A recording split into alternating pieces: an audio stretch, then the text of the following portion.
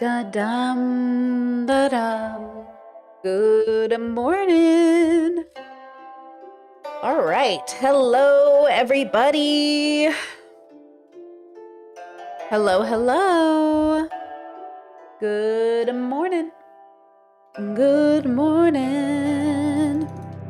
All right, lots to do today. Gonna go over the Wizard Liz. Some of you asked me to talk about this, so I'm ready, girls. I've got notes, I've got video clips, I've got receipts, I've got thoughts. Let's pause music. 1, 2, and 3. Pause to music. Okay, so before I begin, I answered a question yesterday on stream that I actually think I answered incorrectly or / not fully. So I think it actually works together with today's theme. We're exploring the why of relationships, red flags through a philosophical lens. If you're new to my channel, we do philosophy through pop culture. I have a feeling this channel might attract some of Liz's fans. So if you're here from Liz's community, hello, you are welcomed. Lots to talk about, lots to consider, lots to deconstruct. Yesterday on stream, somebody asked me something to the effect, why when dating do people reject you by calling you boring or basic? I'm probably summarizing it poorly, but I said something, I gave an example of how my partner plays D&D Pathfinder and how I think it's like incredibly boring, but also I love them. And what I think meant to say is if the whole relationship was predicated on our shared interest of D&D, the relationship would fail. That autistic people might explain a relationship as like boring or not stimulating as a way to express a lack of connectivity, and neurotypical people might use it as a way to insult the person. You'll hear people in the red pill community use this towards women, like, you are so boring. Ugh, stimulate me. You're so boring. And this is their way of insulting their female partner. And then in the binary sense, from the female perspective, talking to the male, she might be like, oh, he is so boring. But when autistic or neurodivergent people say it, generally speaking, and I'm generalizing for my category, what we really mean to say is like, I am not stimulated by this connection and therefore do not know how to build a relationship off of this. And every previous relationship I had in my 20s, as an example, when I would feel bored or understimulated, it was a lack of, that like kind of like searching for that dopamine, as we say, as a neurodivergent, but like, I'm not getting it. So where we would get it if we couldn't get it intellectually was through toxicity. And that toxicity makes you feel like you're in charge of your life, which is a theme I see in a lot of these bubbles that kind of overlap with self-help. And one of the reasons I've never really enjoyed Liz's content is the same reason I don't enjoy Leo Skeppies or Manifestels. People in their 30s who are bitter and angry about the world, who don't know their place in it, who are literally children. Y'all are in your mid-20s, who have millions of followers and is standing online as helping people figure out their place in the universe when they just don't have the wisdom or humility to do so. And look, I've been there. I was in my 20s making content. All that content's taken down now because 10 years later, I'm obviously like self-aware that it wasn't great content, or it wasn't the most, it wasn't the best time of my life to be making content. Though I do think I put out some good content. I know now that it's not meant to stay on the internet. Now, with that said, when we explore Liz today, let's just keep that in mind, right? She's 26 years old. She's literally so young. Leo Skeppy's 25. He's so young. All these people are so young and they have millions and millions and millions of followers, right? And I want to compare Leo and Liz just a little bit because I think they fall into that same category where they're always preaching manifestation and connectivity and owning your enemies and not giving into the negativity of your enemies. And it just feels like so immature. Right. And I pulled out some passages from Tao Te Ching that I thought we could follow together to kind of help us like have this conversation. So the first one I'm going to start with is probably one I've read on stream before: humility. The universe is eternal and the earth is lasting. The reason the universe and the earth are eternal and lasting is that they do not exist for themselves. This is why they endure. The wise humble themselves, and because of their humility, they are worthy of praise. They put others first and so become great. They are not focused on outcomes or achievements. Therefore, they always succeed. I think one of the things you see in these bubbles is they're very materialistic. They're very egotistical. They're very narcissistic, but they're preaching manifestation and knowing yourself. And young people especially, right? Young people especially are clinging to their words because they're pretty. I think we forget how pretty they are. So just for context, this is the Wizard Liz. This is her channel. Very beautiful, just like a very beautiful person. She's been making content for years, and you can see like her titles: how to be extremely seductive, how to make someone obsessed with you, being a queen is your birthright, understand how valuable you are, how to stop overthinking, how to become memorizing and attractive, watch out for these types of friends, guided money meditation, be better or stay bitter, you want to manifest your dream life, I got you. Okay, do we see a theme? Right. Okay. So let me go here. Leo Skeppy. This is Leo Skeppy. Same vibe, but a boy, right? The gift of trauma and power, it left behind. Trust or self-trust will never make sense in the moment. When your spark disappears, get ready. Disappointments don't break you down. They break you open. Okay. Like you can see there's a lot of materialistic like output, millions of followers, young people, mid-20s, like he has like 9 million followers on TikTok alone, right? Okay. She also has the same amount and also 8 million on YouTube. So there's a reason. Look how beautiful she is. There's a reason why people are drawn to their work, right? But I caution you against it because it is so superficial. And as long as you are learning from the superficial, you will have superficial answers, right? And again, I'm not talking from a place of wisdom myself, as I am still on the journey of wisdom. But since I'm 10 years older than all of these people, I would just like to point out that even 10 years later, the one thing I've learned with the small amount of humility that I've gained and the small amount of wisdom that I've gained is like, I'm not even there. And it's certainly, 26-year-olds on the internet saying they have the answers to the universe who are obviously in toxic cycles of relationships and dynamics with people aren't there either. So this is a cautionary tale, right? 77, Tao Te Ching. The uses of wealth. And if you guys know what Tao Te Ching is, really, there's some questions about, even the origin of the concept, but allegedly a man who there's, a conversation about whether or not he even existed. His passages were passed down through history, a reflection of how to be in the world, how to find symbiosis in the world. And Tao, you can think of Tao as sort of all that is. It's actually a great metaphysical replacement for sort of a god. See, this is Eastern philosophy versus like a Western take, right? God in the West is like a tangible person, and God in the East, at least when we think about the Tao, is more like a universal truth, which is different. And actually, I will cover this in my Jordan Peterson podcast for this Monday. I have a podcast about Jordan Peterson coming out on the podcast channel. Check that out, about why even Christians are concerned about Peterson, but why Peterson is really lacking a deep understanding of God as something that should be more like the Tao than the Western God. Peterson would kill out Eastern philosophy. That's why Western philosophers don't like him. He should get into Eastern philosophy, but his obsession with the West is stopping him because he's... Anyways, we'll get into that Monday. Okay. 77, the use of wealth. The Tao resembles the stretching of a bow. It humbles the mighty and exalts the lowly. It takes from those who have much and gives to those in need. This is the Tao. It diminishes those who have abundance and lavishes those who lack. The human way is just the opposite. Creditors take from those who lack and give to those who already abound. Where are the wealthy who will cede their riches to serve the world? The wise earn much, but claim it not for themselves. They accomplish much, but are not attached to their accomplishments. They succeed abundantly, yet make no show of their success. So again, with Liz, with Leo, we see the opposite of that, right? We see young, pretty people in their 20s, just very shallow, very gluttonous when it comes to wealth, very much all about like, look at what I have, look at what I have. Now, what's interesting is there was a podcast with Liz. Okay. The title of it is "This Video Will Change Your Life." Okay. See how they're in self-help guru bubbles. The reason I don't like it is they overpromise. I don't like overpromising. One of the rules in my marriage, one of the reasons why I think it's so successful, is we have a rule about not overpromising. We do not overpromise. We state exactly what we're capable of and nothing more. So this bubble, it has to overpromise to you because you're so desperate and needy for someone to promise you a result that you will listen to every sentence they say, hang on every word, right?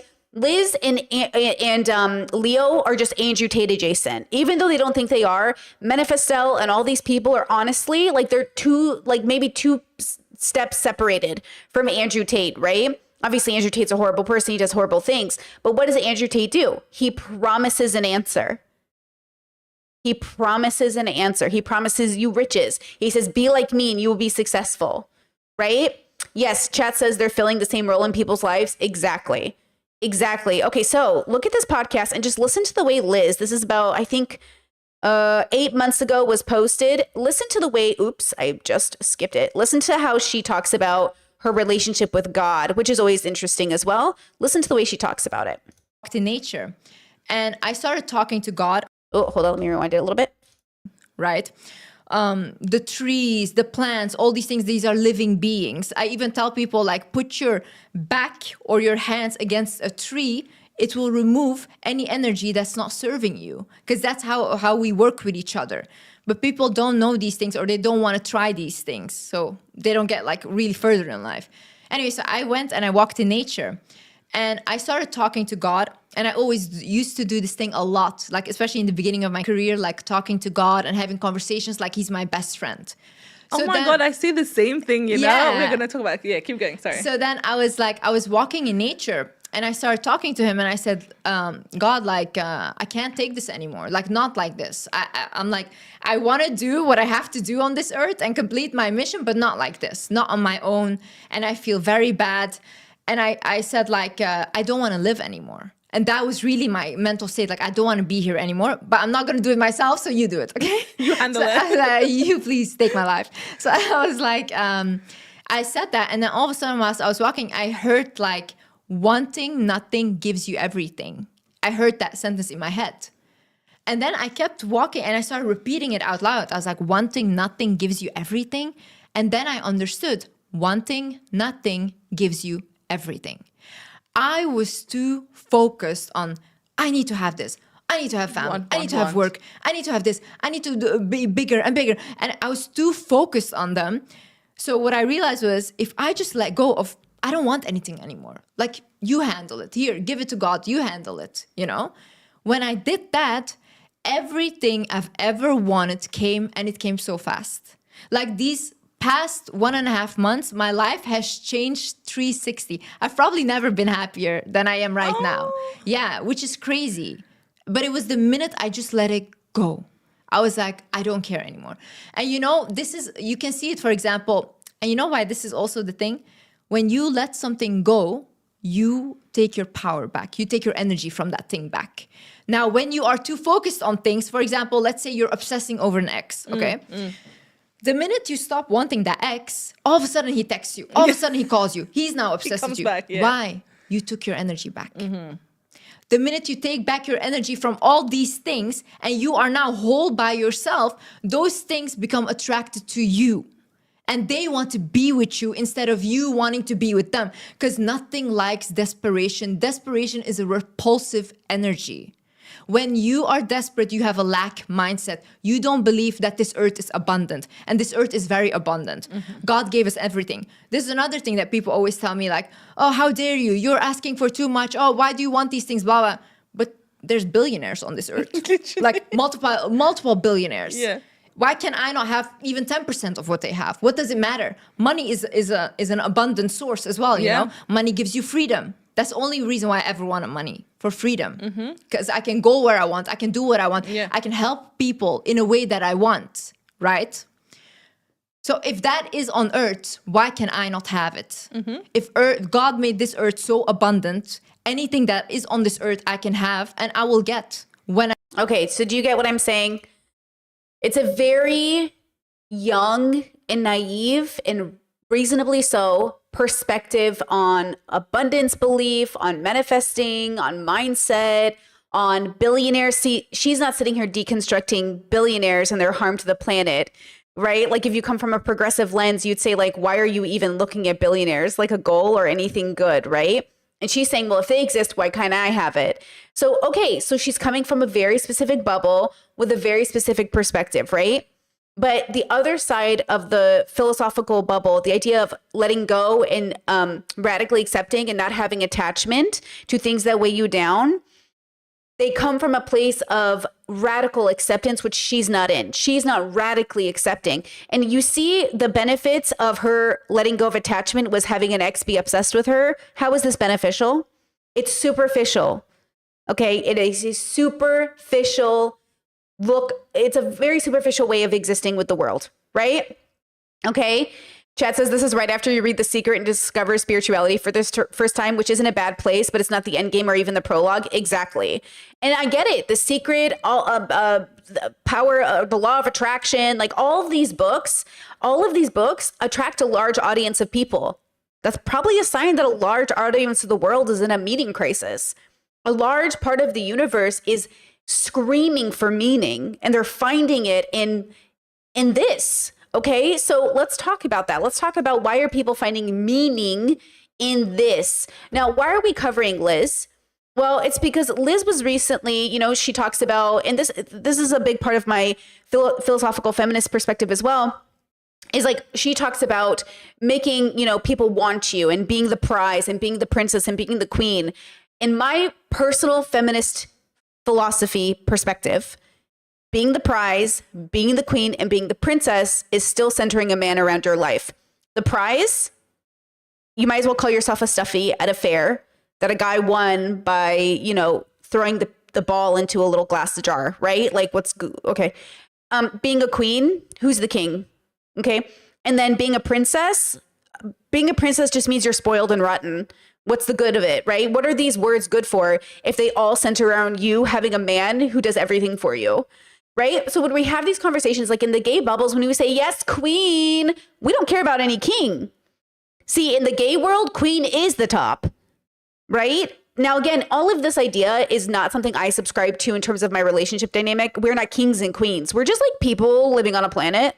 So like, if my partner was like, you're my queen, I'd be like, ew, do we need to get divorced? If they were like, oh, you're my king, I'd be like, what are you talking about? It's shallow. It's materialistic. I don't need to be a king or a queen. I need to have a oneness with my life, right? Now, this is my personal opinion. This is my relationship with introspection and philosophy. I am not doing the same thing Liz is doing. Liz isn't doing deep philosophical work. And I'm going to say that because she's 26. But what she is doing is looking for meaning. What she is trying to find is her meaning. Remember how Leo Skepi, this young 26-year-old guy, making all this content about finding himself while also making videos on a suicide murder plan? He says he's arrived, he understands how life is, and he sits there and talks badly about people. Yeah, you're going to feel really confident if you've got millions of followers and millions of dollars and you feel incredibly validated by external sources, but there's no depth to it. You know? There's just no depth to it. And what I'm asking is, do you want depth or do you want this? I'm not surprised millions of people like the content. I rarely see it as a good sign if a majority of people vibe with something you're doing. Because if a majority of people are vibing with it, that means you're attracting like the lowest common denominator. And that's not that's why I don't like Teal Swan's work. I can tell Teal Swan is attracting people who are they're desperate and lonely and they need the validation, but I don't think they're doing the work. I think the healthier you are, the less likely you are to watch Liz or Teal Swan or Leo Skepi. I just think the healthier you are, you're not going to engage with these bubbles. Okay. So I want us to approach this story because Liz finally found a person she felt like was a good person, and he cheated on her while she was 4 months pregnant, and she just shared that with her audience. And I appreciate her transparency. It's got to be devastating. It's got to be very hard. But I want to talk about those philosophical differences between her relationship with self from the way that she's expressed herself on the internet and the reality of what she ended up moving forward with in her real life. Okay. And I want to take it with compassion and understanding. And as much as like we're talking about a real person today, we're also just talking about a type of person in a category. So, again, if you're a Liz fan, I'm not trying to come for your fave. I'm not trying to come for Liz at all. I'm just trying to say that when we talk about preventative work, when we talk about healing and therapy, when we talk about knowing why we make certain decisions, you do have to do more in terms of healing in a more grounded way. And I'm not trying to come for Liz. I just know it's going to sound like that. But I think her story is relatable. I think a lot of people are looking for a partner or meaning or self. And a lot of people want to believe they're lovable and they want to become rich and they want to do all these things. and they look at this video, how to make people respect you, taking back my power. It's like, yeah, all those words sound nice, but what do they mean? And then, of course, you jump into a philosophical bubble that's debating the existence of specific gods and specific religions, and then another philosophical bubble that's debating, gender stuff. Like, there are so many ways to engage with knowing the self. And I just want to use her as an example of ways that we can better know ourselves, okay? So, starting from a couple of days ago, Liz put out a post 3 months ago, says, "Hi, my loves. I finally moved and went from a busy city to a very small town surrounded in nature." Okay, you can see she posted a picture of her and her man, flowers. She looks very happy. Lesson 3, do not be of this world. Live in the world, but do not thoughtlessly conform, create, evolve, contrast. Lesson 2, you will always have God by you. Okay, so indication of some religiosity here, which is interesting. Then 2 days ago, and again, I don't know what Liz's relationship is with God or that understanding. And somebody in chat said, if they're not mistaken, Tao means the way. Yeah. So this is what's so fascinating about philosophy bubbles is like Tao Te Ching Tao is the way. And the way is such an interesting way of pursuing meaning. Is there a way? Is there the way? Is there an objective moral landscape that's inherent to our nature? Which is, again, the conversations that a lot of us are trying to solve here. Where does morality come from? How do we know right from wrong? Where does it come from? Is it a full construct? Where is it from? Right? Okay. So she said, "Hey guys, sorry guys, let me start over. Hi guys, always showed my real life. Going to do the same now. I'm devastated and heartbroken. Just shocked at the message I received today. This is all I will say for now, but thank God." Okay. Then can I click on this a little bit better? "I will never create a fake." She put this on Instagram and then posted it on her YouTube channel where I am now. She said, "I will never create a fake narrative for social media. I will not preach something and not take the advice myself. Landon decided to make a Snapchat account and reach out to a girl to meet up. He was just with me in London, made a whole book about how much he loves me. Anyways, the girl who reached out to me to my friend today, showed us evidence. He called the relationship fake. Meanwhile, my cats are with him in Dallas. All my stuff is there in our apartment, and I'm 4 months pregnant. He says he's incredibly sorry, but honestly, I feel like I didn't know him at all. I feel stupid for ignoring the signs and dreams I had that I even told him about, and he told me I was crazy. Thank you, Peyton, for showing me early on what kind of man he is. Bless you, and may God give you everything you want and more in life. I'm going to sell my engagement ring around 100K and donate the money to single moms. More power to women. Amen." Okay. Then,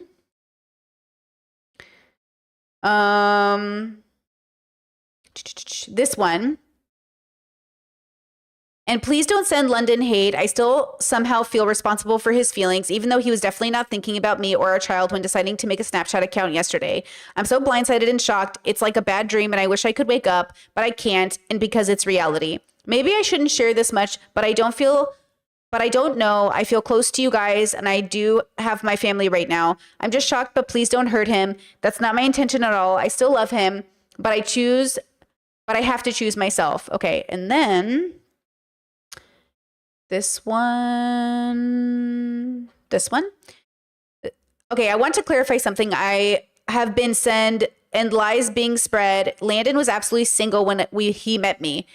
We were both not in a relationship. I don't know how people even came to that conclusion or who made that up, but I would definitely not be dating him if he wasn't single to begin with. When we first met over Instagram 4 years ago, we talked for a couple days and I got into a relationship after, and so did he. Stop this false narrative, just stop. Now, okay, so that's the update. What a painful experience, right? What a horrible experience. I'm devastated that she's pregnant. I'm devastated that this will be very difficult moving forward.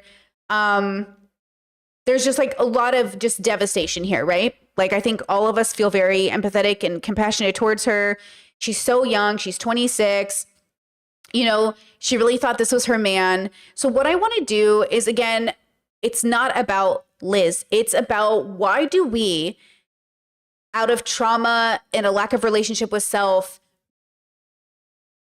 lack the humility to sort of end the relationship to values to sort of find ourselves in these predicaments, right? I really think hindsight is everything. Like if I look back at my relationships or the fact that I was cheated on, or I look at it was so obvious in the beginning. Like it was so obvious in the beginning that that's what was going to happen. I was so devastated when I found out. I was devastated for years after. And then now that I'm healed and I look back, I'm like, oh, it was like so obvious that it's almost silly that I felt blindsided, but not literally. Because, you know, in the moment, you don't see it coming. And then years later, I'm like, oh, yeah, I was dating a bad person. I was dating a person with no values, right? Chad says, can we just say all men cheat by Liz? No, because all men do not cheat. Now, this goes and coincides with my JoJo podcast, where I need to explain to everybody that I do think culture sets people up to cheat. I think culture encourages us to cheat and lie and deceive rather than face people and tell the truth and have hard conversations. One of the things that I use in my relationship is a practice of radical honesty. We tell each other everything honestly and in good faith. We never try to hurt each other and we're never mean. If there's any moment in the relationship in which any of us feel triggered or emotionally activated and we think we're going to say anything mean, it's our job not to talk. The other day, I'll give an example. We were out in the town and I was hungry. And when Brittany gets hungry, she gets hangry if she doesn't eat. And I was hangry. And I stopped talking and I kind of went like autistically, like I was like nonverbal, silent, muted, whatever they want to call it. I was not talking. And my partner was like, hey, are you okay? And I was like, and then I got home and I was like, I didn't want to say anything to you because if I did, I think it was going to be mean. And they're like, thank you for protecting my feelings. Can I get you some food? And I was like, I need some food now. I need food right now. Right? Like I am grown up now. I'm healed enough now to know what's going on with me so I don't have to take it out on others. But when I was in my 20s, when I was in my teens, I didn't have those tools. I grew up really conservative, anti-therapy home. I did not have the tools to understand my biological experience, to recognize that, oh, this like feeling I'm feeling, these intrusive thoughts, they're not real. I mean, they're a sensation, so they're real, but they're not grounded in goodness. They're not grounded in my values. They're not grounded in how I want to communicate to my loved ones. And because the adults around me also didn't know this about themselves, they would lash out and they would know why they were lashing out. And I'm not perfect at it, right? But what I do is I catch myself. So even if I'm imperfect, because I'm never going to tell you can be perfect, you'll never be a perfect human. And those moments in which I'm imperfect, it's something you have to fix right away, as quick as possible, right? Hopefully within the day, if not within the hour, right? So that's important, right? Now, chat says, then do we need to spend a couple of years with a person to learn their values? No. It depends on how you date and how you court. I courted my partner for 6 months, then we got engaged, and then we got engaged after a year. And it's the best decision I ever made. This is definitely my partner. My brother courted his wife for 3 months, got engaged. They've been married 10 years with 5 kids. Very happy, very high compatibility partners. No, I think when you find your high compatibility partner, you know, it's based off of a lot of things, but you have to know yourself to know what that is. You cannot be unhealed and traumatized yourself and know what your values are, to know what your life is. Like you have to be at a certain level of healing, not completely healed, right? Like I'm still working on healing stuff, but healed enough to have enough stability to form your values. And this is because I believe we're like evolved animals on a planet. I believe that cohabitation and sex, you know, comes from that biological urge. But what we can do is have a deeper relationship with our biological experience, which leads us to picking better partners because we actually love the person, the consciousness, and we love them, right? Because they're a good person, hopefully. Like one of the things I did before in my relationships is I would pick people, love them, and hope that they would potentially be good people eventually, like in a real way. Then I realized, oh, I can't do that. So then I turned 30 and I went on like 3 years, no solid relationship, just dating. Then I found my partner. And what I loved about my partner is that I didn't want to change them, that they were a really good person. You know, they're like a really lovely person. They're like a really good person. And I've never really dated a really good person. And a big part of it is because I didn't know what I was looking for, because I was raised in a culture where like a good person is somebody you get along with, but I get along with everybody, even bad people. So I had to learn that a good person is not someone you get along with for 10 minutes. A good person is somebody who does good acts, who is kind to people for the right reason, who shows you kindness and consideration, who has good values, who even when temptation comes knocking does the right thing. right? Like a good person is subjective to you and your bubble, but like, you know, when you're picking a life partner, it's really got to be somebody who you're on the same page with and you feel like you really know them, right? So you got to have those really hard conversations in the beginning. And no matter how simple the red flag is, break up. And this was really hard. So in the past, we just talked about this on my Discord. There is a dating tactic I grew up with where people would put their best foot forward on the first few dates. And then once you're attached to them, tell you their problems because you didn't want to share initially. But then what that does is it puts the person in the position who doesn't know your bad stuff to love you first and then feel like they're abandoning you. So I dated a guy where, you know, it was like 5 years on again, off again. We're both bisexual or, you know, I'm pansexual. We're both engaging in like what I thought was a really liberated, progressive relationship. And we had started off as like lovers and that was fine. And then he wanted to make it more. And I was like, I'm not sure. I don't really think we'd be a good match as a relationship. But I gave in and I thought, well, maybe this could be great, right? Maybe this could be a good relationship. And then I realized by the time I had decided to make a commitment to him, that is when he decided to tell me like some things about him that I was like, oh, and they're like, if I had known those things first date, I would never have pursued him. But because I was already invested, because I was already attached, because I already saw his goodness, because I already loved his family, because I already liked his friends, because it felt like, well, this is our battle together. So what happens is when you're young and when you're unhealed, you get wrapped up in a person's story, but they're not going to heal. They're not going to go on that journey. So when I was dating that partner, we used to fight a lot. We used to argue and I'd say, hey, this can't be our life, right? Like we shouldn't be arguing. People who are in love, who dignify each other, don't yell at each other. And he's like, no, this is normal. This is every relationship. And it took me a lot of time in therapy to realize, like, why did I pick that person when I knew it was so wrong? And a big part of it, and this is a flaw in my brain, is that I really do see the good in everybody at the expense of myself. And so what I had to learn was no matter how much good I see in somebody, if they do not focus on that good and they do not maintain goodness, then they will take me down as well. They will take everybody down around them, right? So I think sometimes when we get into relationships, depending on why you get into it, whether you're desperate just to have a partner or you see the goodness in them or whatever else, what you have to realize is it's you making the choice of the why. And that's okay. Like you're not a bad person because you saw the good in someone. You're not a bad person because you fell in love. You're not a bad person because you wanted a partner. You're not a bad person. But when we're unhealed, when we haven't done the work, when we think we've done the work, but we haven't, and God, I've been there 1,000 times, we make bad decisions. And hey, this is the hardest part to swallow. For the rest of my life, I will make bad decisions. I just hope to make less and less of them as I age because I'm trying to earn wisdom. But I'm not a wise person. And I certainly don't think this 26-year-old girl on the internet telling people how to be more attractive is there either, right? And I think she should be soft on herself for doing a very human thing, which was falling in love, right? So I think a big part of all of this is really your relationship with self. That's really all that matters here, right? Chad says, do you think it is okay to forgive someone who cheated on you? I think it is required of you to forgive people for being a human, but that does not mean you should keep them in your life. I think healing requires you to forgive people for being flawed.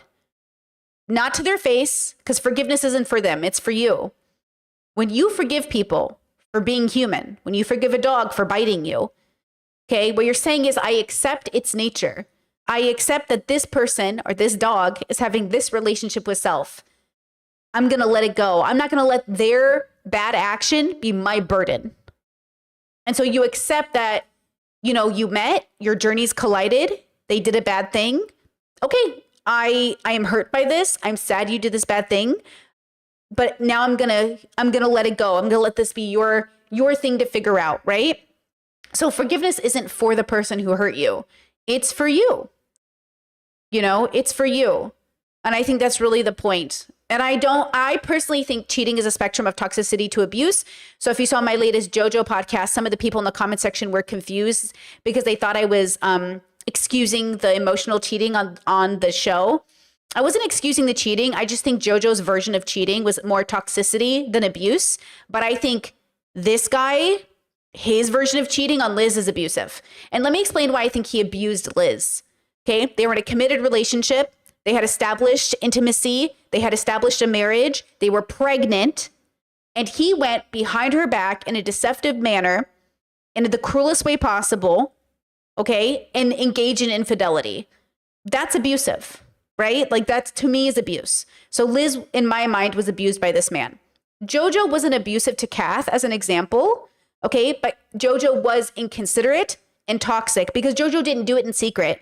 JoJo wasn't lying to Kath. JoJo did it in public, on TV, in front of the world. Because JoJo wasn't processing it as infidelity. JoJo was processing it as discovering who they were. And the problem with discovering who you are is that it's a messy process. So JoJo is responsible for learning that this was the bad way of behaving. This guy is responsible for realizing he's been abusive. And if he's willing to cheat on a 4-month pregnant woman who he's engaged to, right? Then like what else is he capable of at the end of the day? Okay. So I want to show you guys, Liz made this video 7 months ago, and it says, I am getting married, okay, which is a very big deal for her channel, right? She's a girl who talks about abundance mindset, manifesting money and love, and how to make people be attracted to you. You know, she fits perfectly in that like boy bubble, podcast bubble, but for girls. Listen to her talk about, just for a few minutes, her relationship with marriage and getting married, and listen to the way she tells the story. And remember, she's in her mid-20s. Okay, she's a very young person. Hi guys, welcome back to a new video of mine, and this is not clickbait, it's very real. I am getting married and I am engaged. That's crazy to even hear that from myself or to even think about that. I will explain to you guys how I got to this point, what happened, and how this situation just proves to me even more how I'm always being guided and how you have to look out for the signs in life, and how manifestation and setting your energy onto something really attracts. I will tell you in the video also a little bit about my fiance. Before we get into this video, I would love to mention that BetterHelp. Wait, Chet says, I don't think she talks about how to get men to be attracted to you. She just said it right there. That's what that means. When you make a video that says how to be attractive or attract people to you, and she talks about attracting a man into her life for marriage, that's what that means. It might not be like a physical beauty channel. It's a manifestation spirituality channel. So that's what she means by that. BetterHelp is a paid platform. Okay, BetterHelp sucks. Whatever. BetterHelp. My fiance is Landon. His name is Landon. He is an American, born and raised in Texas, Dallas, Texas. He's 25. He's 1 month older than me. I'm a Gemini. He's an Aries. I met Landon 3 years ago, and we met online. He was the first man to ever approach me online and to congratulate me on my YouTube success and to say how proud he was of me. And he was so sweet. And I remember 3 years ago checking out his Instagram profile, seeing some pictures, and I thought, oh, it's a cute guy. But I just thought he's sweet. He recommended a book that I should read because it really helped him as well. And he was really into the same ideology as me. After that, we went a little back and forth. But then after that, I stopped answering really because I was getting into a relationship with my previous partner and I didn't think that was appropriate. We stopped really contact. However, the years following, Landon would always like send me a message or try to... Oh, I think she blocks her content. Liz is known for taking down people's content. She doesn't like it when women talk about her. No offense. She's blocking my stream. I think she copyrights her videos. She is infamously known. I've seen other video essayists try to talk about her, but she copyrights the videos. So she's trying to, her video is, they're trying to take down my stream. Okay. Okay. So I watched a few minutes of this video. The part I want to show you is she talks about how with her previous ex, she noticed that she was falling into a trap again, where she was repeating the pattern she had with her dad, where she was repeating the patterns with her bad dad. And that's kind of what I wanted to talk about, that she does come from a background of my limited understanding of like poverty and struggle, that she really has made something of herself, that she really has tried to make a life for herself, which she's accomplished. But I think what I really want to hear from her is that she's in grounded therapy, that she's doing more than BetterHelp, because I don't think BetterHelp's a good source of therapy, that she has worked on those things and knows that she might not be done with healing. I mean, gosh, it took me like 2 years after therapy to really, really bring it all together. So, we need time after therapy to really bring everything together. And so I wonder if she's had a chance to do that. Okay, so that video, we can't watch that video. I'm curious if she'll let me watch this video then. I want you to see her interacting with her spouse, just maybe for the first minute. If I would just want to show you the first minute too. That's all I want to show you. I mean, I wanted to show you a lot more, but let me see if they'll let me get through the first minute of that video after I have to wait a certain amount of time. Okay. Chat says, Brittany, do you think believing manifestation blur your vision of reality? I sometimes think she could have see the reality earlier, only if she didn't make herself believe that it was fate. I don't think I can't say that it's one, like the belief in manifestation. I would say more or less it's a lack of relationship with self and a lack of knowledge about your own trauma and what attracts you to people, and honestly, a lack of values. I am not convinced she knows her values enough to convey them to a partner. It's one thing to think you know your values, and it's one thing to know how to convey that to people. And I only learned it later in life. And I only say in comparison to my 26-year-old self, I thought I knew my values, but I really didn't. And when I realized I didn't know my values, it was because I allowed like so much toxicity into my life that I was like, okay, something is wrong. I am doing something wrong if this is my life. You know what I'm saying? If this is my life. And I think I think a big part of it, how do I say this? I remember being on a first date when I decided what my values were. And I remember telling the person, thank you for the date. No, thank you for a second one. And they were like, why? They're like, we've been vibing. The text messages were great leading up to the date. I don't understand why you're not going to go on a second date with me. And they had driven quite a long way to see me. It was like a big deal. And I told them, I just know that this isn't my person. And they're like, I don't get how you could know. And I could go into the details of all the ways they weren't my person, but it was more than the details. The consciousness that they were, I didn't feel drawn to, connected to, in alignment with. I didn't feel like they saw me. I didn't feel seen by this person. I didn't feel understood deeply by this person. And I've been waiting my whole life to be seen deeply by somebody. I've been seen deeply in parts by people, and that's great. But when someone sees you very deeply at this level, you're like, okay, I don't have to explain myself 1,000 times. This person and I agree when we talk about issues. When we talk about political issues, religious issues, spiritual issues, we talk about it and we get it. We get why we're saying what we're saying.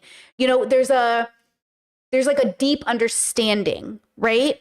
When I found that person, when I courted my now partner, we were very reasonable and rational about this. Even though it feels magical, it really isn't. It's purely data-based.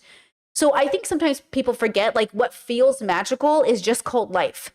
So manifestation, the one and own true love, all of this stuff might feel like magic, but it's actually just evolution.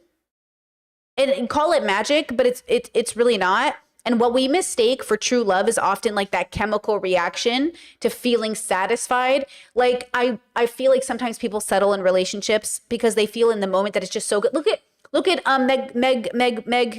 Megan Fox and MGK. I called that relationship the moment I saw it. I was like, red flag, toxic, and abusive. And everybody was angry at me. Everyone said, how could you know? You don't know. And now that they're getting divorced after she's had a baby, how could you not know? Because I've seen it. I also lived it. I lived it. I knew what it was like to feel like something this magical had to have been right, even though I felt horribly small every day I came home. I felt misused, right? And it wasn't because of the details. It was because of the overall relationship. And I think that's the problem is somebody will say, well, of course that relationship was going to be horrible. You pay his bills. It's not about paying your partner's bills because you're not paying his bills. You're paying our bills, right? Because in dating culture, it is your and their bills. Like I never shared a bank account. I never did any of those things with partners before I got married. Only married do we share money. I've never shared money with a partner. Did I pay for things when I was dating? Yes, but I never cared about paying for things. I pay for my friends' things. I pay for people's things all the time. I'm not afraid to pay for people's things. But I think it speaks volumes that people are willing to take advantage of you when you pay for things. And that's the point. Is like, in which ways was Liz possibly being taken advantage of? Now, I personally see a red flag a little bit in the sense that a lot of people had accused this guy, Landon, of sort of stalking her, watching her videos, and that's how he manipulated his way into her life. As a YouTuber who married somebody who found me on YouTube, right? They saw a video of mine, went, hey, I kind of like this girl's brain. I'll join her community, see if we hit it off. We hit it off, right? We hit it off. Cool. I understand. And I was asked that question by a YouTuber. A YouTuber once asked me, do you think your partner watched your videos and manipulated their way into your life? And I said, they probably could have done that in my 20s. Ain't no way they could do it in my 30s, because the one tool I had in my 30s that I did not have in my 20s was my values. Very strong, very clear. Any one red flag, one yellow flag was a sign that it wasn't my person. I was very specific about what I was looking for, regardless of how connected I was, regardless of how attracted I was to them. I would say no to every person that I knew this wasn't my person. Because one, I'm not afraid of missing out on finding my person. And two, I needed to be 1,000% sure, because my life was so good at that point, I wasn't about to mess it up for a mistake, right? So I think there's something about that. In my 20s, I probably would have fallen for it. But in my 30s, it's just not going to happen. And because you know what? Here's the other difference. In my 20s, I didn't know that I was looking for somebody to really see me. In my 20s, I was suicidal. I was working 3 jobs. I was so tired. I was like pre-therapy, pre-diagnosis. I had no clue I was BPD. I had no clue I was autistic. I had no clue that I was dealing with stuff. I was just working and hustling and dating and not understanding why everything was going wrong. Okay, I hit 30. I'm diagnosed. I'm stable. I've rekindled relationships. I've moved on. I've done so many good things for myself. But more than that, I stopped a pattern. I stopped a pattern of toxicity that I was engaging with. Okay, by making excuses for toxic people, even though I still do it on occasion, I make that mistake. And I will make that mistake in the future. Hopefully I make it less and less over the years. But I didn't make it when it came to picking my partner. And that was the ending of the pattern I needed. Now I need to carry that on to friendship. Now I need to carry that on to friendship. I figured it out with romantic relationships. Friendships still seem harder for me. It seems harder for me to figure that out still. But, okay, so I needed someone to see me fully. And nobody who had watched my videos could see me fully just because they watched my videos. And I can always tell when a viewer thinks they see me and I know they can't.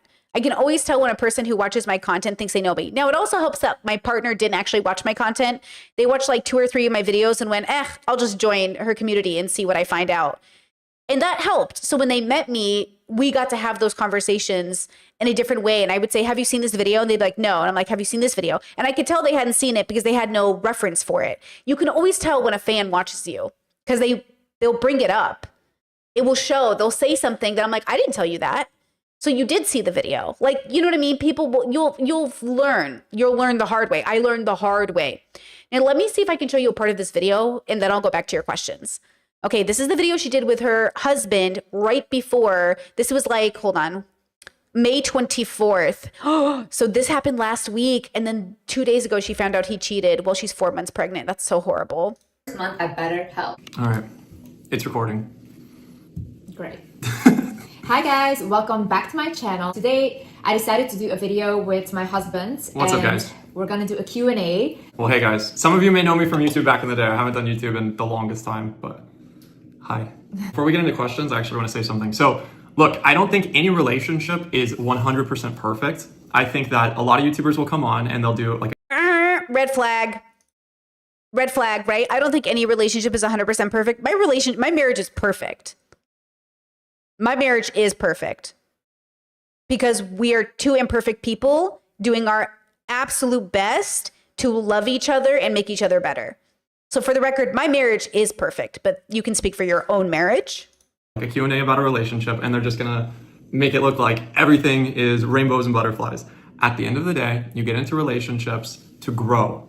And a marriage, in my opinion, and I think we agree on this. Oh, I think we agree on this? You don't want me to say that? Oh, I want you to say whatever you want. Okay. A marriage is This is about... safe space. This is safe space. I think the purpose of life is creation and evolution. So you get together in a relationship with someone, you get married, you create together, you create success, a family, and then you evolve together. So honestly, for this Q&A, I don't want to like...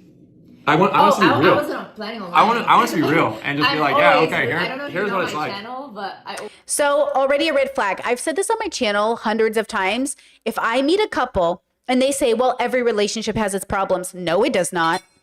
No, it does not. No, it does not. My relationship does not have problems. My marriage is easy. Life is hard. Life is hard. My marriage is not hard. Okay? So I have been saying this and people go, what does that mean, Brittany? What does that mean? My relationship is not hard.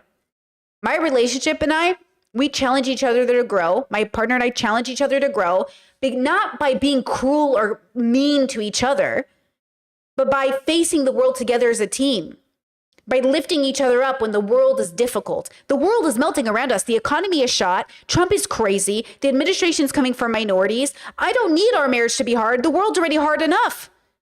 Okay? So when life is hard, my marriage gets stronger. And the difference in these couples and a lot of toxic couples is a lot of settling relationships, a lot of toxic couples will say, well, you know, everyone fights. No, I do not fight with my partner. We discuss and disagree with compassion and love. And, you know, if we're going to fight, then something's wrong. Like if we're fighting, then something's wrong. Now, why is fighting with your partner different than fighting with your siblings? Look, I fight with my siblings all the time, girl. Hell, I fight with my parents. Okay? The difference is that there is toxicity between siblings and parents that even brings out the fighting in the first place. And I'm not doing life with those people. There is toxicity in those relationships. Why are we fighting? If we are fighting, something has gone incorrect in our friendship as well. Something is wrong. The difference is when I'm fighting with a sibling and they go, I don't want to talk to you. They cannot talk to me for the next 5 years and I'll still love them and wait for them. My partner can't do that. My partner can't be like, I'm fighting with you. I'm not going to talk to you for 5 years. You kind of have to. You signed up for a different dynamic. My partner and I cannot ignore each other for 5 years, but my sibling can because I still love them. Like, and I love them unconditionally. I love my partner unconditionally, but we're kind of like doing life together. So I kind of need to know like what the plan is because I don't make decisions alone. I used to make decisions alone before I decided to be married. And now that I'm married, I make decisions with my teammate. I do not make them alone. So we have to think about it from that perspective. Now, some decisions we make independent of each other or individually, but with each other in mind, right? So we got to talk about that. We got to talk about the details of what that looks like. So you have to decide, what do you imagine your life to be and how do you end up having that? A lot of people, like I said, I dated a guy who told me every relationship has fighting. This is normal. It might be your normal, but it is not mine. You know? Chet says Liz did say she felt stupid for ignoring the signs, but it just shows how fake and manipulative the facade Landon put on for all those years. Yeah, I mean, for sure, right? And I do feel for Liz. I don't blame her for being fooled by him. I did the same thing in my 20s. Trust me, I made all the dating mistakes you could ever make. The only thing I didn't do in my 20s, which I am grateful for, is I never got married and I never got pregnant. And I was lucky. I mean, I got herpes. So that kind of sucked, but at least it wasn't a baby and at least it wasn't a legal contract. Give me the herpes any day. You know what I'm saying?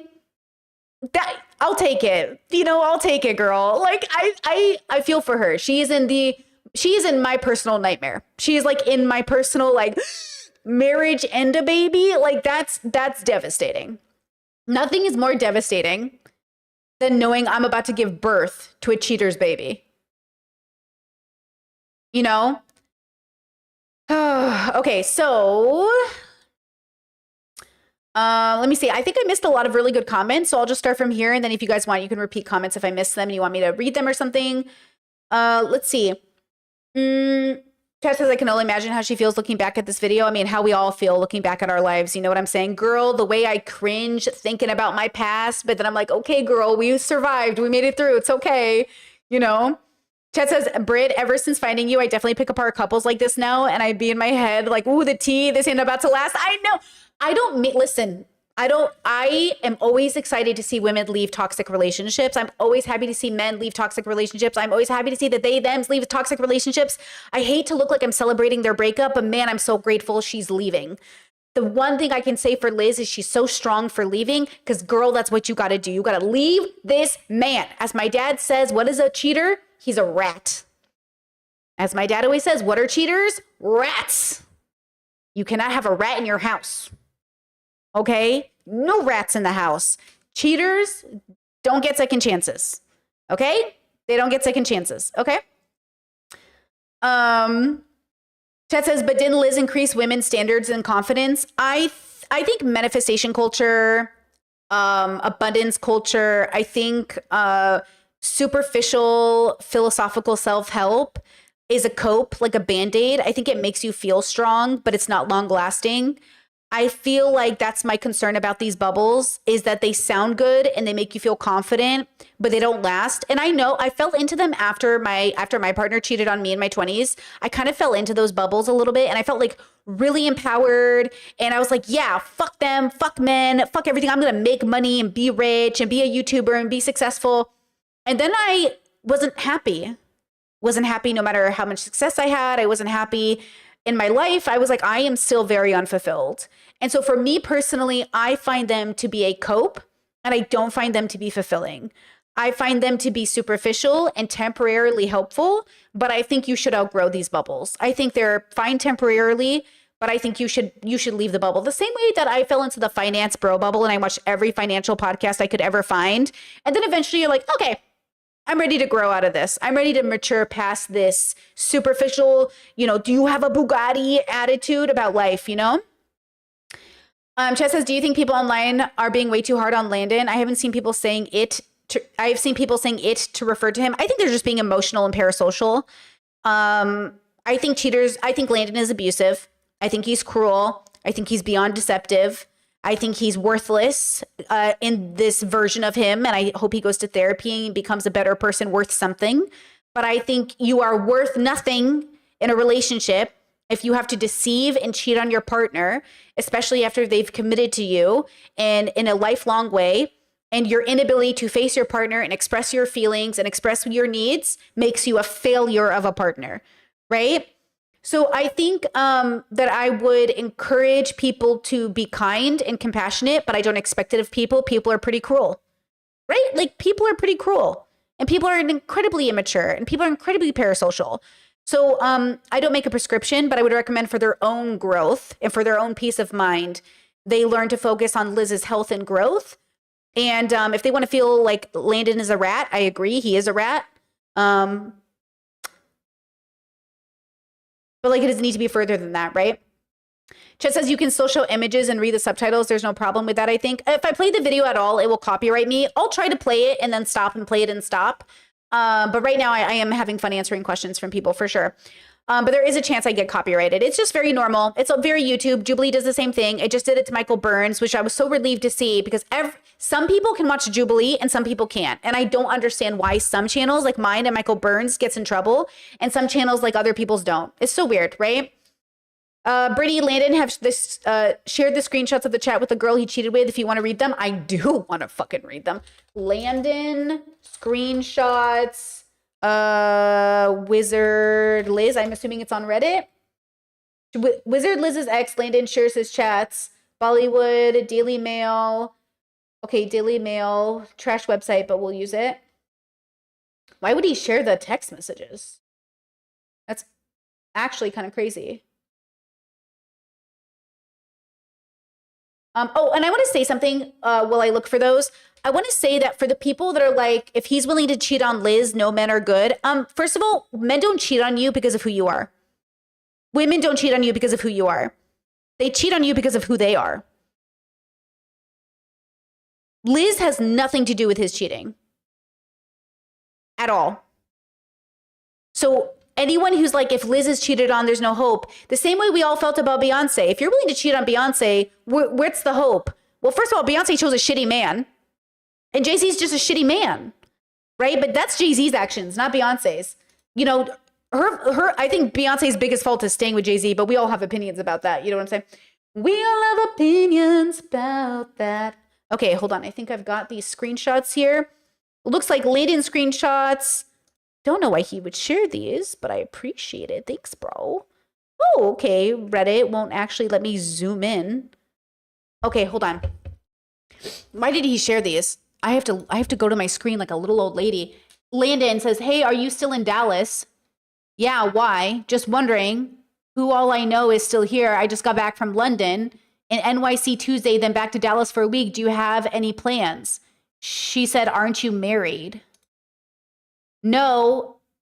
Plus, just looking for friends. Since when aren't you married? Yeah, well, it's complicated, long distance internet thing, but no, I'm not married, LOL. Not a normal life for sure. So your whole relationship is fake? No, it's not, but I'm not married. That part is not real. What does that even mean? Haha, do you want to see me? I can tell you in person. I don't want to hang out with a married man, and I saw you wearing a wedding ring. Well, that's fair, but no, not married. Oh my God, that's worn for the video, but never mind. It's complicated. And they said, explain. No, haha, never mind. I told you it's complicated, not legally married, maybe will be. Either way, if you're in a relationship, you shouldn't be trying to hang out with girls. Why were you going to come outside with me then? Just curious, but your point is valid, he said. She said, what's your point? You incited my boyfriend and I, and we never came, or was invited? Oh, you invited my boyfriend and I, and we never came. Landon says, I didn't know you had a boyfriend at the time, and no, not trying to put a fast one on you, LOL, was just curious. Okay, and then it says, you guys can hear and see me, okay, right? I feel like I'm focused on reading the text, but I'm like, you guys can, everything's good, right? Okay, you said, was just curious. She said, but you said it yourself. You are in a relationship right now, so why are you trying to hang out with me? Okay, thank you, chat. Well, was not trying to date you, but you're right. Even if the situation is complicated or unresolved, I should message you. I am sorry. Maybe I'll explain one day. What a Weasley little rat, dude. What a Weasley little rat. Okay, first of all, this is really interesting because, you know, first of all, I want to say shout out to this person for telling Liz, but also shout out for Liz to being receptive. Because one thing that I think is really difficult, and I've seen this happen before, and it's really hard to contend with, is the reality that some people don't want to know they're being cheated on. Right? Chat says, why would he post it? I'm not sure. I don't think he posted it. I think the girl must have posted it. Or did Landon share it to his story?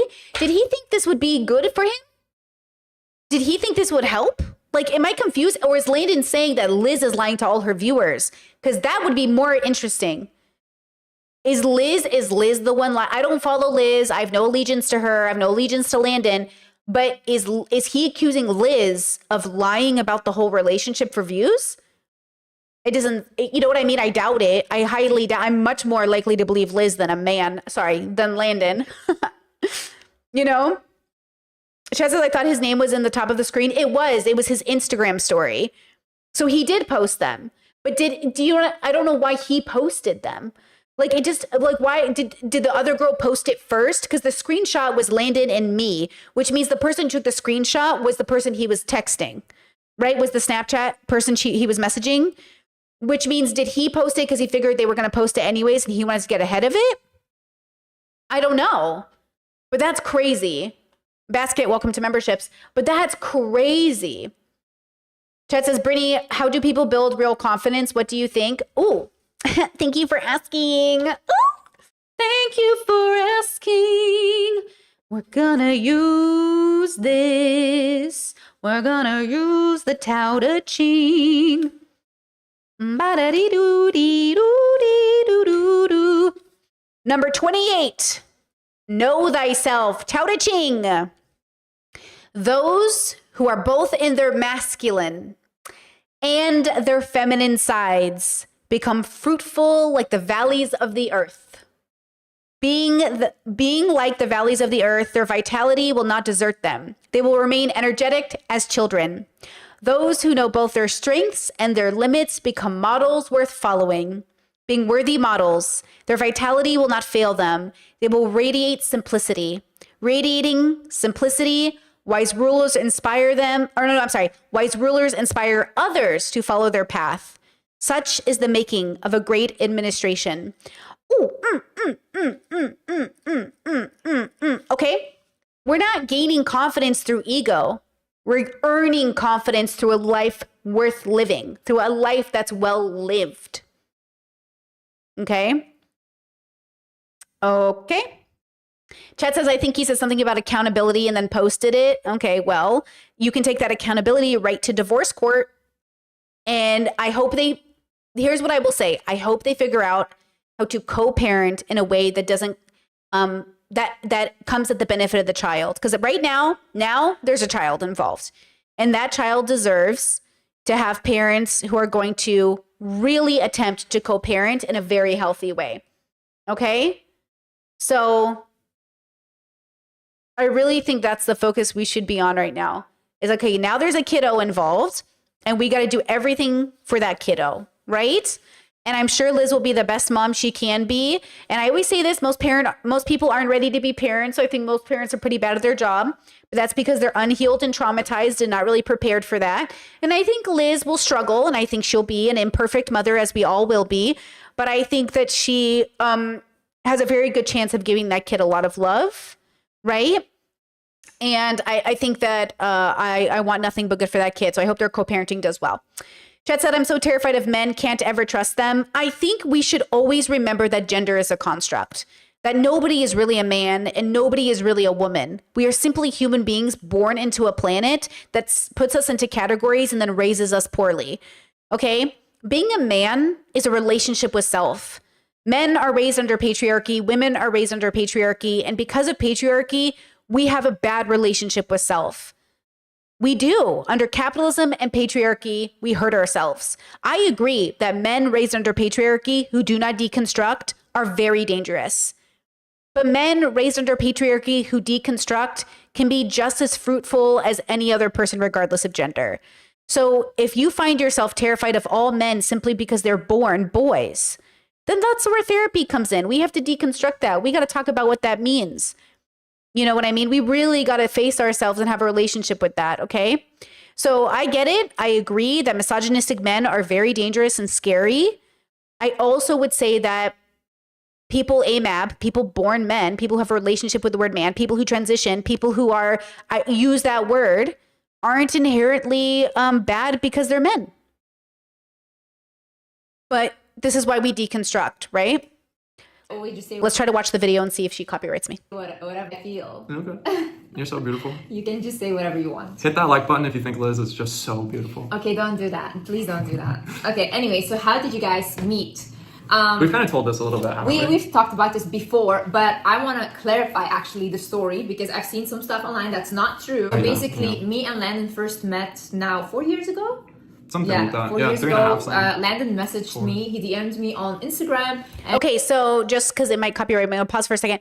So allegedly a few years ago, a guy randomly DM'd her on Instagram. Look, I get DMs all the time, and I need you guys to know if you DM me and you are specifically a man and you are specifically trying to slide into my DMs, I need you to know my partner and I do look at them and we do often laugh because they are often really funny. I seem to attract 21 to 23-year-old guys looking for a dommy mommy. And though I appreciate your desire for me to step on you, because I do, okay? I really do appreciate it. I need you to know the girl married, okay? I can't be stepping on you. I'm stepping on other people. And by other people, I mean my wife, okay? So like, it can't be you, girl. These feet are taken. These feet are taken, okay? So I appreciate the energy.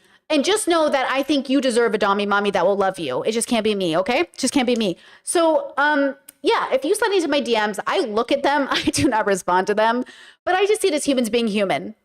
Of course you're going to slide into the DMs in the same way that everyone does. And yes, I do get femmes. I do get they, thems. I do get, thank you. I praise be to all of you, honestly. Praise be. It really makes me feel good about myself knowing people want me to step on them, I'm being a little jokey, but you know what I mean. So he slid into her DMs, and I really do think he was a fanboy. It's giving fanboy energy. I could be wrong, right? But it is giving fanboy energy, which is exactly what people were concerned when my partner and I got together, except I slid into their DMs, and I was like, poke, send them a little anime gif, and I was like, poke. Coke. I really like the way your brain is. I really like your brain. Can we talk more? And then we talked for like 2 weeks. And I genuinely didn't slide into their DMs as anything more than friends. I just really liked the way they talked about philosophy. And I was like, oh my God, this person's brain is so good.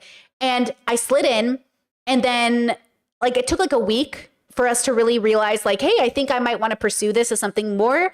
Then we had our first date, which lasted 8 hours. And if you're new to my audience, I went over every single deal breaker in the first date. What are your financial situations? What are your illnesses? What are your doctor's bills like? Do you have credit card?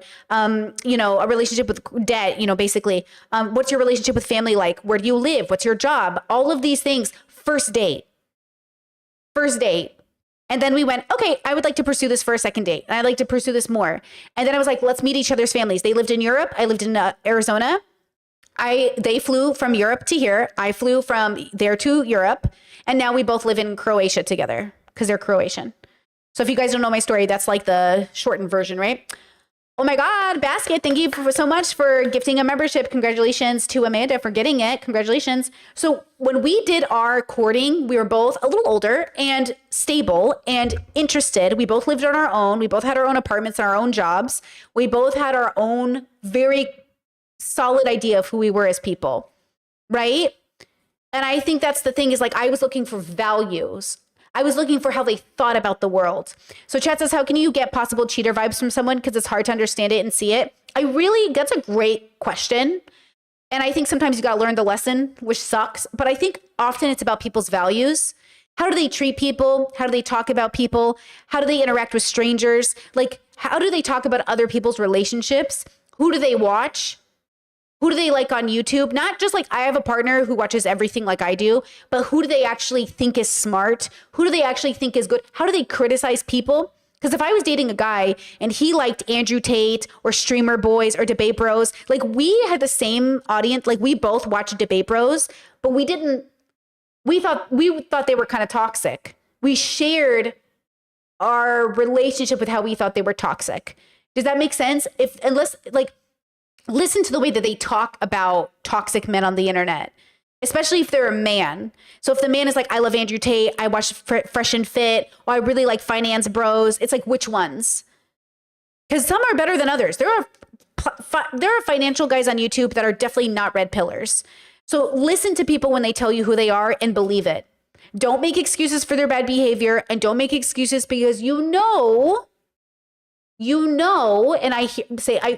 they have trauma. We all have trauma. We all have trauma, guys. But don't allow your compassion for their trauma to blind you from their red flags, because it is their responsibility to go to therapy and work on their own trauma, right? Think about it from that perspective, right?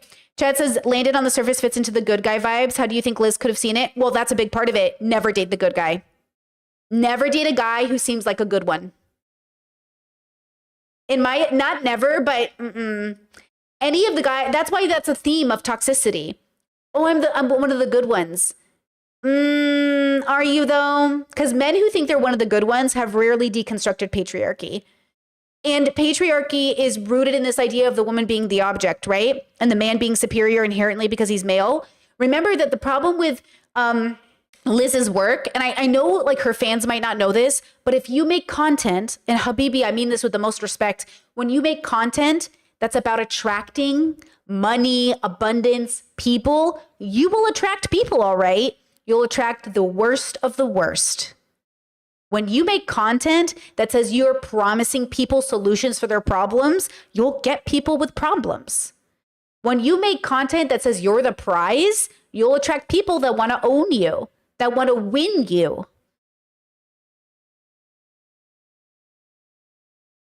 So does Liz really want to be the prize? Or does she want to be dignified for the consciousness that she is, regardless of how beautiful and rich she is? Chat says, yes, you attract the greedy ones if you make greedy content. I know manifestation and self-help and manifestation and abundance all sound healthy. They're not. They attract some of the worst people and some of the sickest people and some of the most traumatized people. And all of you need to be loved and seen. But I think you should do it with your therapist, not with a partner, right? So Liz needs to consider that maybe the content she makes is a part of a reflection of where she is at her life. And maybe a healthier Liz doesn't make this kind of content, which is what I believe in my opinion. I think in my opinion, a healthier Liz doesn't make the content she makes. But she might be years away from that healthy Liz. I really didn't become a healthier person until I hit 30. And now I'm 36. But I really didn't start to become healthy until I was 30. I had a lot of issues with my parents growing up. I was a queer kid in a conservative home. I had a lot of deconstruction to do. I suffered from internalized misogyny. I was seeking love through capitalism. Like, I had a lot to deconstruct within myself, right? So Liz isn't a bad person because she's on the journey. But while she's on that journey, she will attract a lot of bad people because she is so eager to have that, quote, fulfilling life. But the fulfilling life, like she even said in that podcast, it doesn't come from the things you collect. But it also probably doesn't come from a relationship with a patriarchal God. Which God does she believe in? The one that's under patriarchy? The Christian God? The Muslim God? The Abrahamic God? Which God does she follow? That's really the question. And that's a big part of the problem here, right?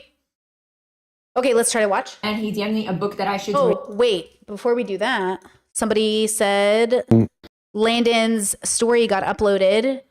Landon's IG confession. Thank you to Lucid Soda Dreams. Look, I'm not going to come on here and ask for your forgiveness. I'm just going to come on here and ask. But nice presentation, bro. Love the hoodie on the couch with the dark lit room. I'm going to be critical, but only because I can be. For understanding. Because I made a mistake. But that doesn't mean that I don't love Liz. Yeah, I think Bell Hooks would say that love when abuse is present isn't love. So the question is, can you love somebody and abuse them? Can you love somebody and cheat on them? Can you love somebody and misuse them? Can you love someone and betray their trust?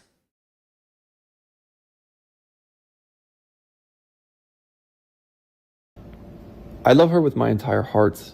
And we have a baby on the way. And over the last 10 months, I have done everything I can to give this person all that I can and to make her happy and do all of this. And regardless of how much I care, I made a mistake. And in the middle of texting somebody I should not. Okay, so my Discord said it perfectly. He's already using the word mistake is already a red flag. Mistake is a red flag. That's not a mistake. Right? That's not a mistake. It's not a mistake. It's messy. It can be toxic. It's not a mistake. It's a choice. You need to own it with your full chest. See how accountability doesn't include the word mistake? Mistakes are not things you do intentional. And you should even take accountability for mistakes without saying the word mistake, even if it was a genuine mistake, which it wasn't. But even if you do make it a mistake, you don't have to make an excuse that it was a mistake. Okay? Chet says a mistake is dropping your pizza rolls on the kitchen floor. Exactly. A mistake is exactly, girl. Okay? But like cheating, texting, having a full-blown conversation, saying we're not in a real marriage, saying it's just for the internet, that's not a mistake. That's a whole ass storyline. Not be texting in this moment of fucking weakness, like seeking validation. Oh my God, a moment of weakness? Is this the best you have to offer, men? Is this the best men have to offer? I hope not. I know it's not. I'm making a joke. This was my moment of weakness. Your moment of weakness. This is why I say judge a person's character on how they handle temptation. How they handle temptation. Because I don't need somebody weak of character that when temptation comes knocking, you give in and call it a mistake. Validation, and it's just a bad behavior that I can't believe I did it. But in the moment that He goes, I can't believe I fumbled this bag because this girl rich. Liz is rich, and he fumbled that bag so hard, and that's what he's upset about. He's upset that his loser ass needed validation and DM'd this girl and got with the hottest, richest girl on the internet and fumbled the bag, even got her pregnant. Some people accuse him of baby trapping. I definitely think that's possibly real. I also call into question Liz's wisdom in getting pregnant by a man she wasn't married to or / not in a longer committed relationship with. I'm a little confused. Is she legally married? Did they sign paperwork? Is that the decision she made? Why did she make a baby with him? Why get pregnant by this man? Was it an accident? Was it an oopsie baby? You know what I'm saying? I would like to know those details, not for her, but just in general, because it was to help us understand better. Look, I'm a big fan of birth control. I always had birth control in my 20s. you know, except the first time I technically had full blown sex. But that, you know, I had the plan B right after girls, popping them pills. So I'm a little confused, right? Right? I'm a little confused with like, what was her thought having a baby with this person? I was doing it. I messaged that person that I was sorry and that it was wrong. And I prayed to God that night for strength. Which God? Which one? Which one? And clarity. Oh, yeah. And then Chet said she she's a high value woman. Look, anyone who uses the word high value, low value, bad person. Not bad, malicious, just like not healthy. Guys, healthy, reasonable, adjusted adults don't say, oh, a high value man, a low value man. There's no high value, low value. There's just people. And if you put everything on a scale of are you high value, you're just asking, is this a good person who's going to treat you with kindness and compassion? High value is a word that very materialistic bubbles use to signal what language, like what bubble they're in. If the worst people you know on the internet use high value, low value, stop using it. Stop using it. The worst misogynists on the internet use that language. Stop using it. It's not good language. To never do that again. That is not who I want to be. It is not what I thought I was stronger than this. I thought I was smarter than this. And I let something build up inside of me that I indulged in. And it is weak, and it is. Boo! This guy stinks. Like, what a loser. This is why my dad calls men who cheat rats. Rat behavior. So weak. Weak of character. You're so weak, dude. Oh, I'm going to bring out some Tao Te Ching right now. You're so weak. Is despicable. And in this, I'd like to just take full accountability. I'm not trying to. You already said mistake. I don't think this should have been aired out, honestly. And there's so much. Oh my God, there's so much to say that I am not going to say. But I'm taking accountability regardless. This is not something that I want to promote or make seem like I identify with. This is not who I want to be, and I'm sorry. I don't know how I could be such a fucking idiot at times. Okay, so Tao Te Ching, this is true virtue, 38. True virtue makes no show of virtue, and therefore it is really virtuous. Fake virtue, false virtue, never loses sight of itself, and therefore it is no longer virtue. When men say, I made a mistake, I was tempted, I can't believe I was an idiot, I take full accountability. Accountability it can't exist if you also preface it with, I made a mistake. When I went to therapy and my therapist taught me how to apologize, do you know what she told me? She said, when you learn to apologize, you will do it without explaining why you did what you did. And I said, that's so hard. She goes, I know. I need you to go apologize to people you've hurt, even if you feel like you hurt them because they hurt you first. And I said, but they did hurt me first. And she said, I know. And I need you to understand why they hurt you. And then I need you to apologize for how you hurt them, because them hurting you is not a justification for you hurting them. And then I need you to walk away and know that you never have to talk to these people again. And they don't have to even accept your apology, but you need to be able to apologize without explaining why you did it. So you need to really accept that you did something wrong. In other words, I learned the humility that I could be wrong, that I could hurt people. Because it's hard to look at yourself as a person who could hurt people, right? True virtue does not assert itself, and therefore is unpretentious. False virtue is acting a part, and therefore it is only pretense. That's the kind of vibe I get from a lot of these self-help channels. A lot of them feel like they're trying to teach you to have a better relationship with self, a higher calling. But I don't think it works that way. I don't think it seems that way, at least. This feels very materialistic to me, very shallow. When the Tao is lost, there is only virtue. When virtue is lost, there is only generosity. When generosity is lost, there is only justice. When justice is lost, only tradition remains. Tradition reduces loyalty and good faith to a shadow. It is the beginning of disorder. Oof. Tradition is the mere flower of the Tao. Apart from its roots, it withers and dies. The truly great embody the spirit, not just the external appearance. They bear fruit, not just blossoms. They do not put on a show of virtue, they practice it. They practice it, right? They practice it, okay? Who's this chatter? Do I need to ban them? Why is everyone, even super liberal streamers like Brittany, acting like 4 months pregnant is the same as a baby? It's not. Baby is just a terminology people use in different bubbles. I do think it's a baby. I just don't think it's a baby the way people think it's a baby. I think a leaf is alive, but it's not alive like I'm alive. I think an animal is alive in the same way I'm alive. Like everyone, it's just a life. The word baby is just how I feel about it.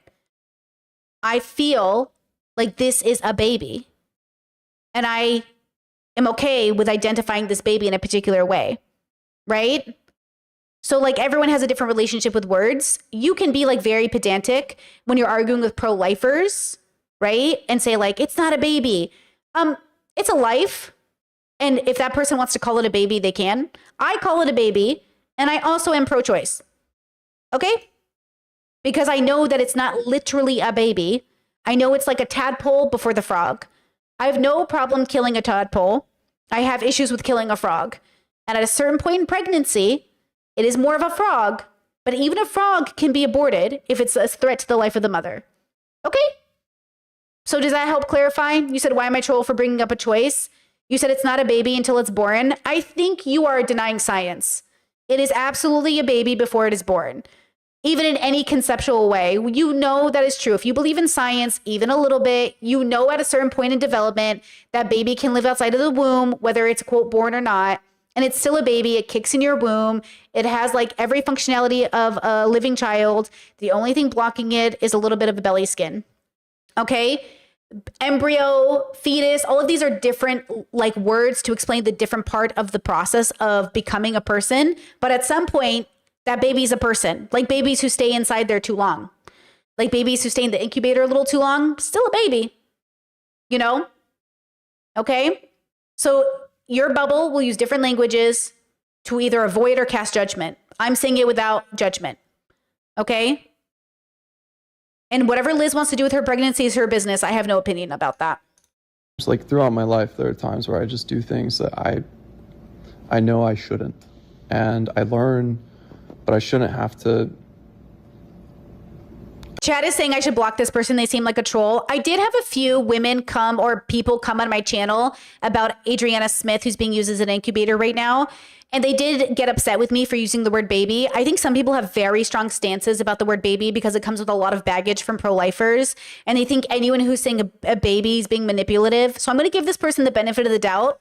But this person has got to accept that they can't talk to me like I'm a pro-lifer. I'm not a pro-lifer. Okay? Every person gets to have the right to have a medical intervention if their life is in danger.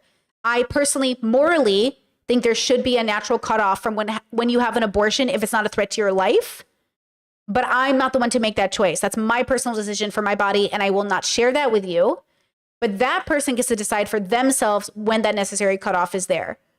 Because abortion, the word abortion also includes stillbirths. It includes all kinds of medical procedures. And you have to be very careful about the way you feel about even the word abortion. You're worried about the word baby. I'm worried about the word abortion. Because abortion does not mean the same thing universally. It also counts for stillbirths. Do you guys know what a stillbirth is? It means the baby died. It's dead. And then when they expel the fetus out of the womb, that's called an abortion. So even pro-lifers using the word abortion can be manipulative because not all abortions are terminating a fetus. And using a fetus is also a part of, again, I doubt you're all medical scientists using these words. The word baby is harmless unless you decide to put harm to the word. I shouldn't have to learn this way. So I'm sorry. The final thing I'm going to say, and then I'll probably delete these. I love Liz more than I could even put words to. And I have shown... you have shown that you did not love her in the way. Now, I will say this, Dr. Kirkanda talks about this a lot. Sometimes after a bad breakup, we'll say, I must have never loved that person. I do think it's okay to say you love somebody who was abusive, but the love wasn't the kind you were looking for long-term commitment. There's all different kinds of loves. Philosophers talk about this all the time. What is love? I think it's okay to say, in a way, you loved a person who was abusive towards you. I don't know if abusers get to say they loved you, but I think people who love you can be abusive because of their own trauma, their own problems. But I think that needs to be deconstructed, right? I don't think this man loved her in any meaningful way. You know? I've shown her this, and I've tried my best to make her feel safe and happy and protected. And while yes, I made this mistake, I want to be a great man. Boo! And I'm not there yet. Boo! But I know that a great man is one that takes accountability. I know that a great man is somebody who makes a mistake and then can be forthcoming honestly. And although I felt bad, like I should have just said, hey, I've done this thing. I feel very bad about it. I'm sorry. Like, I know what I did was wrong and this is not going to happen again, and I'm sorry. Boo. And that's how you should treat the people you love. And I am sorry. Oh, what the fuck is that? Hold on.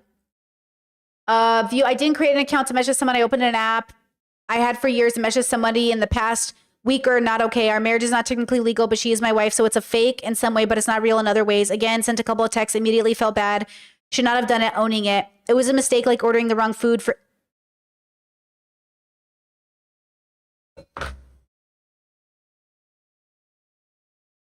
This is the worst of men. This is adjacent to there are worse men. This is one of the lowest level of worst of the men. Oh my God. He's not only reckless, he's an idiot. He's the stupidest with peace and love. I have no wisdom in this moment. I have only the anger of a fierce woman who is so sick of hearing men make excuses for their goddamn stupid brains. What? It wasn't a mistake. Like it wasn't a mistake like ordering wrong food or forgetting something. No, you intentionally created an account to text another woman. Oh, sorry. You know what? I read it wrong. I was so mad. I read it wrong. I thought he was saying it was like a mistake, like ordering food. My bad. I got so angry for a moment. Liz, I got angry on your behalf of how stupid this man is. My bad. I take it back. Whoo, girl. I almost ripped somebody. My bad. Okay. Oof, my bad. He said, or this person said, it wasn't who is this person? Is this Liz? I can't see. I think it is Liz. Hold on, guys. How do I look at this? Who's Sophia Morrison? Who is that? Who's Sophia? She said it wasn't a mistake like ordering the wrong food, forgetting something. No, you're intentionally created an account to text another woman while having a fiance at home who loved you so much and is carrying your child. And you go out there telling that the relationship is fake. You don't want to be that person. But that is exactly who you are. You destroyed this beautiful life you could have had by doing this bullshit. I hope you're happy now. Okay, relax, girl. Who sent that hit to him? You know, let's not, you know what I mean? You don't gotta text him. Don't center your life around this man enough to text him. You know what I mean? I don't know who this lady is, okay? Jump scare, get ready. He's gonna be loud. I think all the people telling me to kill myself and whatever for this thing that I am acknowledging is wrong, and it's not, it was 5-10 minutes of my life texting somebody that I don't give a fuck about, jeopardizing everything that I have. Like, it's just ridiculous. Chad says you should do the Bad Bunny interview. Not Bad Bunny, sorry, Bad Babies. Bad Baby came out and said, am I supposed to break up my family because a man hit me? And I'm like, yeah. Just a wee bit, yeah. Yeah. But there are people, and Bad Baby grew up in a very toxic background. Her mother was incredibly toxic. Her parents were incredibly toxic. So we have to remember, like, if you don't break those generational curses, they will repeat themselves. We all have generational curses. And if you're lucky enough, you get to break one in this lifetime. But just attempting to even break it 10% would be great. So, yeah, I deserve the hate, and there's not a single person on this fucking planet that is more disappointed or upset. So I don't expect you guys to understand, but I hope you take into consideration that you can make a mistake and get better. And this isn't just a mistake, right? Like, this is breaking trust, but I realized what I did was wrong, and it's never going to happen again. Doesn't mean it's okay, but... Very final thing. Look, I fucked up huge. I'm not a perfect person. I made a mistake, a huge mistake. And although that's the case, like, I genuinely am curious if you guys believe that people can make mistakes and get better. God, he's so manipulative. What a little manipulative bro. Chad says, Britt, I'm not sure if you saw the Ace Family, but Catherine just went on to call her daddy about the breakup. Oh, yeah. What's his name? Cheated on her with like 30 people. Listen, okay. How do you know you're dating a man like this? You have to know yourself first. Ladies, I'm serious. You gotta know yourself first. Your trauma, your pattern of behavior, your life will give you only a certain amount of tools. And if you don't have enough tools, you will continue to pick bad people because you won't be able to see it coming, because you won't be able to know. Now, let me tell you this, and this is very hard. The nuance here is very important. I'm not even gonna look at chat because it's gonna distract me. Even the most healed, most aware, most introspective person can still be deceived, because the greatest deceiver, okay, can still deceive the greatest introspective person, because we're all just humans and we're flawed. But what you do when you heal, what you do when you become introspective, what you do when you gain tools, what you do when you learn to make discernment, when you learn discernment, you're able to whack all the rats away. Okay, you're able to go, no, no, no, no. And trust me, when I was in my 3-year courting period and I would go on first dates and never get to second dates, people were always like, but you're being too picky. How do you know? I know. Because I have first date questions I ask to get them away from me. Even if they're good people. I dated this really nice boy, really nice, young man during COVID for a little second. And even though he was a good person, he wasn't my person. So they're not always rats. Sometimes they're just not your person. So I have a specific question I always ask on a first date to help me eliminate people. I always have like an intuition I go with. One time I went on this little online date during COVID, so everything was in lockdown. I went on this little online date with this guy. He was good with my financial state. He was good with my job. He was good with my OnlyFans. He was good with because my OnlyFans is queer adjacent. Okay, so very like erotic art, gonna do it for my whole life. It's not just a fad for me, it's art, okay? Now, he's okay with my queerness. He's okay with everything. He was bisexual, like a lot of things, okay? A lot of really great things. And after the first date, I didn't have a logical reason not to go to a second one, but something in my intuition was telling me, I don't think this is my person. Before the second date occurred, it showed up. Before the second date occurred, it showed up. He texted me and said, hey, are you up? And I said, actually, I'm heading to bed. It's really important that I go to sleep. I'm very, very big on my scheduling, my rituals, my consistencies. And I said, look, to keep my body in health, my mental health, I really got to respect my sleep schedule. In that week, I was like really on it. Okay. I know as a neurodivergent, we're always changing our sleep schedules, but to stay with me for the sake of the story. So I was like, I really got to go to sleep. And he was like, yeah, but I work nights. Okay. He worked out of a club. And he said, so I'd really like it if you kept me company. And I said, oh, yeah, we haven't even gotten to a second date yet. So I don't understand why you're coming into my life and asking me to risk what I just told you is stability for my mental health. So you have someone to talk to. And I was like, I'm good. And then I didn't have a second date with him. And I know that might sound superficial and silly, and what does it matter? But let me tell you the difference. I don't want to have to tell a person how to be compatible with me. I just want them to be, and then we work off of that. My partner that I have now, in contrast, same situation. They're in Europe. I'm in Arizona. We're like 6 to 8 hours off. I think it's 8 hours. And I'm heading to bed. They're kind of just waking up. They're like, hey, do you have time to talk? And I'm like, unless it's important, I actually really got to go to bed. Okay, we're still dating. We're still getting to know each other. And my now married partner said, of course, absolutely. I'll talk to you when you get up. Sleep well. They never made me feel bad about sleeping. They never made me feel bad about prioritizing work. We were just dating. We were dating. You're not my person. They respected the fact that I was still an independent agent until we got engaged, until we got married, until we decided to do life together. I was still an independent agent.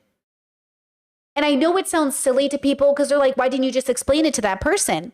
If I had to explain it to you, then it's not something already built into your knowledge. It's something that I would have to either train you, and I don't want to train nobody, or 2, raise you, and I don't want to raise nobody, or 3, you're going to fake it and pretend you're this person, and then I'm going to marry you, and the facade is going to go away. So I wanted somebody who already had it built into them to respect what I said. And so this partner now that I am married to did it. They respected me. They validated my boundaries. They just never fought me on when I told them like, hey, I really need to go to work. They'd be like, have a great day. Hey, I really need to go to sleep. They're like, have a great day. Sleep well. I love you. And it's like, okay, I can vibe with that. I can vibe with a person who I don't have to fucking argue with for everything that I need to get done. But they don't do it out of neglect. They do it out of love. Out of love, they want to see you be loved. And I didn't have to train them or tell them. Now, keep this in mind. You know, we were older. We weren't in our early 20s. We weren't in our mid 20s. We were older.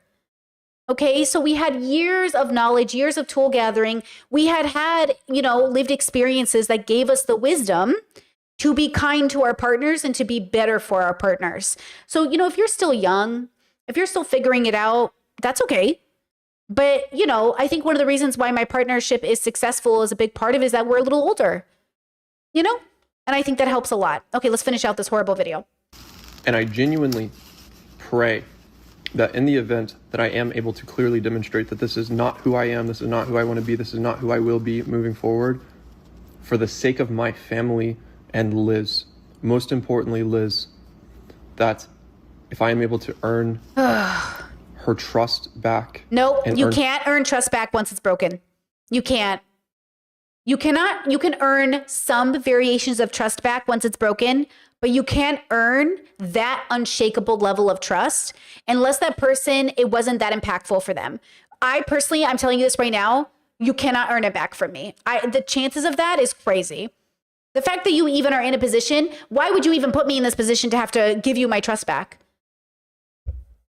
You know what I'm saying? Why would you even do that? Yeah, chat and Discord said he gives weasel energy. What a fucking weaselly little liar, bro. He's giving absolute weasel energy. Absolute weasel energy. Earn her respect back, that you do not evil eye the shit out of her or my family. You can hate me. This is a big mistake. Redeemable or not, all I ask is that you give me enough grace where if that's what's supposed to happen. Is he eating? Is he eating? Here. What is this noise? Is he crinkling a chip package? Where if this is a big mistake. This little rat can't keep his hands out of a chip bag. What is he doing?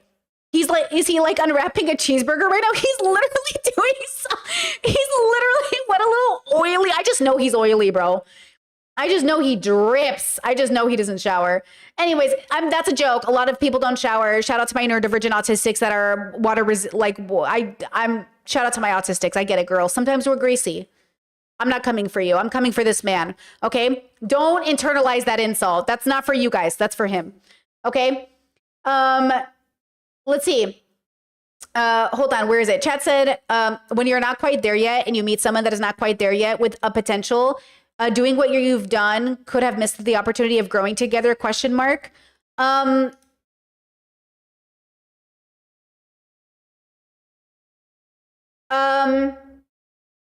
Yeah, we're talking about values. So if you're new to my channel, we're talking about values. You don't wait for someone's potential to be good value-wise. I'll tell you a horrible story for new people in my audience or for people just coming in.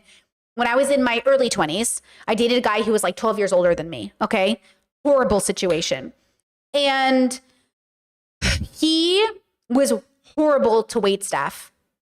He wouldn't tip. He refused to tip because he believed tipping culture was bad. That's a very big hot topic right now. A lot of people are refusing to tip. If you don't tip wait staff, you're unethical. Okay, I think you're bad for society because we do it as a social contract, and you're not getting the social contract. So one time, the last time we were together, basically, we went to Hawaii on vacation to meet his family, and we were at a restaurant, and 4 of us ate, 4 people.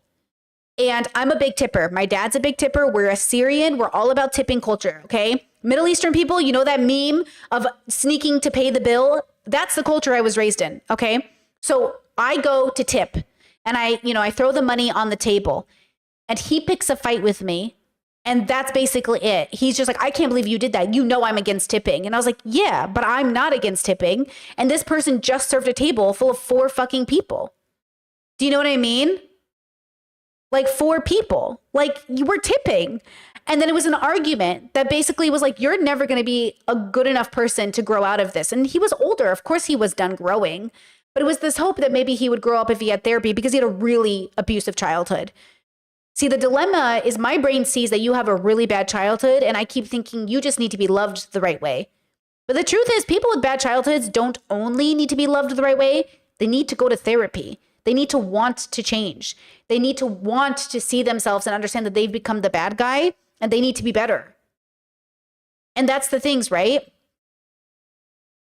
So again, when we have these conversations, it's about value differences.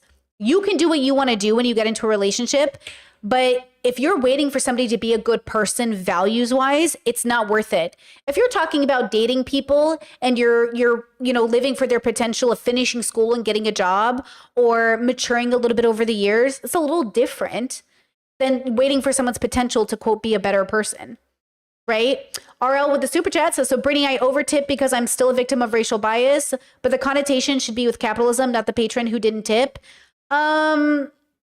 The contention, sorry. Well, it's twofold. I agree that racial bias can play a role in tipping culture because there is a stereotype, right? That like brown people don't tip. Well, specifically black people. I believe you're a black male, right? You've told me that in the past. So there is a stereotype there, though I think that's probably not as prevalent as people think it is because it never is, right? You needing to overcompensate for a stereotype brought to you because of white supremacy is also a thing of white supremacy. I guarantee you, white people, poor people, rich people don't tip as much as everyone thinks they do, right? Chet says, yes, exactly. I'm glad you know the stereotype. I do. And I agree with you. It's capitalism, but it's also white supremacy. The convincing that black people in particular are more, quote, worse than everybody else. But I think if you really did the numbers, it's not really about race.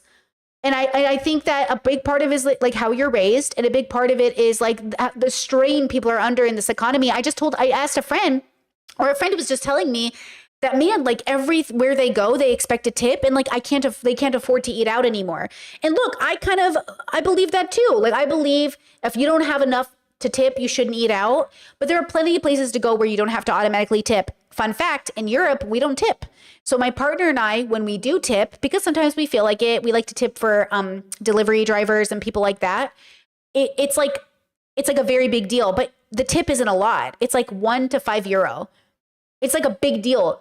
Ubers don't expect you to tip. Food doesn't expect you to tip. Restaurants don't expect you to tip.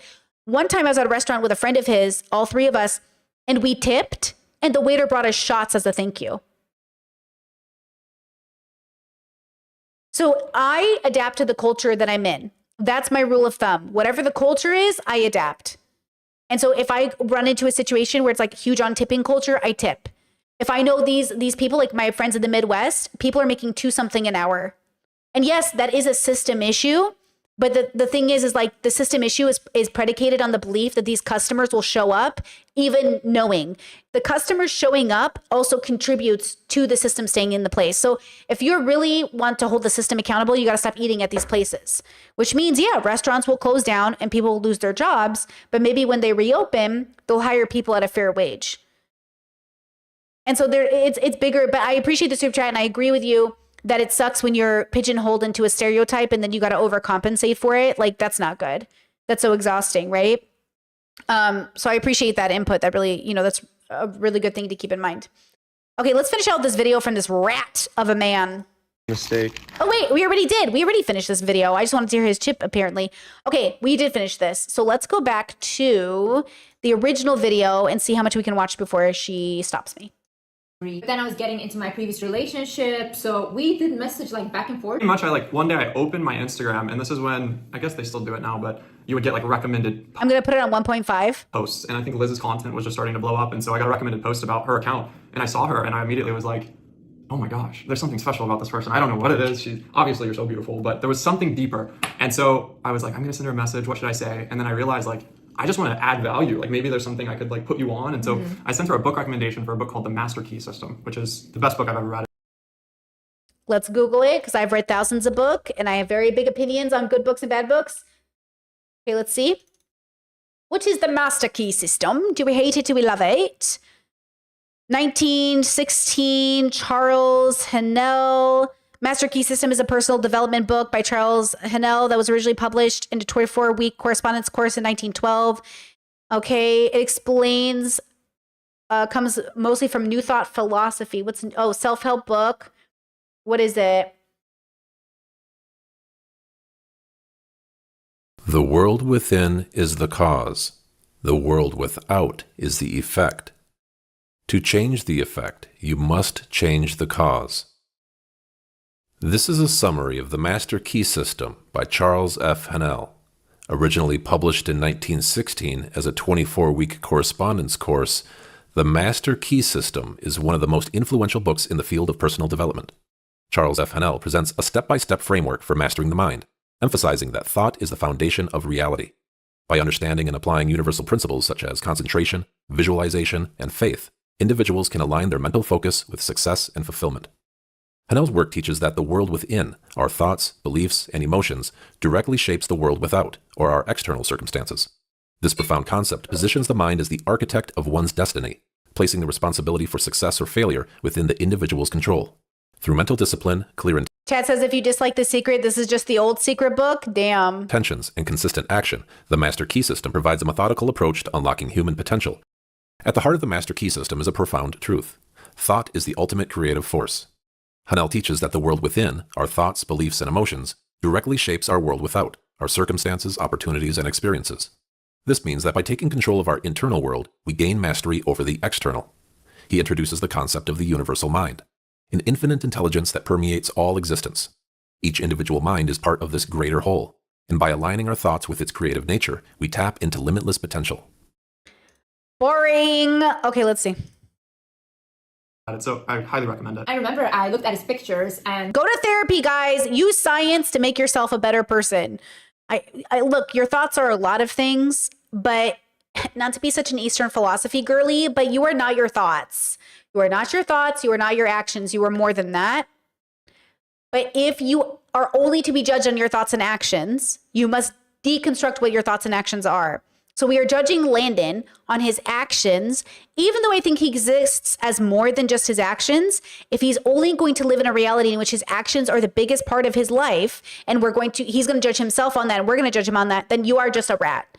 If you want to be more than your actions, you must actually know that you are more than your actions, and it will manifest in your life in the right and proper way. Manifest in this context just means like come to fruition. But there is, I don't believe in magic. I don't believe in like those types of things, but I do believe life can feel magical. And I do think life can feel so otherworldly when you're engaging in what feels like destiny, right? I tell my partner all the time, though it feels like we're magically meant for each other, we also know that we're just each other's high compatibility partner, that there are millions of other people that could be perfect for us, but we've just chosen to do life with each other, right? So it wasn't the universe brought him to me or I brought myself to him. It's not that. It was just that our lives ended up working out, so we met. And if we hadn't met, who cares? Had I never been born, who cares? Had I never met him, who cares?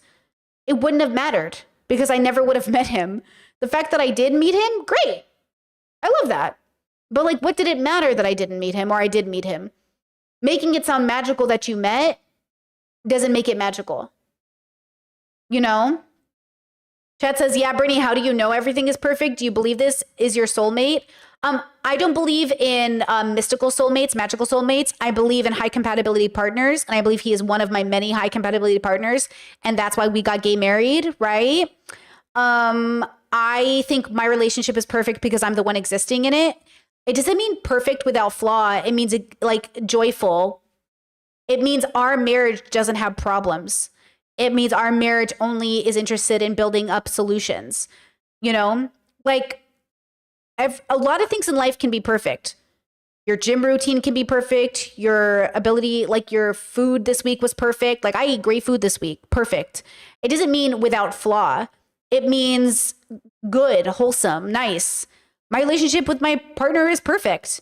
Now, we are two flawed individuals in a relationship, and sometimes those flaws give us opportunity to grow, but we are never angry. We're never deceptive. We're never cruel. We are never mean. We're best friends.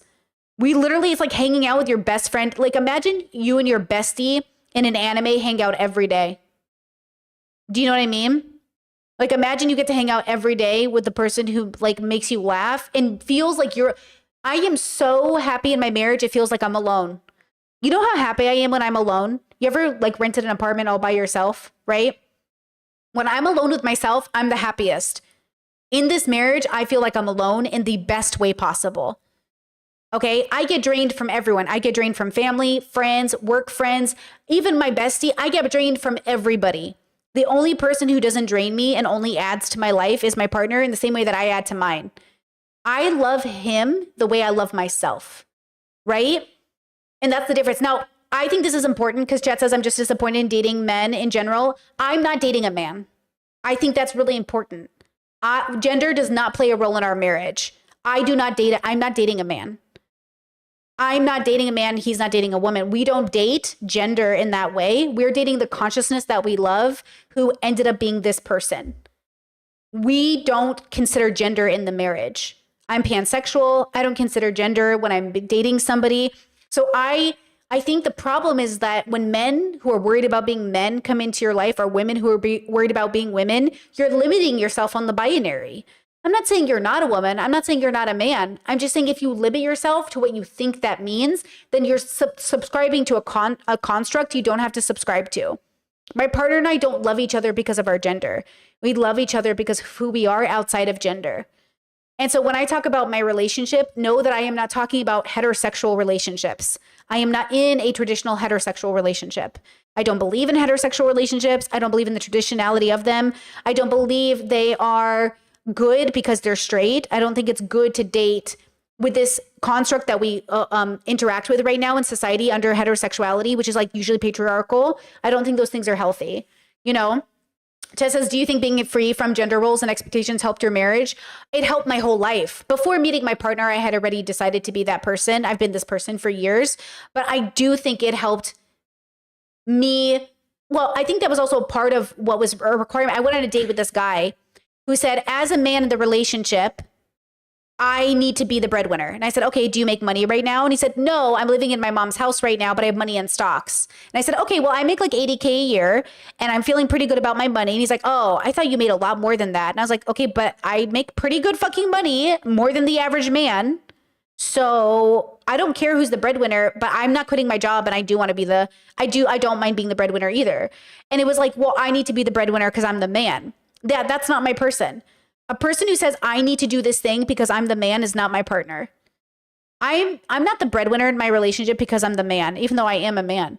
I'm the breadwinner in my relationship because I have a career and I love my job and I actually want to have a job. I don't subscribe to capitalistic viewpoints that people need to work. I don't think people need to work. I think you need to decide if working makes sense for your quality of life, right? So we do exactly what we want in our marriage. We sit down together and say, what do you want out of life? What do I want out of life? How do we get everything we want out of life together? That's what we do. We made our own bubble, our own construct, right? Chad said he thought you made more money than that, but didn't even have money himself. I know, girl. That's what I'm saying. You think I'm going to marry that? You think I'm going to marry that? I know, girl. That's what I'm saying. How dare you sit here and be like, well, as the man, okay, and he was Arab and I'm, Semitic Arab. I don't know. How do you want to classify it as an Assyrian person? But he thought because we came from similar backgrounds that I would get it. And I was like, oh, yeah, I don't subscribe to that patriarchal cultural thing. Why I'm not doing that? You know what I mean? Chess says, do you think avoiding dating with straight people can be considered heterophobia? I don't know. It depends on why the person's doing it. Right? Doesn't it just depend on the person doing it? Wouldn't that make sense? I don't think you need to avoid dating straight people. I think heterosexual relationships in the way that they are constructed is both harmful to men and women. Right? I think that's the thing. Chet says, Brittany, you said you should decide if you want to work or not, but I think everyone should have their finances and independence. Yeah, I think that's fine if you believe that. I think everyone should be prepared to start over again. So not everyone. I don't make prescriptions for other people, but my partner and I are incredibly independent, and we have no problem starting over again from scratch. We're both very confident and resilient. We've already talked about this 1,000 times. Like, we're very good at it. I don't care. I'll start again tomorrow from 0 and I'll still be on top. Give me a year. So it just, everyone's different, but yeah, you should have exactly the relationship you want, right? Like, if you want to be a stay-at-home parent, you should do that. And you should talk about what happens if somebody dies, or what happens if somebody gets divorced, or, we already have those contingency plans in place, obviously. We talk about it all the time. What if you die tomorrow? What happens? What if I die? What do you do? Yeah, we already have all of those things in order. So have it in order. But when I got with my partner, they had their own job, their own apartment. And that really solidified for me that I could trust them to be okay if I died. And that's kind of the point. Can I trust you to take care of yourself when I die? And yeah, they can. Do you know what I mean? But the point is that we as adults put everything in place now for any possible issue. What if I have cancer? What if I die tomorrow? What if something goes badly? But if my partner genuinely doesn't have a desire to have a traditional career, I'm not going to force them to do that at the expense of our quality of life. So my partner currently doesn't work because our quality of life is better if they don't. But should my partner come to me tomorrow and be like, I'm going to pursue this, I'm going to do this, I want to get a doctorate, I want to do this. Okay, let's talk about how we're going to make that possible. But forcing them and saying, hey, I can't trust you as a partner unless you have a job doesn't make any sense to me, right? Like, do you want to work or not? I don't know. I make enough money. You don't have to work. I love you. Do whatever you want. Like, I want you to have exactly the life you want. You know what I mean? Like, I just want everyone to have the life that they want. The question is, how do you get that? Well, you got to know why you want it. I know why I love my job. I know why I have the life I have. I know why I work so hard to be healthy. And also, my partner and I strongly believe in mental health and therapy, and we're very big on like progressive values. So it helps us to be in line in that way. The question is, was Liz and Landon in line in that way? And this is my personal projection onto them. This is my personal opinion. I wish Liz would get out of this bubble. I think this bubble is inherently toxic. And I think any man who's attracted to Liz because of the bubble she's in will be inherently toxic. And I do think Liz is inherently toxic for being in a bubble that's all about manifestation and all of these things. I personally would love to see her get out of this bubble. Pop it, get out, girl. Make a better bubble. I think she has good intentions. I love that she's donating money to single moms. I think she has such good intentions, much like Manifestel. But if you go to my Manifestel videos and you look at the way Manifestel's audience has left comments on my video, they are inherently very toxic, very toxic feminine energy, very toxic binary women, probably all very homophobic by the way they talk, even though I know Manifestel isn't. Inherent toxic femininity often comes out in homophobia. Like, that's my concern with all these bubbles is like, have you even deconstructed patriarchy the way you think you did? Because you're calling me a pick-me in the comments. Like, it's okay to call someone a pick-me if you think they are literally that category, but to call a woman a pick-me as an insult is inherently patriarchal. It's like inherently misogynistic. So it's okay. I do think people can be pick-me's, but I think calling someone a pick-me, right? So when Manifestel's community calls me a pick-me, they're not understanding that I don't believe in gender. I don't believe in gender in that way, but they do. Because all of their content is about high quality man, low quality man, this man. It's like, damn. I'm all about angry man paying my bills online by coming in my comment section and everything. But also, okay, let's see. How does this? And you really didn't look how you look right now. Like, I just thought, oh, he's so cute. He looks so nerdy, like. I think I look older now. A nerd though. Like, I have a nerdy look. Yeah, but no, now I feel like you've evolved a little bit. Upper nerd. Yeah. Okay. Now, a lot of people said, even the ugly ones will cheat on you. Hey guys, anybody will cheat on you. Doesn't matter, right? Chet said, how do you know he's not taking advantage of you though? Not hating, just curious. Honestly, great question. How do I know my partner isn't taking advantage of me? That is a great question. I'll give you an example for myself because I'm a data-based girly. And I think data can't lie to you because numbers are numbers. Math is math. Okay, your feelings can lie to you. They can deceive you. Math can't deceive you. Okay.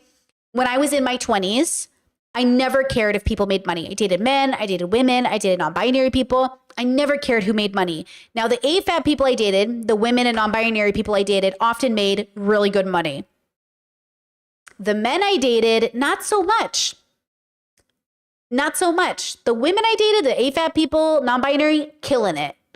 Men really struggled. Okay, so I dated this man once, and he comes to me and he says, I'm really struggling working. And I said, okay. He said, I don't feel like it's my passion. I feel like I'm struggling. I think I want to go to school. And I was like, okay, well, you are struggling. You're neglecting the household. You're neglecting yourself. You're neglecting this relationship. You're having troubles in a lot of places. And I know you had a really rough childhood. Let's get you the help you need. And he goes, well, I don't want to do therapy, but I really want to do school. And I said, okay. And we didn't share finances then. We shared an apartment. We didn't share finances. So I said, okay, can you afford to put yourself through school? And he's like, I'll get school loans. I'll put it on a credit card. I'll do something. I said, well, I'm not sharing money with you and I'm not paying for your school loans. So if you want to pursue school full time, I'll support you, but know that I'm not paying your school loans. And he said, that's okay. I said, but what I will do is I can afford rent and I can afford the big bills. I'll pay those. You pay internet and electricity and I'll pay rent. And he said, okay. And I said, okay, sounds good. So we did that. And he was struggling in school. And then all of a sudden, he couldn't do school. He's like, I can't do it. I can't do school. I suck at school. These teachers suck. Everyone hates me. It's everyone else's fault but mine. And I said, okay, so now you failed working. Now you have failed school. And now you're telling me it's everyone else's fault but yours. What do you want to do? And he said, okay, I want to be a stay-at-home partner. And I said, well, that's going to be a little difficult because you're very bad at cleaning and doing chores. So do you think you can do that job? And he said, yeah. And I said, okay, let's give it a try. But I think it'd be better if you went to therapy. He's like, no therapy. And I said, okay. So then I worked and I would work a 12-hour shift, 7 a.m. to 7 p.m. as a nanny, then come home and do 4 to 5 hours of YouTube. So I would get home after a long day and the house would be a mess and he'd be on video games all day. And the cats weren't fed and everything was just horrible. And I'd say, did you make dinner? Did you do dishes? Did you do anything? And he'd be like, no. And I'd be like, why not? And he's like, I forgot. So then I was like, okay, I'll try to make it easier for you because I'm a dummy. So I said, okay, let me put some food together in the morning. And I said, I made a tray of chicken. All you have to do is put it in the oven 2 hours before I come home from work, let it cool down so food is ready when I get home from work. He said, okay. I got home from work time and time again, and dinner was never ready. Things were never done. And I sat him down and I said, hey, I'm going crazy and I'm going to fucking kill myself if I stay in this relationship. I am self-harming. I am suicidal. I am working 2 jobs. I am so fucking stressed. And I want to leave this relationship. And he was like, no, don't leave the relationship. We're obviously meant for each other. It's just hard. Okay. We went through it. On again, off again for years, because I thought if I just got this man therapy, I thought I loved his family. I loved his family. I still love his family. And I thought, damn, how did these 2 parents make such a shitty kid? Well, a big part of it is they were also traumatized and working on their own stuff, right? So it was like a big generational curse stuff, right? Ultimately, okay, we ended the relationship and I moved on. Best decision I ever made. Okay, I remember the day. I hit block and I never responded. And that was it. My life got instantly better. Everything changed. But I was young. I wasn't even 30. I was so confused. I came from a conservative home. It was my first real relationship. I was polyamorous for 10 years. I was dating all these people. I was working all these jobs. It was so hard to navigate life. And I just didn't have the tools. Then I went to therapy. I went to therapy and I got some better tools and I made some better decisions.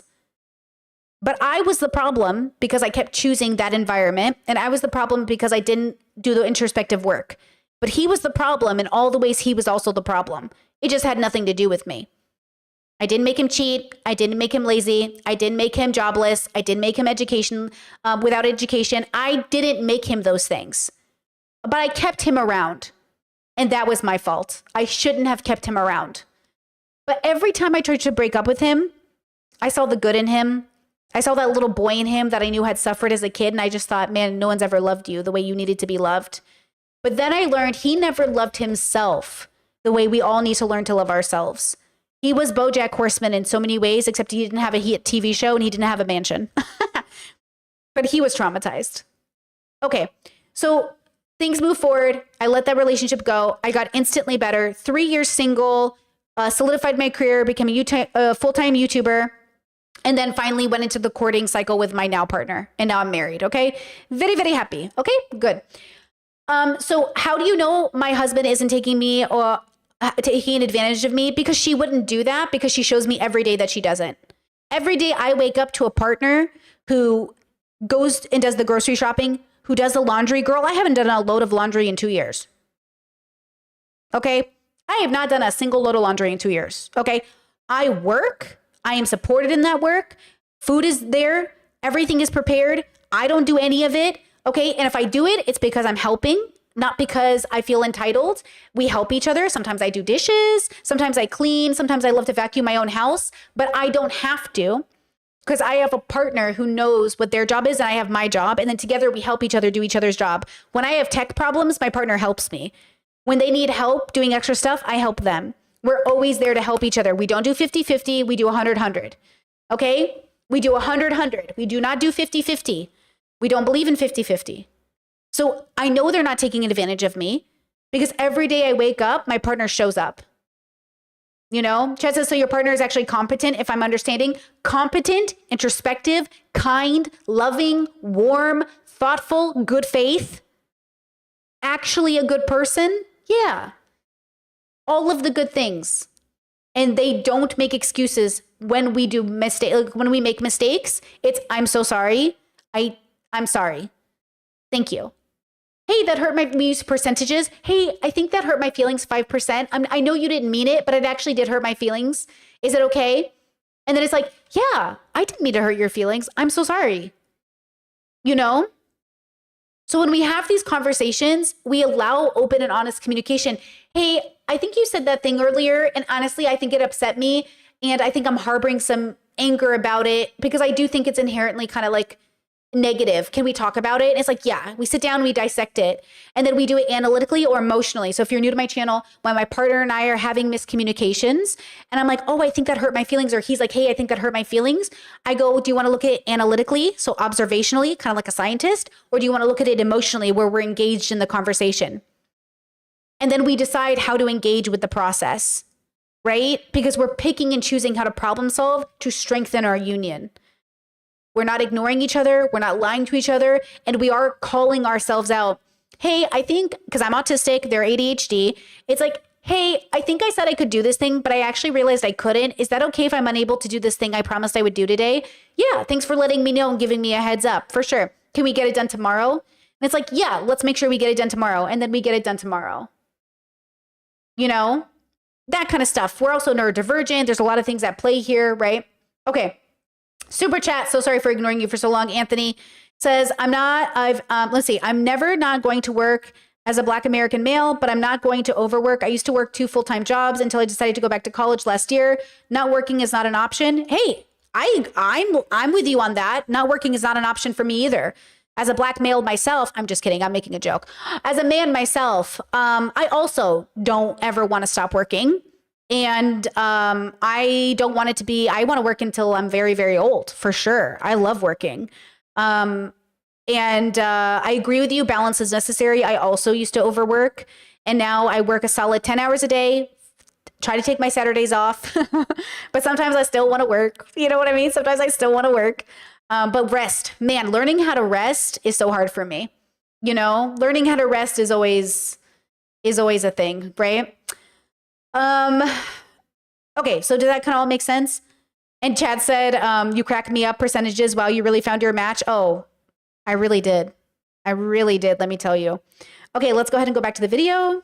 I was like, oh, he looks cute. But obviously I didn't think anything of it. We just talked a little and that was it. I got into my relationship. You also got into a relationship then. So we were both like just living our lives. And but in my head, I like adored you, to be honest. Like every time that you would send me a message, I got just uniquely excited. And also it'll tie into the story, but the first time you ever sent me a voice message, I remember I was in that. They did clarify in a pinned comment that they never talked while they were in relationships. This would be after they were single, because it did sound like he was messaging her and excited about it while he was in a relationship. But she has a pinned comment in the video that says like they were not in different relationships when they were talking. LA airports trying to fly home to Dallas, and I got a voice message from you, And that like really stuck with me. And I always thought about you in airports for some reason. So Yeah. anyways, go ahead. Well, so fast forward, then 3 years later, I went on a trip with my friend and we were going to Santorini. And this was such a last minute trip. Like I was like, let's just go. I finally want to go out. Like I want to just really live my life.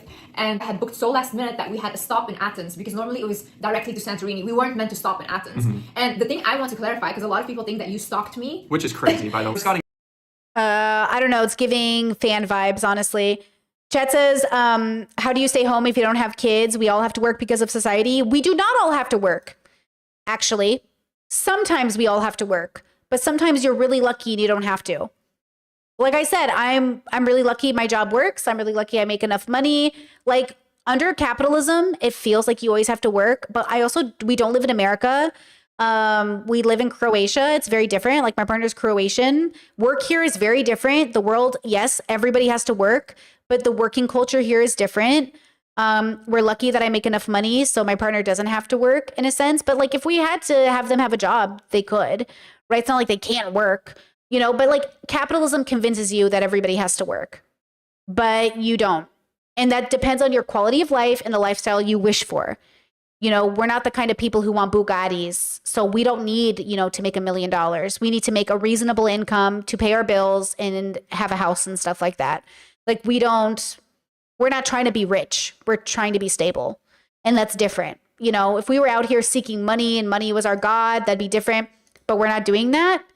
So, I don't believe we have to do anything. I think life, like we're evolved animals on a planet, evolved over millions of years. And I pick and choose which constructs I engage with, right?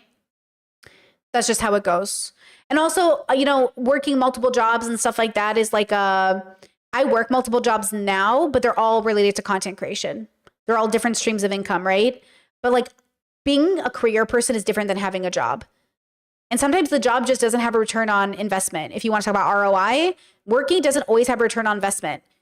We have to be very careful with how we engage in like making more money because it's not always worth it, right? Chess says in the United States, you have to work more than one job. The rest of the world can go at a slower pace. Well, and even in the States, I think you're right that mostly in the States, you'd have to work a more than one job, but a lot of people also don't need to work more than one job. They need to make high income, which is also a different idea. My brother is a high school graduate with 5 kids and he makes well over 6 figures and his wife doesn't work. Because their life is different. He also picked a very lucrative career and he's very smart. So he didn't need to go to college to make that money, but he did have to know something about machining and have to know something about, working with a CNC machine and all that stuff. If you guys know anything about that bubble, my brother is really smart in that bubble. He makes like really good money. But that's the thing is like, he is also a very hard worker and very diligent and very, very like, focused on his goals, and him and his wife are a team. They're really great together. So again, I don't like to put black and white language to this. Like you have to work, you have to do this, you don't have to do anything. You don't even have to live. You don't even have to exist. Do you know what I mean? Hey, why are you guys? What is this? This person messaged like an address in like a troll. I think it's a troll account on my thing. I had to mute it. So I don't want you to tell yourself you have to do something. I would ask yourself, what do you need to do to have the quality of life you want? Engaged and Liz posted that video, there were some comments that were like, I think this guy is like an upper stalker. He like knew where she was going to be. My friend does not have social media. Like she doesn't have Instagram, and I never ever post my location for safety reasons. Never ever. I will only post even the background where you can recognize someone. Okay, I want to skip around a bit to see what their relationship is like a little bit. Skipping. She had like a mask basically covering her face. I don't care about how they first met. You open the lid up, the machine turns off, and you see that these rocks are perfectly smooth, and they're smooth with each other. They're compatible. And so I think there's this notion of compatibility in relationships. Oh man, you got to find the person you're 100% compatible with. It's true that you're going to be more compatible with certain people naturally, but you have 90% in the right place, and then there's that 10 that you feel needs to be worked on. Like that is the work that needs to be done in a good relationship. And that's okay. So I agree with this, except cheating tells me you don't agree with this. I'll give you an example. My partner and I were like a solid 80% compatible when we first met, but then we worked to be that, 100% compatible, not with who does the dishes, but values. We don't compromise or think about compatibility with who does chores. We think about compatibility with values. Values. And I think people are mistaking that. How can you tell me you guys are 90% compatible and you manage to cheat on your pregnant wife? Like, don't talk to me about values values are what you're looking for compatibility in, not where you want to live. You know, people always ask that, like, oh, like, how did your partner and you choose Croatia over the United States? We both made a pros and cons list, looked at the data, and made the best decision for the team. We only care about the team winning. We want the team to win. I need good internet. We need to be able to pay our bills. We move there. We're even looking to once I'm hopefully a EU resident one day, maybe we'll not live in Croatia or the US. Maybe we'll live somewhere else. We are not beholden to the traditional because we don't believe in traditional. We can do whatever we want that makes sense for our goals, right? And so for us, it's a matter of like what makes sense to us. And that's the thing that I think that people are missing from when they think about their life. But yeah, for this guy to be like, oh, we're 90% compatible on what? What sex positions you like? That's not compatibility, guys. You both liking doggy style is not compatibility. Okay, we need to talk about values. How do we see intimacy? How do we see the value of existing? What do we think it means to be a person? What do we think right and wrong mean? What do we believe about God? You know, it's all well and good to call yourself, a religious man, but it doesn't matter so much if you're Andrew Tate. You know, what does it mean to call yourself a religious man if you're Andrew Tate? Nothing. Okay, so we have to really think about these things. Oh, I'm getting spammed in the chat, bro. That's the work that we've signed up for and that we're doing, and it's not always easy to do that work. Like, this is part of it. Like, yeah, we're gonna have arguments here and there. Yeah, you're gonna think I'm an idiot at times. Remembering that I never think my partner is an idiot. Never once in this marriage did I think I married an idiot.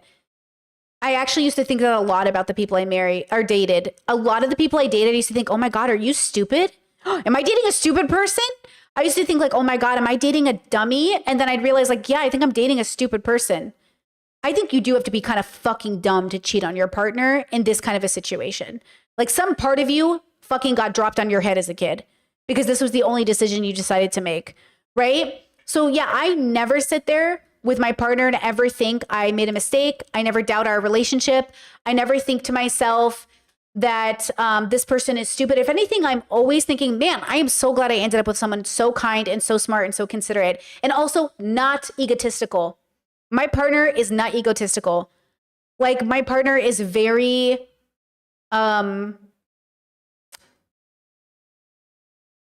reasonably confident, you know? That's the difference. It's like reasonably confident. And I think that's what you need. The right amount of confidence is one that's rooted in humility. And my partner is smart enough to know that they're earning wisdom.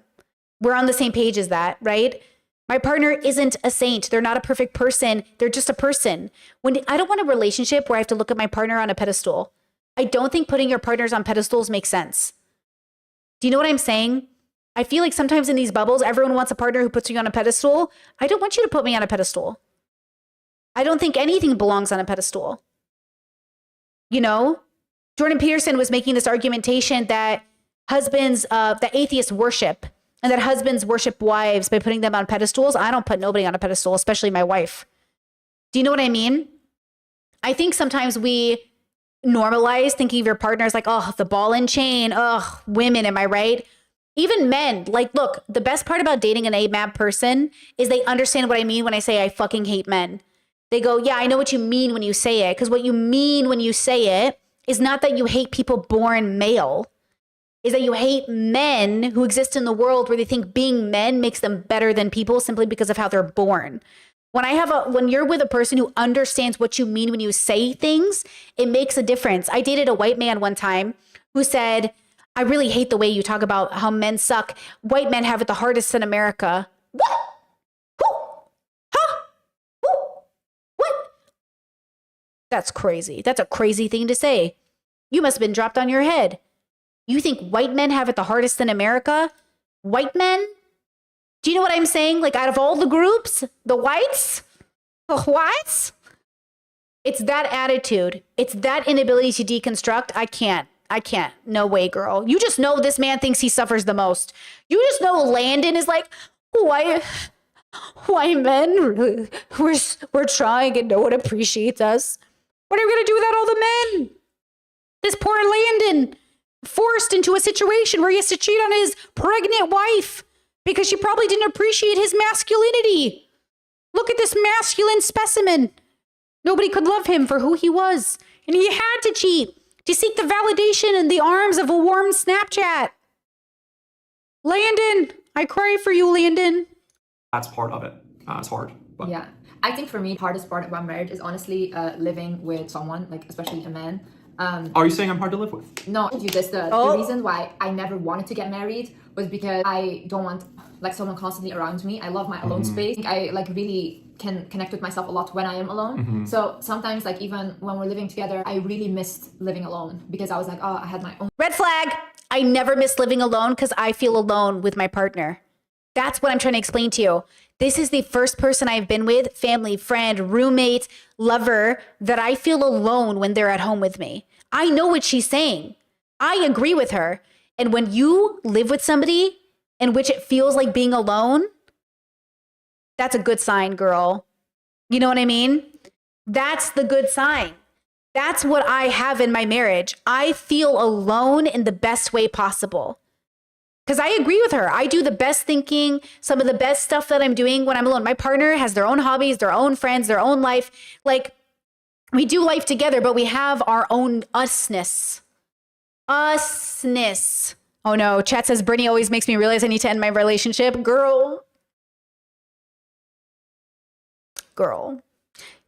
May you be joyful, girl. May you be joyful, you know? I want you to have a good life, and I want you to have a good relationship with self. But I want you to feel like this person that I'm with makes me feel free, like I'm not being suffocated or trapped. You know, I'm sorry that she felt that way with Landon, but I don't want her to beat herself up over it. Girl, we've all been there. I'll tell you another horrifying story for new people in my audience. You're going to fucking gag. Are you ready? I'm in my mid-20s. I'm dating that loser guy who couldn't put chicken in an oven, couldn't do laundry. We lived in a small apartment, about 475 square feet. And I would have to film on the weekends when I wasn't nannying. And I'd say, can you leave the house? You're too loud and you're coming up in my videos. Like I can hear you in my videos. He threw a big fit and said, it's my place too. And I don't want to have to leave on the weekends just so you can work. And I'd say, yeah, but I need to post videos so we can make money. So I can like make YouTube happen for real. Cause right now it's not my real job and I want it to be my real job. And he would be like, I support that, but I feel like I shouldn't have to leave the apartment for you to do it. So do you want to know what we quote compromised on? Learn from my mistakes. Learn from Brittany's mistakes. Hey Landon, this is a mistake. What you did was a choice. Okay, this was a mistake I made because I thought this was compromise and love. Until I learned what real compromise was, I thought this is what they meant by compromise. I didn't know compromise is who does the dishes. It's not, hey, you need to leave the apartment so your partner doesn't feel like they have to leave. Okay. I would take all of my camera gear, all of my cameras, all of my stuff to a hotel that I would rent with my money so I could film YouTube content. And then I would come back to the apartment we shared that I paid for. I would spend like $300 every weekend to get hotel rooms so I could make content. And he just thought this made sense. He was like, yeah, that makes sense. Girl. Okay? This is what I'm saying, girl. Learn from my mistakes. So mid-20s Brittany, messy. So I really feel for Liz. I look at Liz and I say, oh, girl, I get it. I get it, girl. It is easier than you think to be in a bad relationship when you don't have your values and you don't know who you are and you're genuinely coping. I was coping so hard about my life. I was coping so hard about being confident and secure and a girl boss. I was coping so hard because I was successful and I felt like I was paying bills and making money and I had friends and a whole community. I was volunteering. I was protesting. I was cleaning up streets. I felt like I was doing the thing. You know? Okay, so I'm never going to shame somebody for believing that a person can change, but living for someone's potential It's just not it, you know? It's just not it. Okay? So the difference in this marriage here that I've chosen is that I like my partner for who they are. And if this is our life forever, I'd be really happy. I don't need my partner to change, but I know, and this is the difference between changing and growing. Because we will grow, we will change, but I don't need them to change in order to be the person I want to be with. I like them the way they are. And so together we will change in the same direction. But all my previous relationships, I wanted them to change so I could be with them. So I was asked to marry this person. This person proposed to me. This guy, this loser guy with no ring, proposed. And he was like, we should get married. I was like, I don't want to marry you. He's like, why not? And I was like, because I'm afraid that if I marry you, this is going to be my whole life. Nothing will change after marriage. Everybody knows that the person you date is the person you'll marry. So while we're dating, I need you to be the person I want to say yes to. And that's the difference, you know? Chad says, when you were in that relationship in your 20s, did your friends and family bring up red flags? Oh, yeah. Oh, girl. All my friends and family were like, dump him. He's a loser. Every person I brought home to my family, they hated them. Right away, my parents were like, no. My parents were so nice to them, to their face. But once they would leave, my parents would be like, loser. He's a loser. Like, my family hated every man I brought home, which was only 2, but they hated them. They just thought they were such losers. They were nice to them, but they were like, mm-mm. Now, I didn't trust my family because my family was really conservative, and I felt like they just didn't get it. They didn't get how in love I was, right? So they tried to stay supportive, but it was really me. And I get it. All my girlfriends, all my boyfriends, all people I know in my life, we all have moments in time where we can't get out of it. And this is what I tell all my friends. You're in a moment of time, and when it's time, you won't be there anymore. But you have to change as a person to get out of that situation. I had to fundamentally change as a person to get out of that situation, right? Chad says, at least you had the discernment not to marry him. One value I had that was stronger than any good sex could ever convince me of, because I'm not gonna lie, the makeup sex was crazy good. We would fight and have makeup sex, and I thought, holy fuck, this is love. Obviously, I was delusional and horny, but listen to this, okay? I had a very strong rule: no baby making and no marriage until I was 1,000% sure. And I never was 1,000% sure. Okay? Never. And so anytime there was talks about making babies or getting married, it was like, I'm not 1,000% sure. No. And they'd be like, wait, do you not love me? And I was like, oh, I love you, but I'm not 1,000% sure. Chad says, what was the catalyst for you eventually breaking up? You know, girl, I'll be real. A lot of really bad things happened. A lot of bad things happened. And then one day, he got into a really bad situation. And I think, you know, I tried to help him out of the situation. And I realized in that moment that the cycle was starting up again in a way, because we were on again, off again. And I was at my bestie's house and I was looking at my phone. My phone was blowing up. It was blowing up. Okay. You're a bad person. You're shit. It's your BPD. It's your fault. This relationship is imploding again because of you. And it was him. I knew it was him. I knew it was him because his mother looked at me and she said, I could never imagine a successful woman, a confident woman, a healthy woman picking my son. And I looked at her and it felt like I'd been given permission to abandon this man who begged me not to abandon him. It was like his mother freed me from the obligation I felt to save him. So I went to my bestie's home. I'm sitting there. He's blowing up my phone. And I looked at it and I looked at her, and she had heard me say this 1,000 times. And I said, no, I'm really done this time. And I blocked the number and I never went back. I blocked his parents. I wrote them both very lovely letters. I returned everything he had ever given me. I returned anything that I thought was his, and I thanked his parents for loving me and being there for me and being, you know, at times parents I didn't have myself at the time. And I blocked everybody. I blocked every single one of them.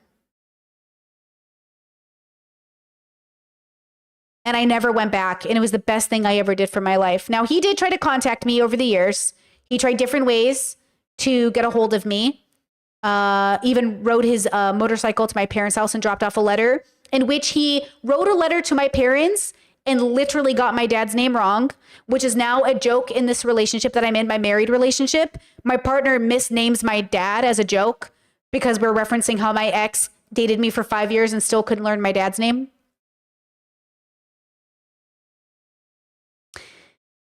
Anyways. Yeah. So I've been there. I've dated some really shitty people, and I would never blame somebody for believing that love could solve it. You know, I really love his mom. I love his mom to this day. I think Chess is what a strong woman. She saw a woman stuck and wanted to help that woman out. She really did. She knows she was married to his biological dad who was abusive, and she divorced that man. And if she could leave that marriage, she knew I could leave her son, who was a product of that marriage.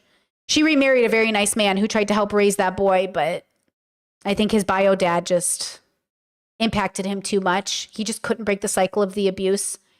And even though his mom had gone out, I think he was just stuck there. He just couldn't do therapy. No matter what resources we got him, he just never got better.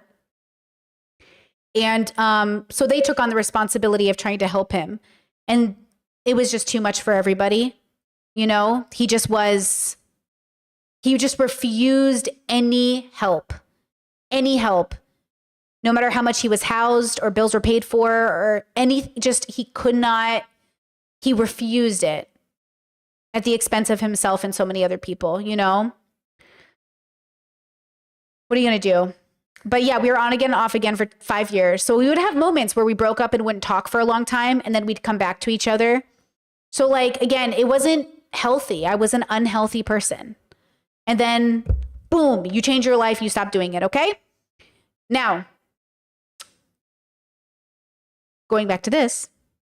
Own space, could like get ready and then go on a date with you. It wasn't like getting ready in front of you. Like it was just so much space for myself. That's the hardest part for me. Is, wanting more alone space. Then like the second I'm gone, you're like, oh my god, I miss you so much. Where are you? Of course. I think also we both work from home. Normal couple goes to work, you know, and like 9 to 5, and then they see each other in the evening or something. But we see each other a lot.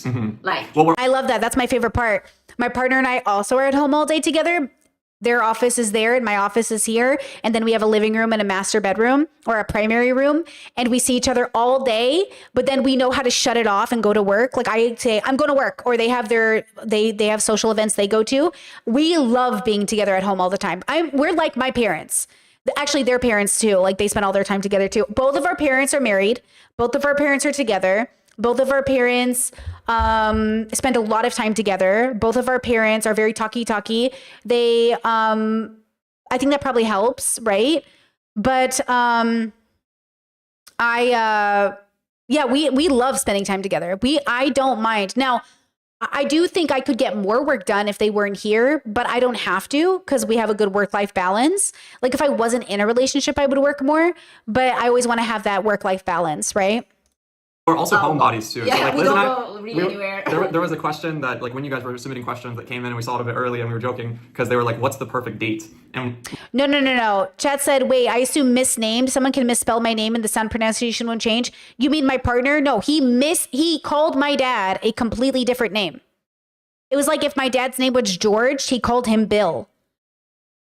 Like, that's what I mean. He didn't misspell the name. He didn't mispronounce the name. He got a completely different name. If that's what you guys are talking about. I don't know. Are you talking to me in chat? Like literally that same day we were thinking about going to get food, and what we ended up doing is just ordering food, and it's like, that's a great date for us. Yeah. You know, we just sit with each other, eat good food. First, whole time I'm like, look, also my biggest thing was when I got out of my previous relationship, I was like, oh, so it's done now for me because I'm not going on dates with anyone. So I really think that God like sent you right in front of me. That was the perfect. See, the idea that God sent you, I don't believe in any of that. I don't know if that's helpful or not because my brother married his wife and they're Catholic and they feel like they were made for each other.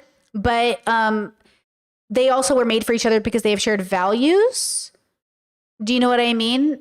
So I don't know what she means when she says you're perfect, like God made you. My partner is perfect for me, but they certainly aren't a perfect person. I'm perfect for them, but I'm not perfect. But I don't think God's or the universe or magical things brought us together. I just think it was like coincidental and we made something of it. We didn't have to pick each other. We chose each other. We weighed the pros and cons. We looked at the relationship. I said, here are all the things. Here are the things during the courting process. I said, here's what I'm concerned about. Here's what you're concerned about. I said, here are all the things. We went through it. We met each other's families. We did the whole thing. And I said, okay, do we want to pick each other? It was a choice. We didn't do it because we were in love. We picked each other because it made sense, both resume and the va-va-voom, the love, the attraction, the chemistry, the I love you, and because it data-wise made a lot of sense. High compatibility. Thing, because if it wasn't you, it would have been no one. I like going on dates with strangers. Yeah, we were both talking about that when we first were dating, how we were like, yeah, we're never going on first dates again. Like, this is it. Yeah, I don't like. I just don't like imagine like constantly sitting with someone, listening and stuff, and then. Ooh, Chad says Liz has always said she got therapy and everything. Do you think she couldn't use the tools she learned in that? You know, therapy is very difficult because you need to have a good therapist, and you also have to be ready to change. And so I think it could have been maybe the timing wasn't there, or maybe she wasn't ready, or maybe she couldn't heal the way she needed to. Also, therapy is different than philosophical perspective. So let's talk about this from a philosophical perspective. Philosophy is the love of wisdom. It's the curiosity and open-mindedness to understanding the why. So you're looking for a framework. So she has picked a framework that I think is inherently toxic. And I think that is playing a role in how she engaged in dating. Had she picked a different framework, she might have had a better chance. But I do think inherently these patriarchal religions, believing in God is always like a question mark for me. Not always, but sometimes, and most of the time under Christian like belief systems. I don't know which God she believes in, so I'm a little confused there. But I think when you have high value, low value, when you talk about manifestation, when you talk about how to attract people to you, all of that is all external validation stuff. Where's the internal? Where's the internal? Okay, external validation. So when I talk about introspection, we want to introspect everything internal, extrospect everything external. And I feel like you got to have both and be in symbiosis to have coherent joy. And so I feel like when I look at her and I look at this bubble, and they're so young, they're just like little babinos. 26 is so young. When you're that young and you're having that relationship with self, of course it's going to be rooted in youthful ego, and it's going to be confusing, and you're just figuring yourself out. Like, I don't think she's a bad person. I think she's just choosing a framework that I think is probably not going to be as helpful. So therapy helps you with your mental health. Philosophy helps you with your relationship to consciousness and existence. So she needs to decide, right? Where is my mental health in terms of my trauma, in terms of my brain? How is it working for me? Have the doctors ruled out all the stuff that might make my life harder? Am I okay there? Okay, now that I'm okay there, how do I understand my life? She said prior to this relationship, just 7 months ago, she was in a prior relationship prior to this one. I think this one has been 7 months. But prior to this relationship, she also was in a toxic relationship. So she did it again. She didn't fix the pattern. I'll give you an example. After I left my very toxic relationship that I just explained to you was very shitty, I was much older than she. Okay. I was like 29. Okay. So I left this really shitty relationship at like 29. As I moved into my 30th year, and this was after therapy. After therapy, I had one more stint with my ex. After therapy. Because the therapy tools I had, I didn't know how to use yet. So after therapy, I still went back to my ex. Now, therapy was the reason I broke up with him initially, one of the times. And then I went back because I thought, and this is my ego, this was my arrogance, I thought, now that I've been to therapy, I know how to save him. Now that I thought, stupid Britney brain thought, now that I've been to therapy, I know how to save him because therapy saved my life. I'm not a therapist, and you can't save people. They gotta save themselves. So after, I know girls, I know chat, I know. So I go back to this. I try to save him. Okay. It's so messy. It's beyond messy. It would take 12 years to explain how messy it got. Okay. It got so messy. And then finally, I got the closure that I needed when I realized, one, his mom gave me permission. And two, I really realized I couldn't save people. They have to want to save themselves. They have to do the work. So I don't know if Liz went to therapy and she even knows how to utilize the tools yet, but I hope this situation gives her the ability to kind of figure it out. Chat says this is a canon event though. Girl, don't even get me started, you know? Yes, Chad says everyone's been there. I feel like the first time I learning therapy language, you'll be like, I can do this. I know better now. It's like you powered up. You're literally Gohan. Gohan's a bad example because he's amazing. You're like Trunks or Goten, who's like, I'm Super Saiyan at 5 years old, so I'm obviously the strongest in the universe. And then Goku comes over and is like, bitch, my bad. Like, just because you want to Super Saiyan faster than everybody else doesn't mean you're actually the strongest in the universe.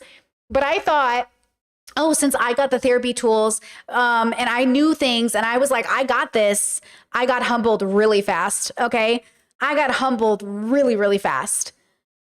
And I think that's, you know, very neurodivergent of me too. Like autistic people, we tend to deep dive into things. And so then we tend to think because we understand it from that perspective, we must know how to, you know, actually utilize it or implement it. But no, those are different things. Learning about something is not the same thing as teaching or implementing. Do you know what I mean? So, you know, I tried to implement these mantras into my life that I kind of came up with that work for me. So Brittany, this works for me. I'm open with boundaries. And boundaries aren't ultimatums. When I put down a boundary, it's not about you, it's about me. So it doesn't matter what you do, but I have to make a decision if I want to engage with this energy. And I think that Liz, I don't know if Liz knows yet their boundaries, their values, how they really want to live life. If I took Liz and I said, okay, girl, what do you want to do with life? Would she give me an external answer or an internal answer? Would she give me an external, I want to have money, I want to have love, I want to have kids? None of those are internal answers. What do you want out of life? What do you want for your life? What does it mean to exist? Who is Liz? Give me an internal answer. And most of the world does not teach us to internalize. Most of the world really does externalize our life. That's why people say, oh, your partner doesn't work. They must be a lazy person. You're externalizing success because you don't know their internal. I don't care what it looks like. I care what it is. I don't care if your life looks successful and you have this nice, big, beautiful house and this Bugatti in the driveway. Are you married to Andrew Tate? Do you know what I'm saying? I need to know what I'm actually looking at here. So when I look at Liz, I just see a young person who wanted to believe in something and did, and went in face first, girl, pregnant and married. I also think it's interesting that she announced to her 8 million subscribers that she's married, and he's saying they're not legally married.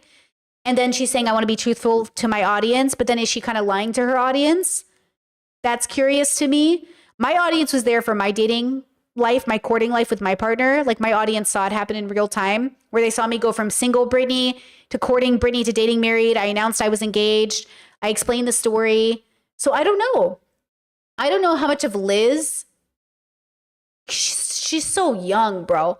I just don't know. But I don't like, my partner's offline. My partner doesn't have like an Instagram or anything. My partner's an offline person. And we love the internet, but they don't like post social media stuff. So they've never been on my channel. And so it's one of those things where like she's already making content out of her partnership. And that also was a red flag to me. Like, unless you're a family vlogger, which I don't think you should do, I think it's inherently unethical.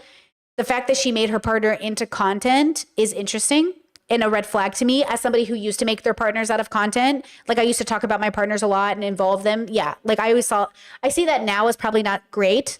It's not always bad, but it often can be a sign of like, you know, because couple channels and family channels make the most money. You make a lot of money if you talk with your partner on stream because people are so lonely. They want to see somebody else in love. They want to see somebody else with a family. Is it the healthiest for your marriage though? Constantly dating. Like I have friends that do that. They're constantly dating, and there's just when they talk to me, I'm just like, that sounds like a nightmare to me. I told him, I was like, look, I'm very introverted. I don't really leave my house. And he's like, oh yeah, whatever. And then we got together. He's like, whoa, Liz. You really like to stay upper hermit. But you're worse though. No, come on. No, oh my God. I try my best to get us to go outside and like say, okay. Excuse no, me? for real. Excuse me? On the record. I'm the one who said. He said he was on the internet before. Do we know what he did on the internet? Because I think he was a content creator. Yeah. What did he do? Like, what's his thing? Chad says, what's a good example of an internalized answer to that question? Well, the question I would ask myself is, who would you be if you didn't have to answer to the world? And if the answer is, I would burn every building down, don't date that person. They're a fucking psychopath. Who would you want to be? Oh, he's a professional gamer. Is he a gamer streamer? No way. He's a gamer. Look, my partner's a gamer too, but like as a hobby, you know what I mean? You know, they have like a good relationship with their hobbies. You know what I mean? I don't know. Gamers on the internet. Okay. Whatever. Probably good. Probably not bad, but I don't know. An eternal answer to that question is I always tell people, who would you be if the world wasn't demanding something of you? What would you want your life to look like? What would be a good life to you? What would be meaningful to you? And then you can judge it off of that. And I think a lot of edgy boys will be like, man, if I didn't have to care about the world, I'd get rich and scam everybody. Yeah, don't date that person. If they're like, man, I think I just want to be at home and enjoy my life and I don't know, maybe watch some Netflix or hang out and play some games or hang out with you or I don't know, maybe raise some kids. Like, okay, that's a good place. Let's start there. What does that mean to you? What does it mean for you to exist on the planet? Why does that feel like a good thing to do? And then if they were like, I don't know, it just feels nice to like have some kids. Like, why not? We're here. You can decide if that's a good answer or a bad answer. I'd say, that's kind of a bad answer for me. I take parenting really, really serious, right? Chat said, what about PewDiePie though? I don't think it's about gaming. PewDiePie said the N-word, hard R-E-R. PewDiePie, the guy who said the N-word, hard E-R. That PewDiePie? God bless Felix. I hope he's happy with his kid and everything. Cute as fuck, that little kid. But like, his life is nice. But yeah, gaming cultures are toxic. They're inherently misogynistic and racist. So it's gaming run by men brings out the worst in people. So if you're going to have a gamer partner, make sure they play the nice people games or they're a nice person. My partner plays cute games and nice games. And okay, versus like the intense, like toxic masculinity games. And I'm not saying gamer language isn't a thing. I grew up with 8 brothers. They all love their gamer language. But I'm saying there are certain types of gamer language that like, hello?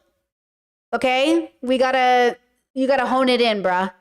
Okay, I've seen those girls who play games on the internet and all the boys are just making fun of her and being misogynistic, okay?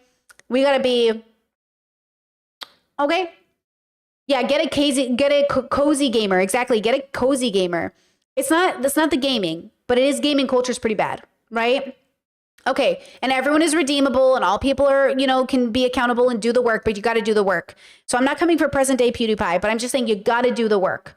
And I don't know what that means, and I'm not here to decide if PewDiePie has done that work because you know what I mean? That's not my business. So again, when we look at Landon and another way to think about things is categorization. What category of person are you? Not all gamers are the same, but a lot of male gamers are a very specific kind of gamer. Right? So ask yourself, what kind of gamer category are they in?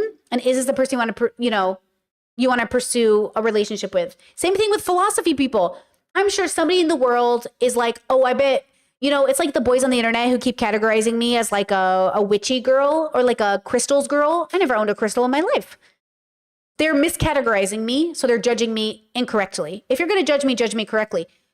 With Landon, I don't know exactly what he is. Here's what I get from Landon. Weak of character, weak of spirit. Had he not done anything bad, and had he been a good person, his looks don't even matter.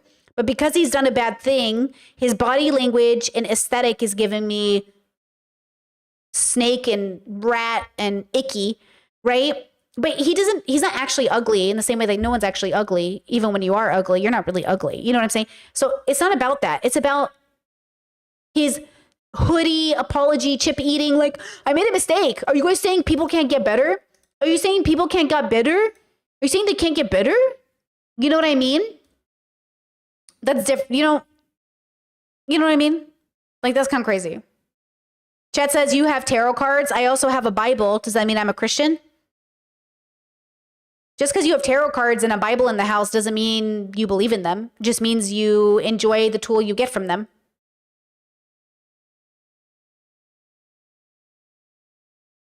Says let's go on dates, and she's like, oh, yeah, maybe.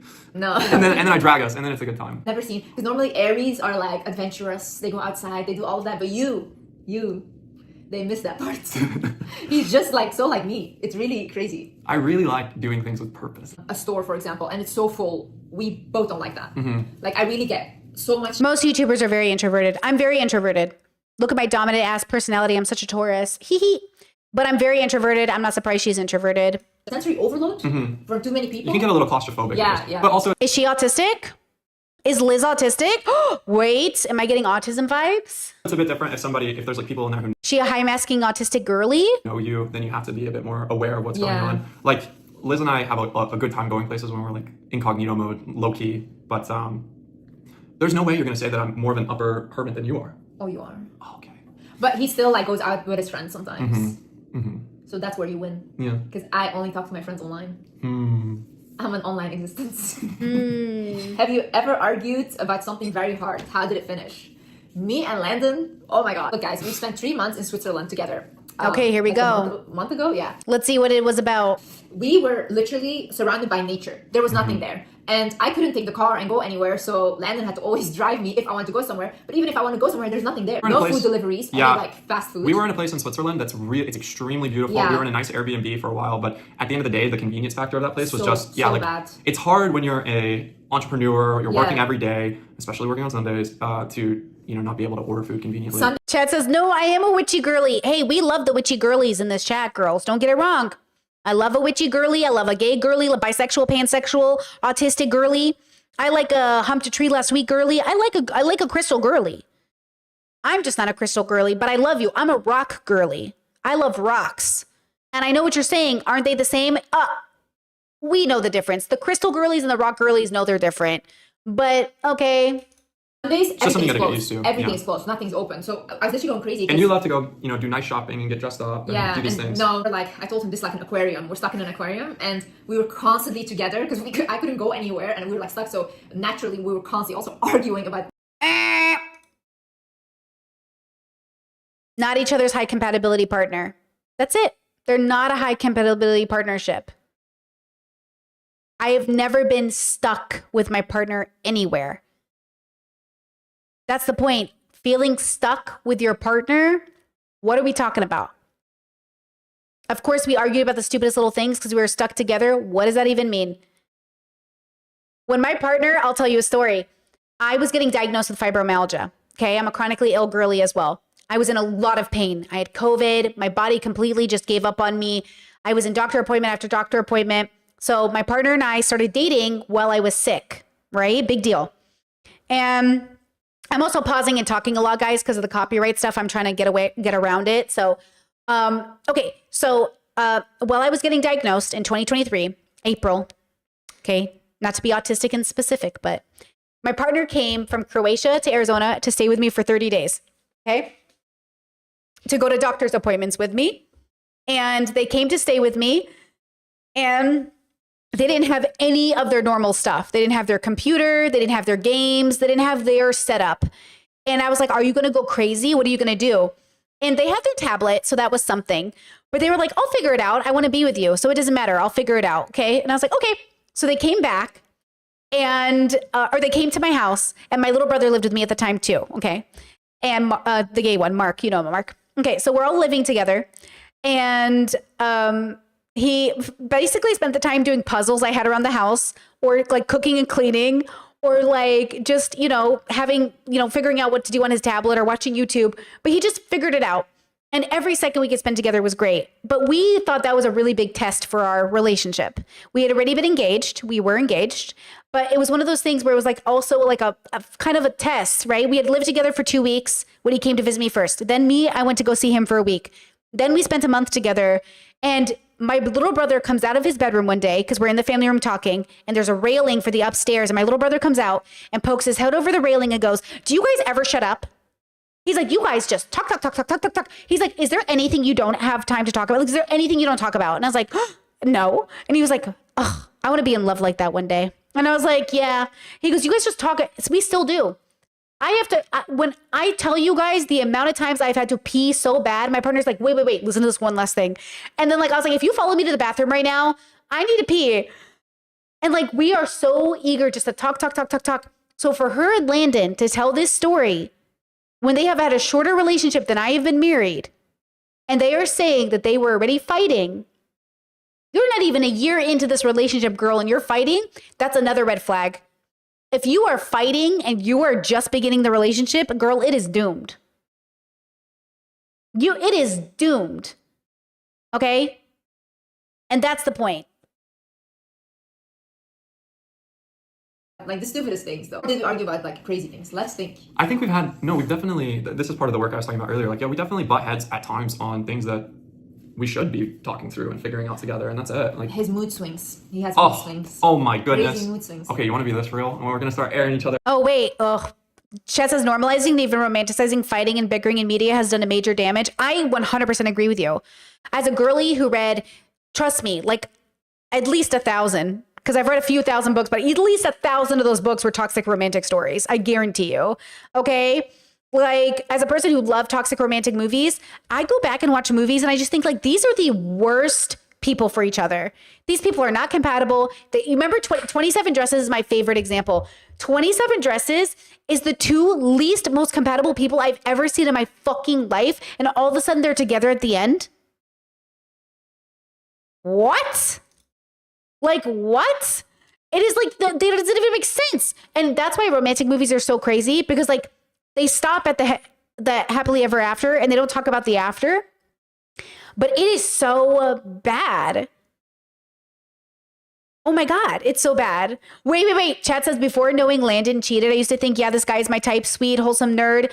But most of the time, these nice men are they love bomb you who leave and don't know how to identify. And I don't know how to identify the red flag. Okay, stop. Listen to me. I got you. Listen to me. I have a type. Okay? I have a type of boy that is gamer, nerd, D&D player, board game player, magic player, nerdy boy, sexually open, very like, not well read, but well versed in different bubbles. I like boys. My boy isn't, well, everyone shows up differently, but even the girls, I like them neurodivergent. I like them different. I don't like them normie. I like kind of weird, but like kind of feminine people. Okay? I have a type. But what I didn't realize coming up was my type could be toxic. Because I fell for that bubble that shows up on TikTok that's like, he would never cheat, and this is why. And it shows him with his Pokemon collection. Because I used to believe boys who play Pokemon can't cheat. That's so wholesome. And then you realize Logan Paul really likes Pokemon.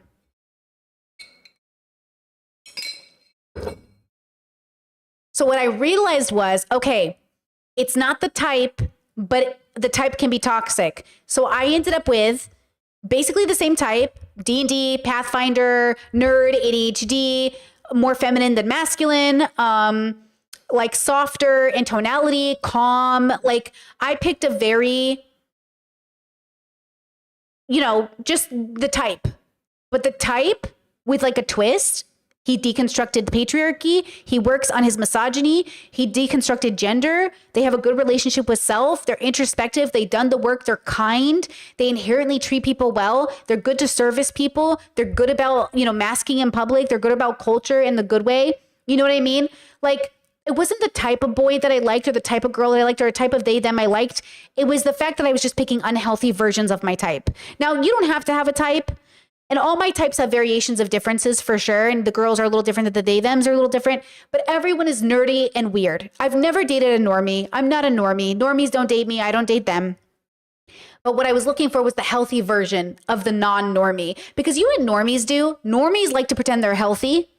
And the same way your mother likes to pretend her family is the only one on the block not dysfunctional. It's not that. You got to date the healthy version of the thing you like. The healthy gym bro, the healthy gamer bro, the healthy whatever. Healthy. That's what I was missing. So there's nothing wrong with a gamer boy. There's everything wrong with a gamer boy who is a misogynist though. You know what I'm saying? Okay. They're out. Really?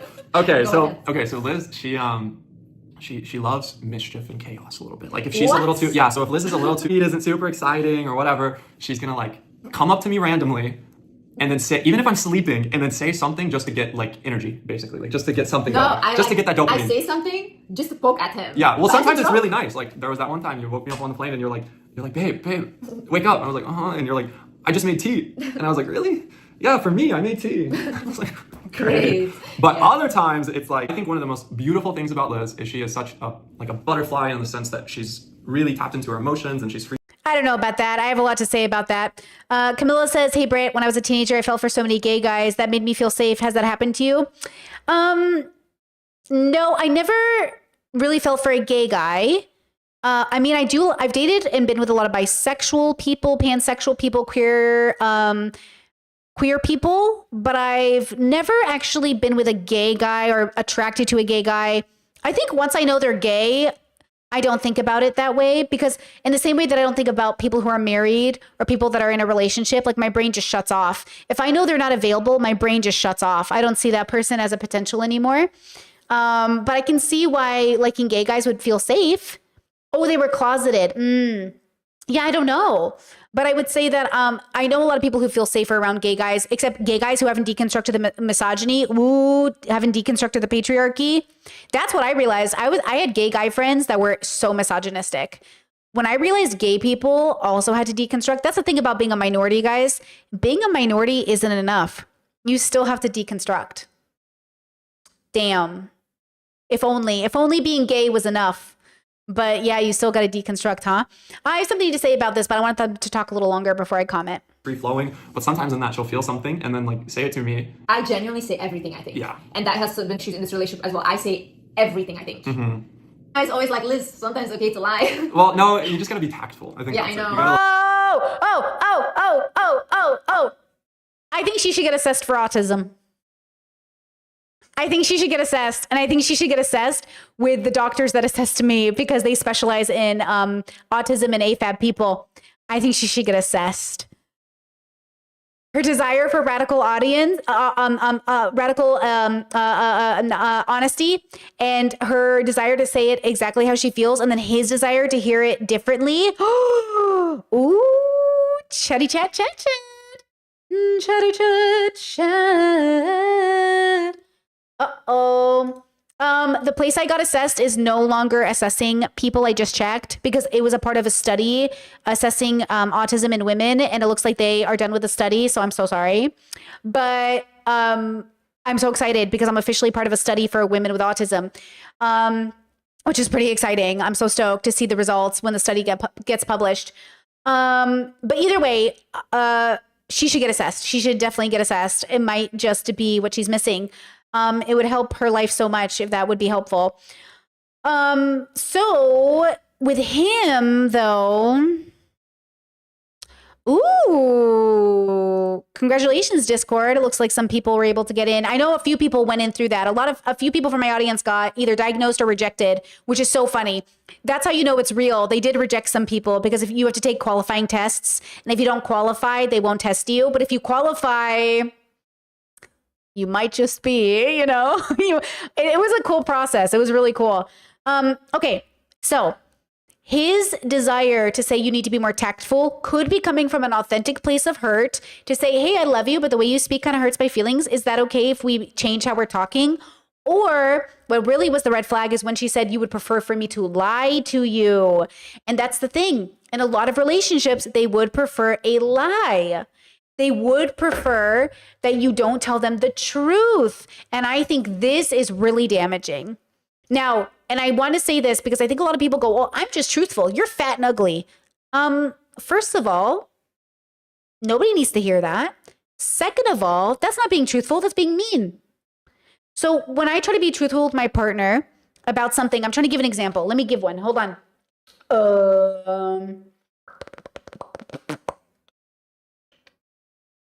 I'm trying to think of one that would make sense to share, that wouldn't be a violation of privacy, but also would be like relatable. I don't have one to share, but you remember when I said I was hangry earlier in this chat or in the story, and I told you that I was hangry and I didn't talk to him because I didn't want to hurt his feelings? Hey, that's an example of like not actually trying to be mean because you know it's mean. You have to actually know it's mean. What's a good example? I can't think of one. Damn it. I can't think of one on the spot. But it's the idea of needing to lie, which is the problem. I think that's what's frustrating. Oh, actually, wait. Bad breath. That's a great example. Have you ever like been with somebody and you don't want to tell them their breath smells because you're afraid you'll hurt their feelings? My partner and I openly tell each other that we have bad breath if we do. Like, oh, baby, your breath is stale. Go eat something or go brush your teeth. That's a really good example. And so many people are so embarrassed to do it. When I was younger, I made the conscious decision to tell people if they had something in their teeth because I would hate if somebody didn't tell me. But I noticed that people get so embarrassed to tell people they have something in their teeth that they won't tell people. Have you noticed that? Isn't that crazy? And so I made the conscious decision as a young person to make sure to tell people, even to be like, hey girl, you got something in your teeth, you know? So my partner and I do that. We're like, baby, teeth. Or we're like, oh, baby. Or we're like, oh, when, you know, we're like, I love you. And we do it in a way that isn't hurtful.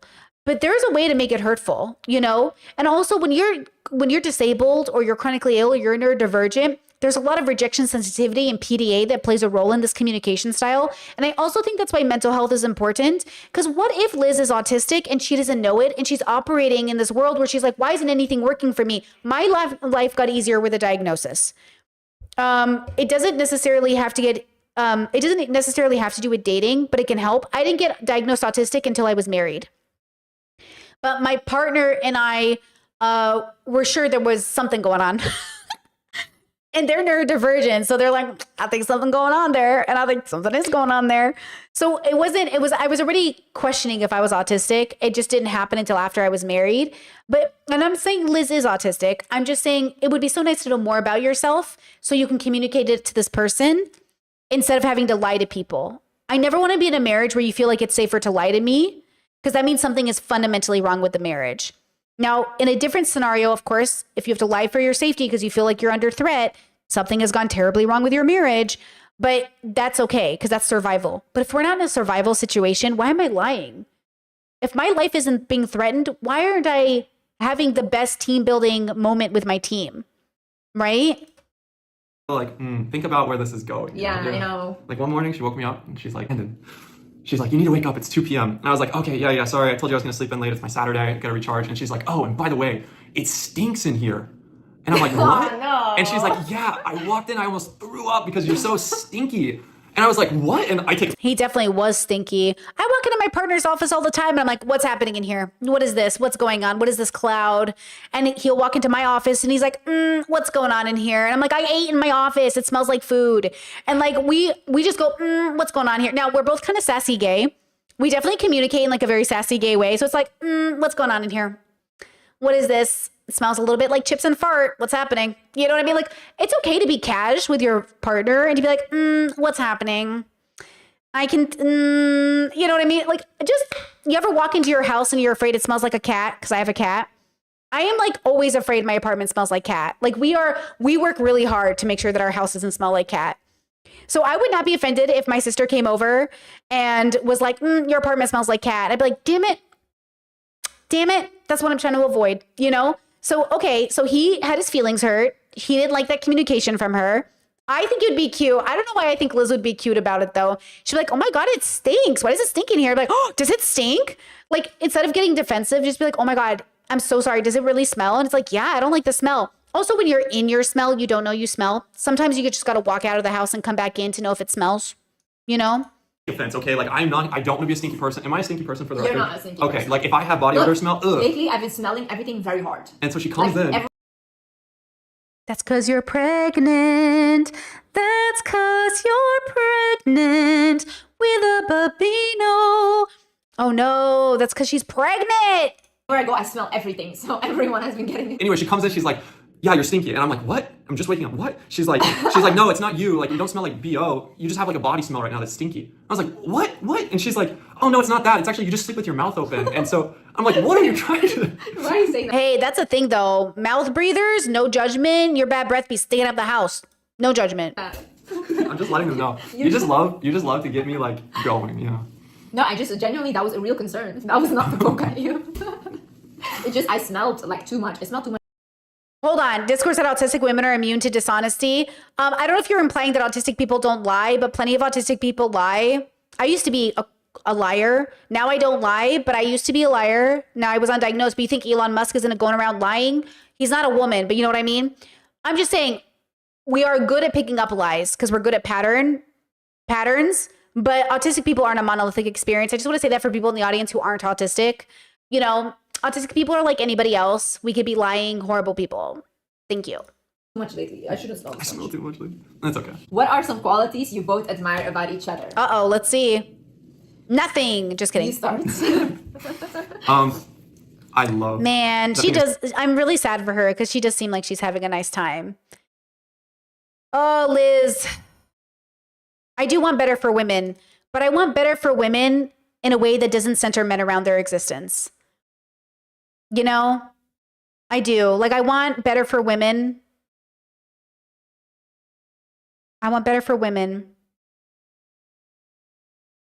And by the way, the way I used to lie, for those who are new, are like, you know, to your boss about why you're like tired coming into work, or, you know, like about your feelings, like you say you're fine, but you're not fine, or, you know, like lying about being gay or something, you know what I mean? Or lying about other things, but nothing that like, I think hopefully came at the expense of anyone else. Like, I would never lie about, like, you know, I don't know. I haven't done that many things that are really bad. You know what I mean? So I don't know. Like, I've never cheated on someone, so I wouldn't know what that's like to have to lie, Landon. Anyways, Chet says, she should date women, then she'd have a better. Honestly, you know, Chet says masking lies. Yeah, I would lie a lot through masking. That's why masking is so hard for autistic people, because it does feel like a lie. It does feel like a lie, but then society wants you to do it, so it's really difficult. Brittany, did you see the person he cheated on with? Didn't even want him. Oh, I did, girl. We read the text messages. Good for her. Good for her. I said a moment ago, I love how you're like a butterfly. That's something I really admire, because I'm the complete opposite. Like, I'm so in my head. There's this thing that you do that I specifically love. When Liz is happy, she'll like click her knees together, and she doesn't realize that she's doing it, but it's something that I see every time you do it, and I'm just like, I don't know, that's just something I love about you. It's like, you know. Me clicking my knees. I love how we can have deep conversations. I love how we're thinking about things that are really esoteric, like not super interesting for a lot of people. The list goes on. Like, how long do you want me to go about what I love about you? Very long, but you can continue after this video. I love your laugh. I love you're very beautiful, but that's Okay, thank you. All of this is clouded by the fact that he cheated like a loser. Chat says, Brittany, would you ever personally date someone who cheated before? Obviously not now.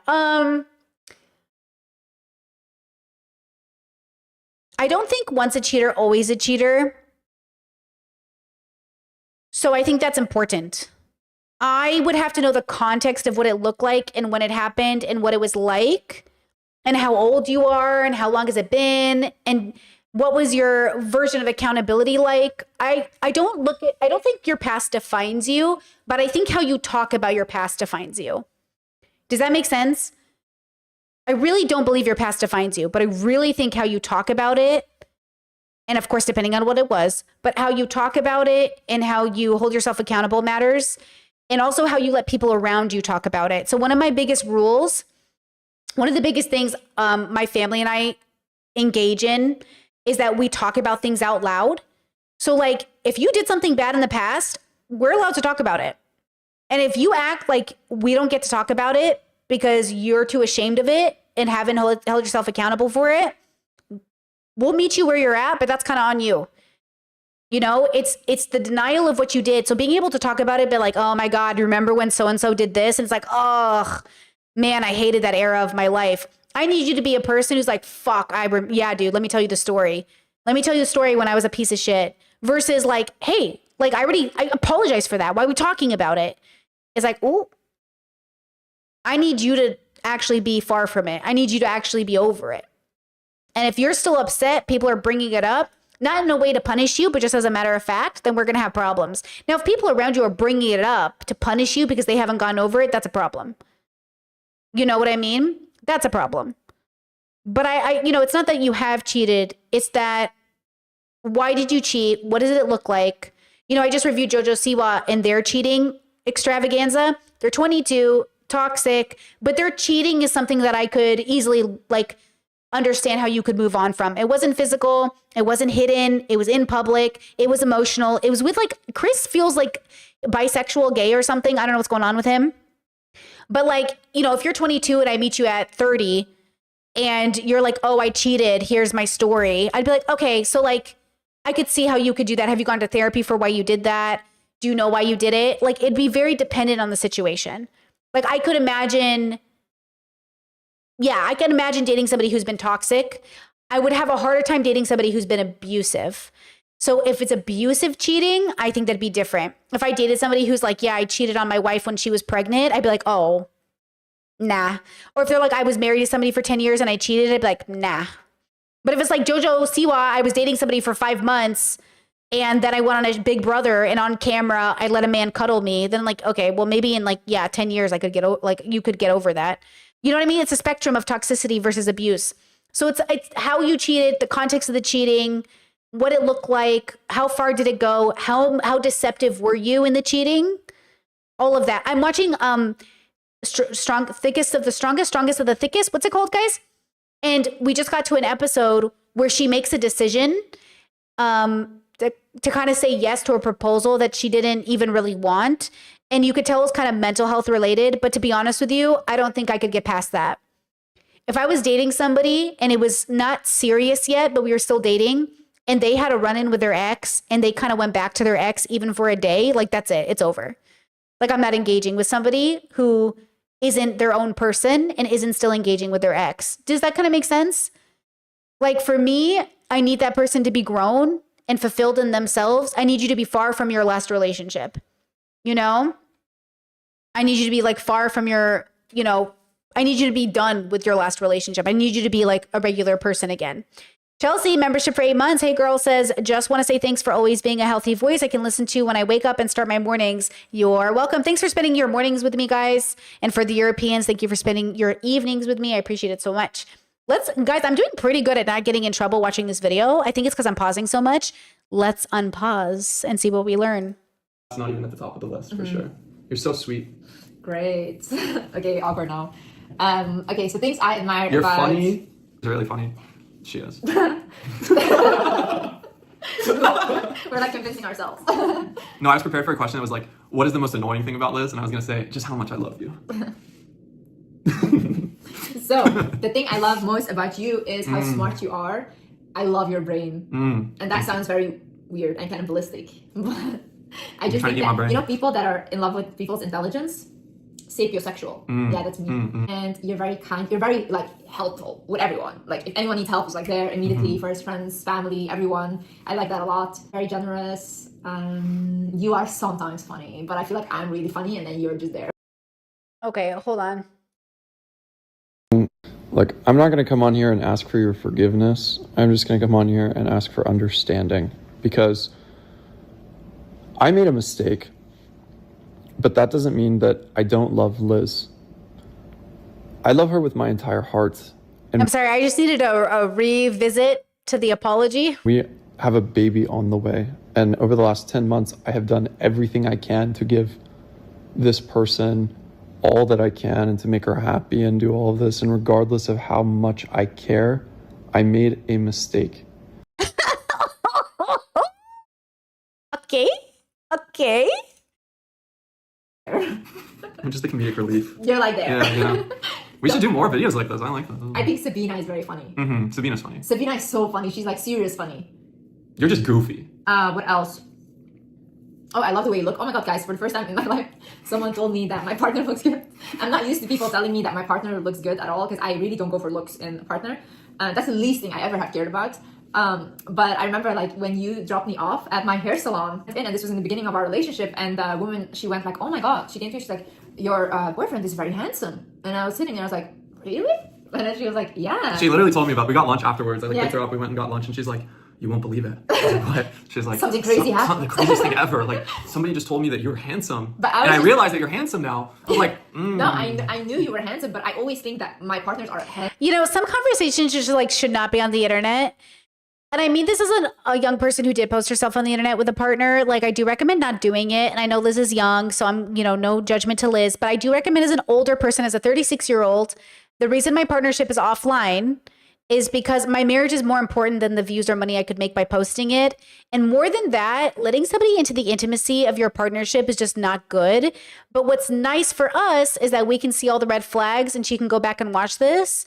But really, like, there's something about this that, like, even like my partner and I talk about this all the time in a philosophical sense. Like, could we verbalize all the reasons that we are in love?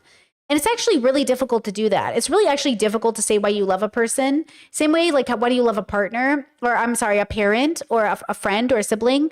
It's more than just blood. Like, why do you love the consciousness that they are? Those types of things can be really difficult to explain to a public audience. And I do feel like this video feels very performative because they are performing for the audience. They're not having a real intimate conversation about the consciousness they married. They're having a performative conversation about why they love each other, so the audience feels secure that Liz married somebody good. The external validation. This is all external validation stuff, right? Handsome, but no one else thinks that.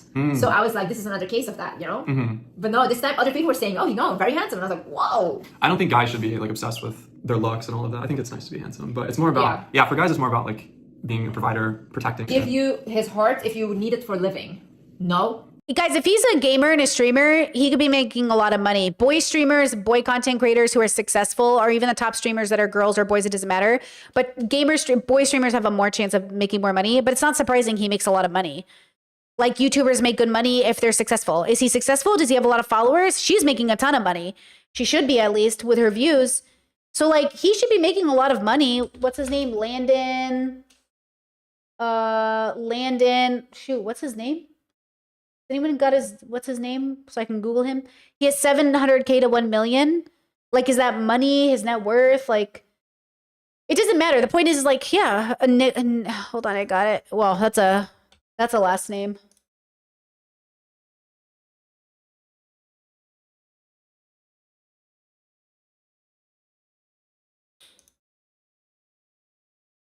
He has no followers. He's got enough followers, but how did he make his money?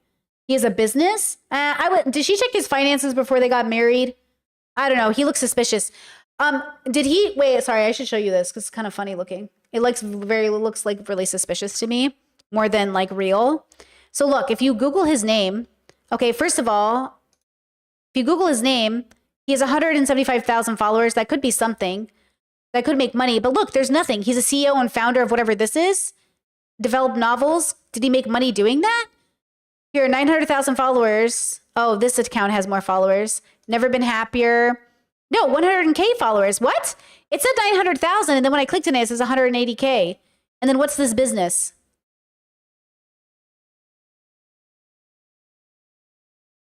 What is this? How did he make money doing this? Did she check his bank accounts? His YouTube has 2.9 million subs. Oh, okay. So he made money from gaming on his actual... Why isn't his YouTube channel the first thing that comes up? Wait, that's so interesting. Wait, why isn't his YouTube channel the first thing that comes up? Does he really not do it that much anymore? Is that why? Landon? Okay, there we go. Thank you, God. Oh, God. What's up, guys? Okay, so this is like the worst relationship that I have in my entire life with anything. My relationship with my YouTube channel. 5 years ago, I decided to take a step away from being a YouTuber, and it's freaking crazy that it has been 5 years. And for everybody who's seen my channel before, like, I hope you guys are doing well, and I miss you. And wait, is he a Minecraft gamer? Wait, what is his gaming? The first... Okay, his most popular videos, Fortnite, 6 years ago, Pokemon, okay. What is this? Fortnite? He's a Fortnite streamer? Minecraft does good crazy views, bro. These thumbnails suck. I mean, mine suck too, but these suck.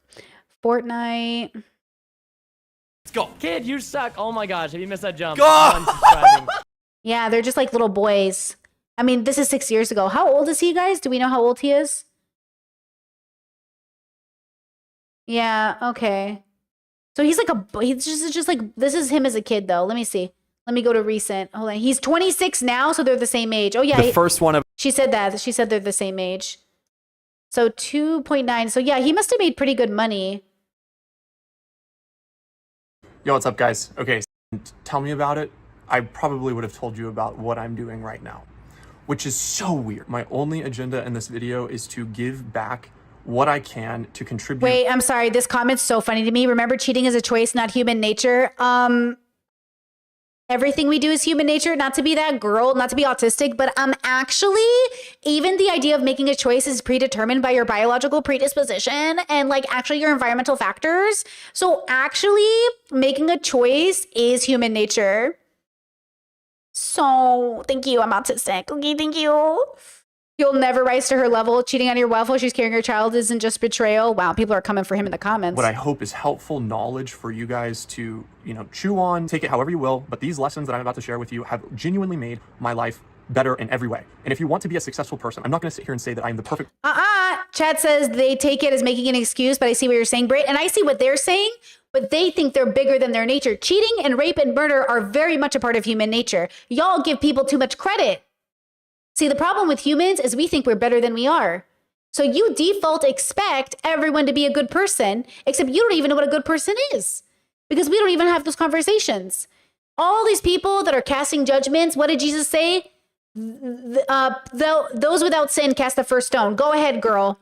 Now, that doesn't mean you can't make a judgment and make a decision out of discernment. It doesn't mean I can't have an opinion and call this man a rat.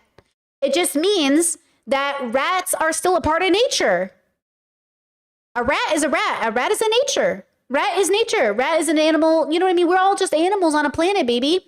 We be fucking making babies, making bad decisions.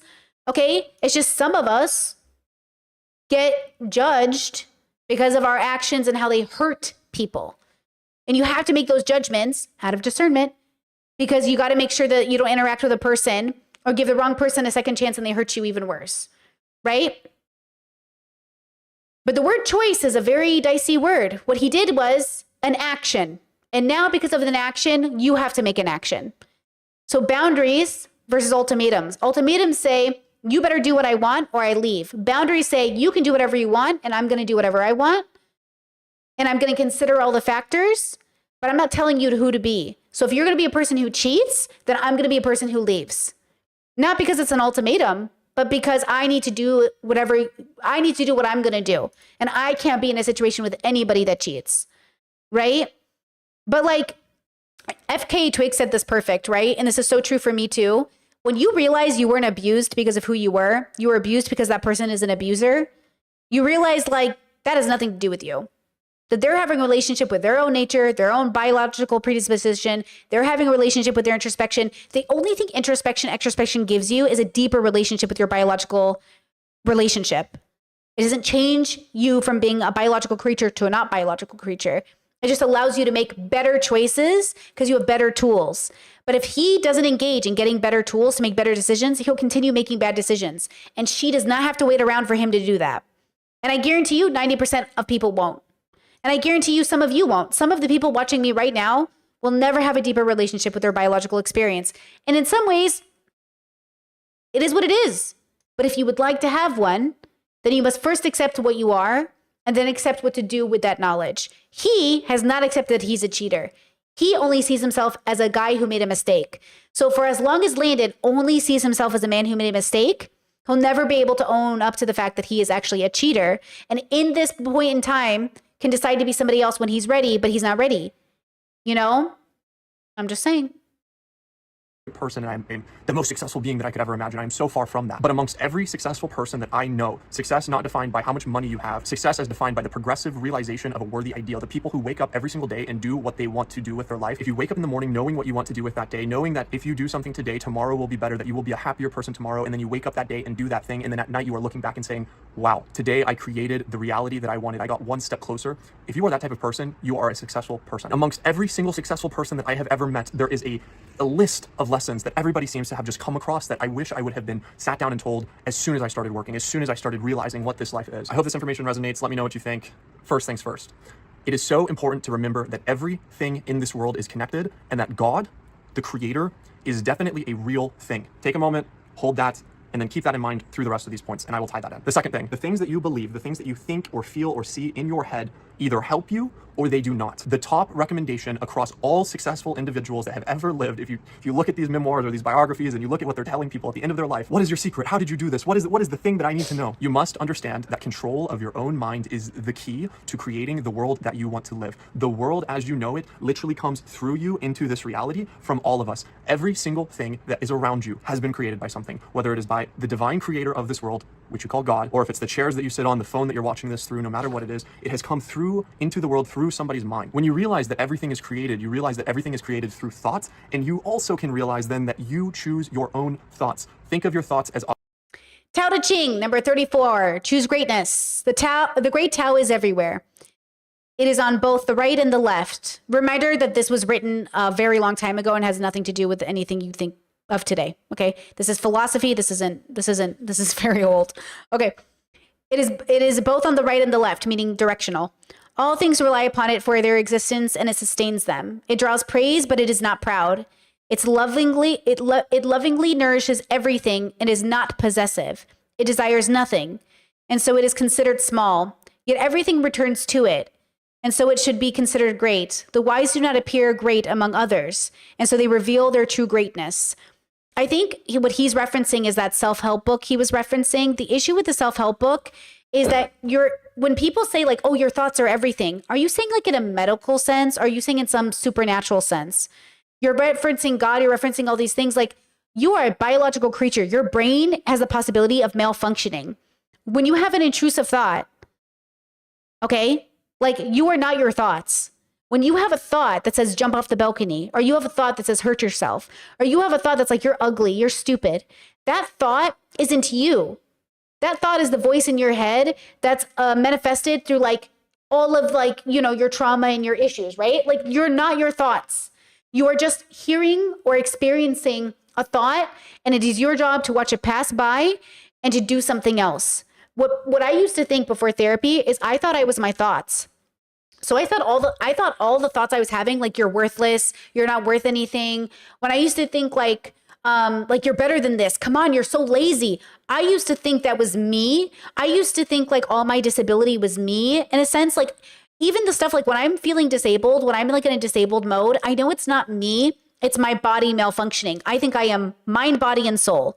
Okay, soul, consciousness. So words are going to get a little fuzzy here. I think I'm my brain. So that's the processor that's processing all the data.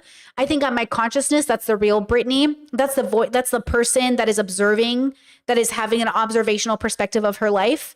Right. And then I'm the mind, right? Your mind, body, and soul. So you're your body. This is the physical thing that's getting you through life. Your brain is processing and your consciousness is the you.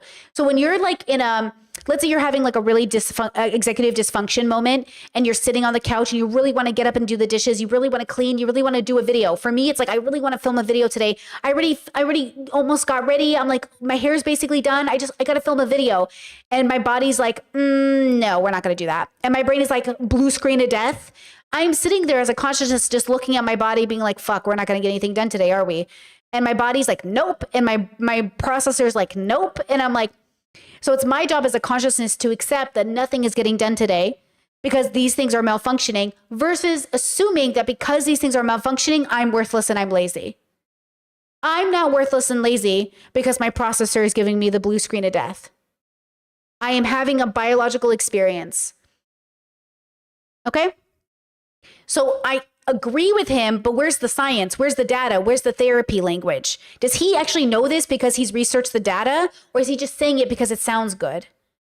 Because to me, I feel like the data makes it clear. If you look at the hard sciences and the soft sciences, there is data to show that we are having a very unique experience as a biological creature, right? And one that I would argue is not completely separate from a non-human animal having their experience. It's just different. So is he saying these things like, you are not your thoughts? Or like, your thoughts are everything that I guess he's saying the opposite. He's saying you are your thoughts, so have better thoughts. Is he saying that because he knows the data? Or is he saying that because he read it in a book and it sounded cool? Objects in a river, flowing down a river. You are the thing looking at this river that can decide what thing in the river to pay attention to. Not only can you decide what to pay attention to, but the cool part about it is you can choose what's in the river. If you want to be a happy person, start thinking the things that happy people think. If you want to be a successful person, understand what successful people think. One of the best pieces of advice that I can give you if you want to be a successful person, start to think that everything that happens to you happens in your favor. If you let it. Now, I'm sorry, I screamed. I'm sorry. Ooh, okay. listen, start to think that everything that happens to you happens in your favor. Hey, if you guys get raped, it's okay. It's going to definitely be for your benefit. Have you ever heard that? I've heard that from men. I've heard men say even on podcasts, that everything meant to happen for a reason, and you being raped happened for a reason. And I'm like, I'm going to stop you right there. I'm going to stop you right there. There wasn't for a reason. It was simply because one force met another force. But there's not some mystical, grand reason. It's just like the reality of being human beings. We're animals on a planet, and some of these animals be raping. Okay? But like, you do not have rape happen to you because it's a greater part of your reality. This is a great, yes, toxic positivity. Exactly, girl. It's the toxic positivity bubble. There's a difference between saying I would never go back and change anything because I made something of my life, and the difference between wanting to prevent harm for other people. We should always be trying to be a little less bad every day, harm reduce, right? So this idea that there's some mystical force, some form of destiny or God that's allowing you to be like pushed in a direction, because this thing had to happen. It's the same idea that when the guy tried to assassinate Trump and the bullet missed Trump, they're like, God made the bullet miss. Okay, did God make the bullet hit for the fireman who died? Are you saying that God spared Trump but not the fireman? It's interesting when we'll decide to give, credit to God. Oh, God saved these families from flooding, but God didn't want to save those other families? Okay, cool. Got it. If you let it. Now, this is the key. Everything that happens to you happens in your favor if you let it. I'm not going to sit here and say that every situation is easy to deal with. I'm also not going to say that I have dealt with the hardest situations. But every single time in my life when I look back at the things that I've gone through and where it's led me to here today, I realize that everything that has happened in my life has made me a better person. Everything that has happened to me, when I take a second and understand what it is inside of this experience that I can learn from, has made me a better person. There has not been a single thing. It didn't make you a better person. It's how you engage with it. It's like when toxic parents say, you were successful because of me. I was successful despite you. You abusing me not me, but I'm just saying you abusing your child as a child did not make them successful. They were successful despite the fact that you abused them.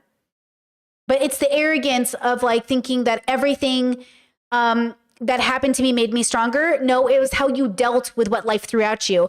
The difference between a person who makes a mistake and a person who learns from it is the person who learns from it. You have to learn from your mistakes. Otherwise, you're just kind of not reliable.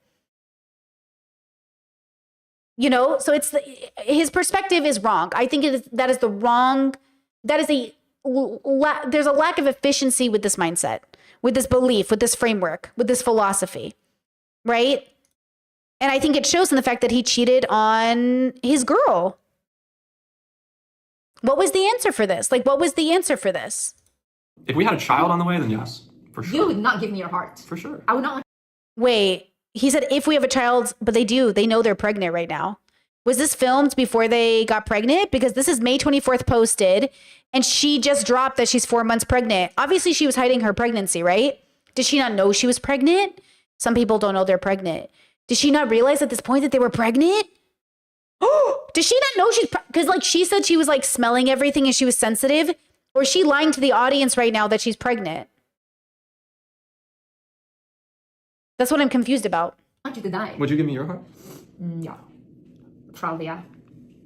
Oh, yeah, that's true. She's probably old because she had this black hair months ago. That's true. She went blonde a few months ago. So this must be before she went blonde. So yeah, she probably isn't pregnant here. Oh, or maybe they were just at the beginning stages of pregnancy. Because you're right. She did dye her hair blonde. I saw it on a post from a few months ago. She dyed her hair blonde. Oh, that's a good point. But I'm ready to die. Shut up. At any moment. I would give it to No, cut, no. I'm ready to go. No, Liz is actually that type. She's like, if Sabina needed a kidney, she'd be like, how many do you need? Do you want 2, 3? I can grow one right now. I have 2 for you, but I can help you figure out how to get 3. We can get one of Landon's as when well. he's sleeping, we'll take one of his. What's the age difference between the two of you? They're the same age. Boring. How? Skipping. Kids and our kids, and we're just happy. No. I got angry about this, by the way, guys. You know what he told me? When we were in Switzerland, what did I say? We were driving, and then I was like, he talks about this 80 years old bullshit thing. And I'm sitting there, and I was like, I'm a grandma.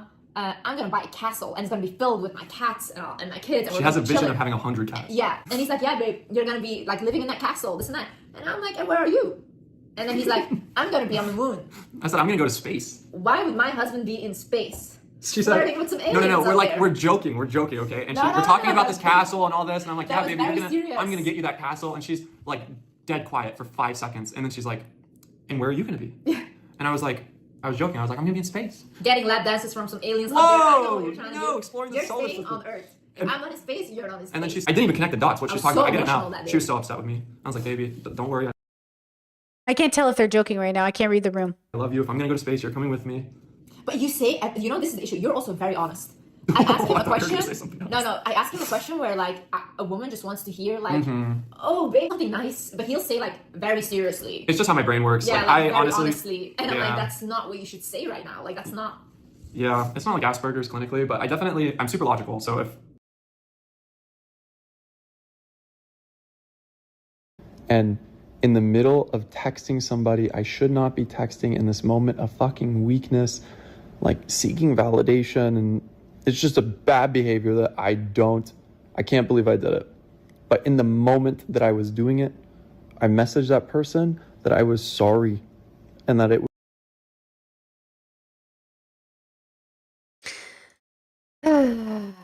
was wrong. To consideration that you can make a mistake and get better, and this isn't just a mistake, right? Like, this is breaking trust, but I realized what I did was wrong, and it's never going to happen again. Doesn't mean it's okay, but Girl. I'm thinking about something, and you ask me a question, I'm going to give you the real answer. Yeah. It's helpful sometimes, you can ask me anything. Yeah, at least I know how you really feel. But I'm also very honest with how I feel. So I think you'd match me in that. A little bit of possessiveness and jealousy is healthy. No. It's at the end of the day your partner, you know? Nope. No jealousy or possessiveness is, in my opinion, healthy, though I do think it's common and very normal. Jealousy is really normal. I don't think it's great. I think it's something to work on. I also see this as somebody who doesn't experience jealousy or envy. But that's also, I contribute that heavily to how I was raised, though I acknowledge that some of my siblings do have moments of jealousy and envy. I think for the most part, most of my siblings are pretty good at not jealousy and envy. Like, it's kind of insane. When I look at like my family trajectory, I have to know some of it was nature and nurture, because I have siblings who just like don't have it. And then I have siblings who do.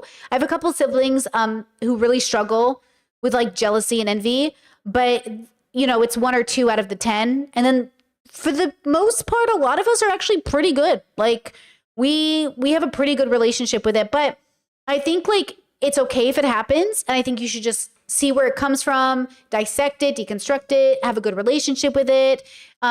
Again, you know, jealousy is like a fear of losing something. So if you're jealous, that's okay. Let's talk about that fear. Where does it come from? Envy is the wanting of something that someone else has. Why do you want that thing that they have? Let's talk about it. So it's totally okay. You're not a bad person. You just need to understand where it's coming from and why, just like any other feeling, right? Just like any other feeling. You're not a bad person for experiencing it, but I'm not a fan of thinking that it's healthy. I think that's not personally my opinion, but you can disagree. I think when it's too much, you should really like learn that you don't own a person. There's a difference between possessiveness and jealousy and like a healthy form and just insecurity. And your partner, if you have a relationship with somebody who's ever done something that makes you insecure, like that's something to pay attention to. And it's not a good partnership if the person is going to choose someone else over you. Like that defeats the whole point. But forgiveness is a big thing. So if you have ever had a trust issue come up, you got to learn how to forgive and work through that. Otherwise, that'll. Very final thing. Look, I fucked up huge. I'm not a perfect person. I made a mistake. I'm not a perfect person. There's I forgot the words. Mistake. And although that's the case, like, I genuinely am curious if you guys believe that people can make mistakes and get better. And I genuinely pray that in the event that I am able to clearly demonstrate that this is not who I am, this is not who I want to be, this is not who I will be moving forward, for the sake of my family and Liz, most importantly Liz, that if I am able to earn her trust back and earn her respect back, that you do not evil eye the shit out of her or my family. You can hate me. This is a big mistake. Redeemable or not, all I ask is that you give me enough grace where if that's what's supposed to happen. Nah. It'll just turn into crippling insecurity that you suffer with. Depends what the trust issue was. If the person is like texting other people. Yeah, well, there's different like degrees of severity for sure. But yeah, I think a lot of issues can be boiled down to, is this something I need to work on to fix that will help my relationship, or is this something we need to work on? Yeah. And I think, you know, trauma, like from a past relationship, is actually something you're supposed to fix yourself before you enter a new relationship. And if you haven't done all of that work, it's not like you just got to stop working on it whenever you get in the new I think relationship. sometimes you also learn during the relationship, you know? Yeah, you learn You together. grow with the person Yeah. and you learn to fix these things. Like, for example, a lot of people that have been cheated on, they will learn to trust again when they're in a new relationship In a that is healthy healthy. relationship. That applies to all insecurities too. Like one thing that I guess just say it here without being asked. One thing you definitely helped me with. I'm super quirky, and it's a blessing and a curse. Like I love how unique I am, but sometimes I try to temper it. But Liz has shown me through the time that we've been together, like you love me, and you think that you probably think I'm weirder than I actually am, at least in my head. No. Yeah. Well, that's what I like to believe. I think he's They sound like strangers. They sound like they don't even know each other, huh?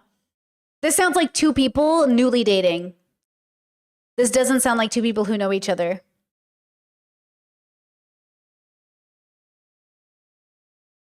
So interesting, huh? so amazing. Like I literally admire you so much, really, and I think you're so amazing. Thank you, baby. He always has like this vision of like, I think a lot of men have that of how to be a man, and especially online they teach you how to be a man, but that's not how you actually be a man. I So think much of that is wrong. The most Oh my God. attractive thing in a man is a man that is just confident in himself. And They're that's- also so young. Like, I'm gonna be so for real. They're young. Like, they're kids, bro. Like, I know they're rich and I know they're famous or whatever, but they're kids, bro. They're kids. Like, I could never date somebody who's 26. Like, Habibi, they're 10 years younger than me. They're a decade young. You know what I learned in the decade between 26 and 36, bro? Life-changing stuff. And you know what I mean? How would I grow old with a 26-year-old? You know what I mean? Like, they're so young, bro. They're so young. And they're like, you know what I mean? Like, everyone's on a journey. So for some people, you know, they have 3 kids at 26, but you know, well, that's a whole other conversation. But I feel like a big part of me has a hard time not looking at them like, I mean, you're young, dude. You're going to figure it out or not figure it out. But the thing is like at 26, you haven't figured out not cheating. That's not a good sign. You know? that's in any person, to be honest, woman and man. Mm-hmm. That is Hold on. Multiple people in the audience are like, they're older than me or I'm 23 and I don't know. I'm just going to say this. When you're older, I think we should look at younger people like you're young, and you should want people to look at you like you're young. Trust me, you do not want a 50-year-old person to be like, you're so mature for your age. We're like the same. That is not the compliment. Trust me, as a young person, enjoy the fact that you're young and let people know that you're young. In the same way that when 50-year-olds, Dr. Kirk Honda does this because he's in his 50s, he'll be like, oh my God, 36, they're like little kids. I'm like, thank you. I am. I'm a big kid with money. I got big kid money and big kid dreams, but I'm young. I'm a young person, you know? So like when people in their 50s are like, you're like a kid, I'm like, thank you.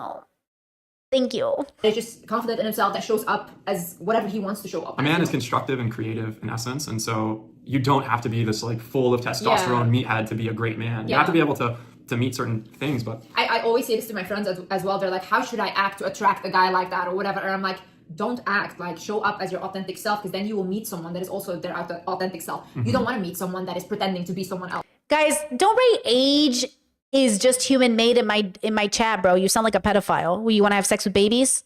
What do you mean age is just a number? No, it's not. It's not. Like, it's a construct, but it's real. Don't be sounding like predators in my chat. You can sit here and be like, age is just a number. Okay, but okay? If you want to have a serious conversation on whether or not a 21-year-old and a 50-year-old could have a good relationship, we can break down all of the reasons why that's probably not going to end well. Okay? But at the end of the day, don't be writing things in my chat like age is just a number. Okay, keep babies away from this person, bro.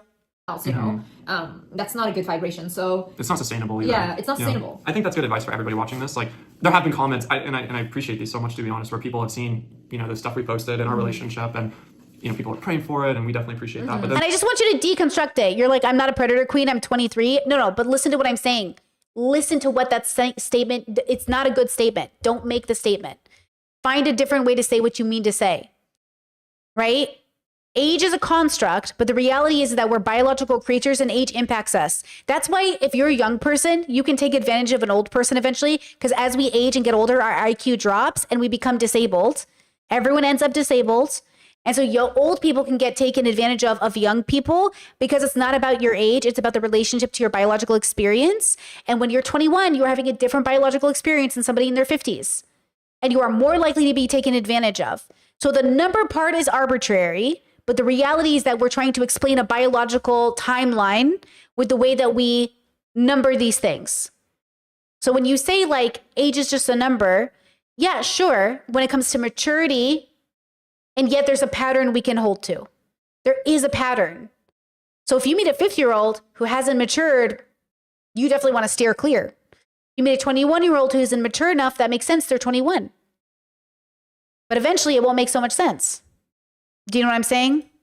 Then there are people who are like, I want to know what she prayed so I can say the same thing. Or like, how do I get a relationship like this? Like at the end of the day, it's a mix of focusing on yourself and doing the things that you know will put you in a better position in life, but then also having in mind that ideal partner so you know what to look for. And honestly, try to do the things, try to become the person that you would want to be with. And I think in almost every situation where somebody's actually done that, like it works. You'll find somebody that recognizes that, appreciates your value. And especially as a woman, like don't wait for a man to buy you things, buy yourself nice things, like work on yourself. Also, please keep saying this, but I think people don't hear me. You're a woman, don't just date someone like a man or marry someone that has money and then fully rely on his money and have no financials of your own. If you have, for example, a wealthy partner or whatever, make sure you either start a business, invest in something. You have Yeah, see, this doesn't make sense for my marriage. If my wife doesn't want to work, I don't care if she works or not. See, this whole advice you give is out of fear. If my partner is so afraid that this relationship will end, we shouldn't have been married. We should be relying on each other like a team. And if something goes bad, we should have things in place to protect each other. But it doesn't necessarily mean having money or a to-go bag in the middle of the night.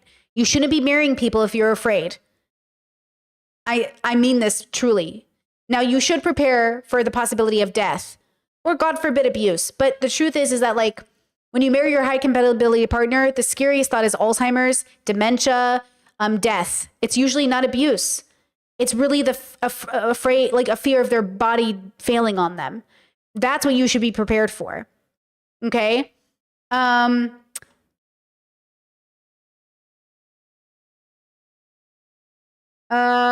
on. Chat said 25 to me isn't much different when you're 34 like me. That's so interesting. 25 and 35 for me were like are worlds apart. Like quite literally worlds apart. I'm always interested when older people, like when we're talking about, there's different constructs. Like I obviously can be, listen, I don't have friends that are 25. Do you know what I mean? Like I don't even have friends that are 25. Can I be friendly or casual friends with people that are 25? Sure. Like we see each other at work events or we have some social engagements, but like, I'm not out here trying to hang out with 25-year-olds. I'm not saying it's wrong to have friends that are 25. I'm saying like, I don't know, like there's a difference here. And I think friendship could probably be more healthy than a relationship. And I'm curious about that because like my friend groups have aged with me, right? Like some of my friends, my casual friends especially, are like 26, 27, 28, 29, because we're like, we know each other through work or we know each other through other social events. Sure. But I'm not going out with a bunch of 22-year-olds and hanging out. Do you know in the BDSM communities, they actually have a cutoff for parties? So there's all age parties. Then there's the next generation party. The next generation is like 18 to 35 usually. And then they cut off and they go all age parties because they want people to feel like there's a group of youths that can hang out. But past 35, you know what I mean? Like you're in the older person group now. You're like at the big kids table.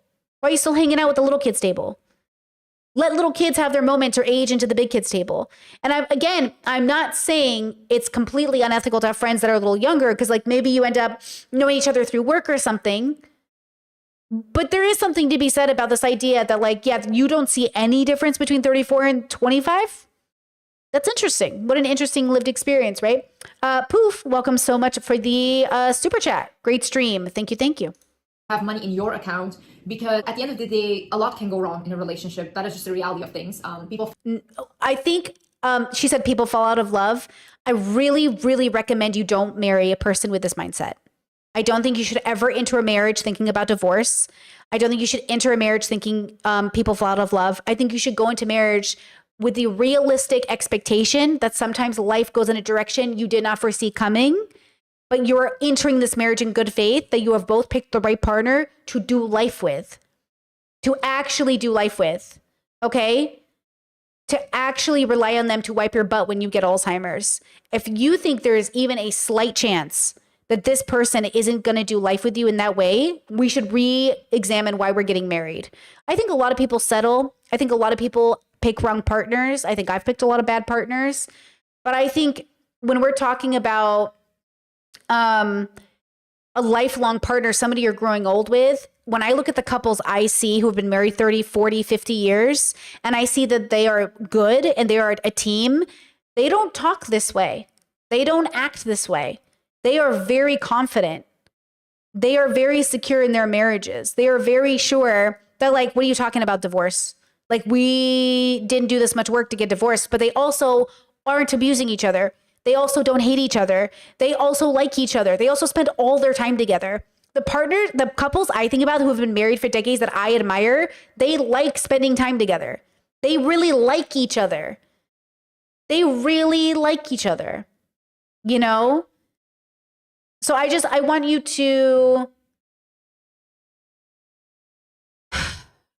to think about that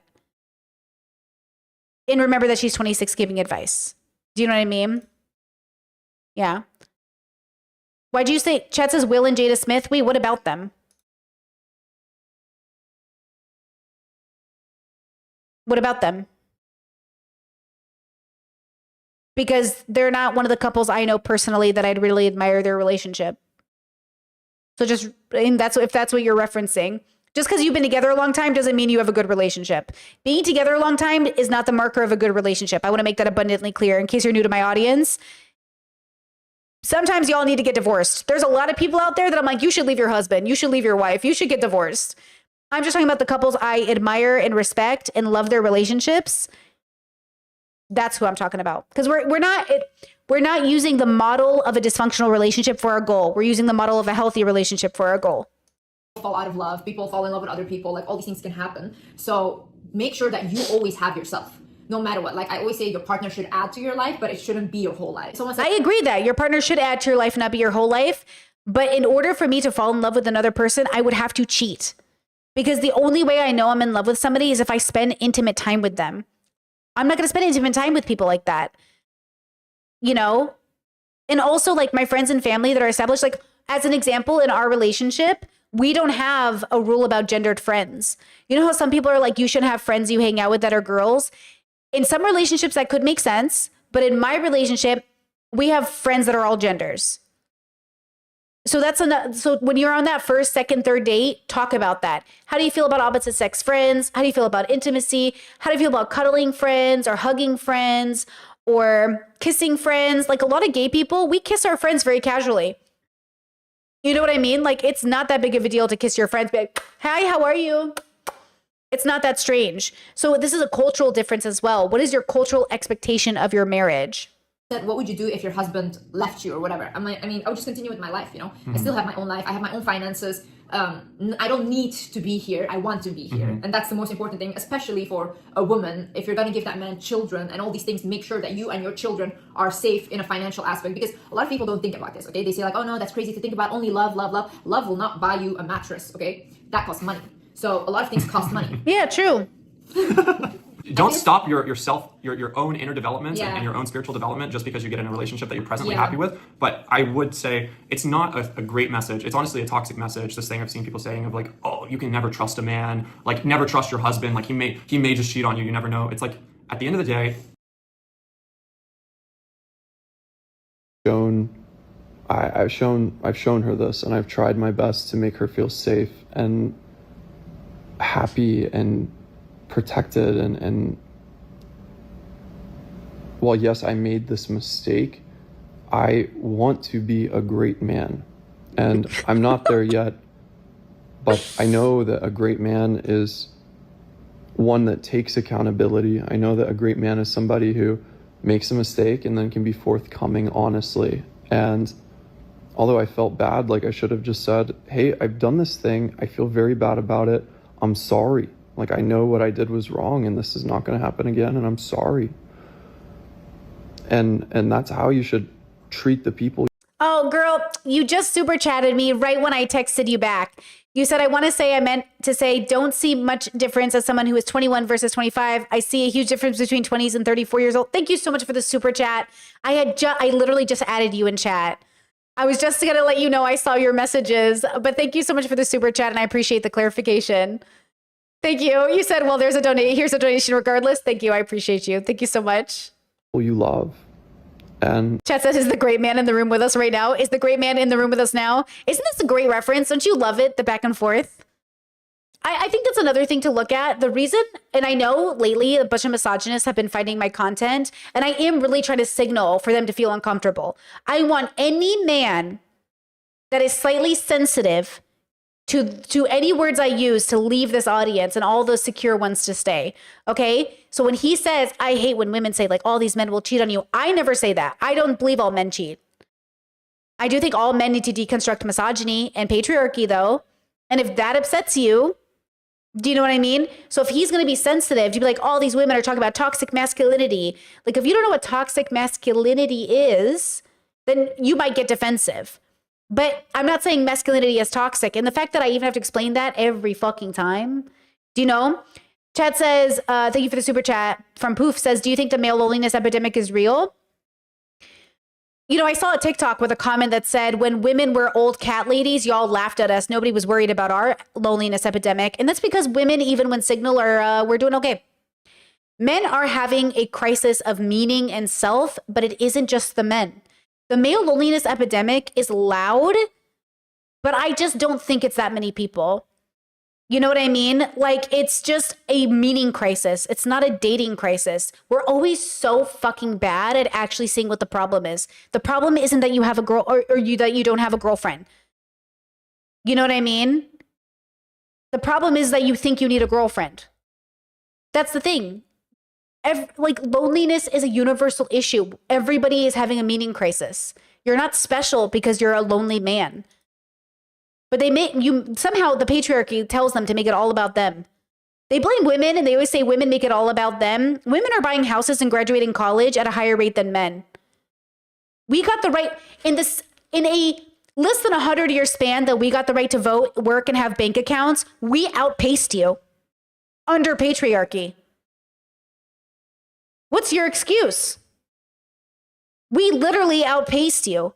The system gave us like less than 100 years and we outpaced you. You had thousands of years and you couldn't do it. Maybe you're genetically inferior. Maybe biological evolution is actually just like weeding you out of the gene pool. Y'all believe in evolutionary biology. You're always like, women are actually biologically created to make babies. Great. Well, we're rejecting your sperm. It sucks, and we don't want it. And when women get trapped into making babies with loser men, well, it definitely will be a trap. The best I can hope for this couple is they learn to co-parent. That's it. That's the hope. If men really want to figure out this epidemic, don't identify with it, first of all. And two, realize that this is a relationship with self that's the issue.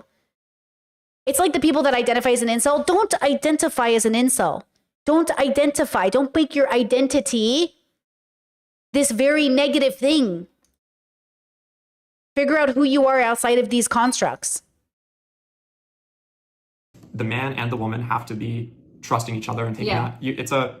That is what builds a good relationship. Yeah, it is a of course. foundation of trust. And so if both sides are like too edgy and thinking like, oh, I can't trust each other, like one another, then that won't work. Best for yourself, but not selfishly. Yeah. Yeah. I think when you still keep your own lives and you still have something, a purpose that you're working towards, it's just a nicer relationship. Because individual and mutual. Yeah. Also, one thing I wanted to add to the young girls watching this, pursue your education, pursue your career, focus on that.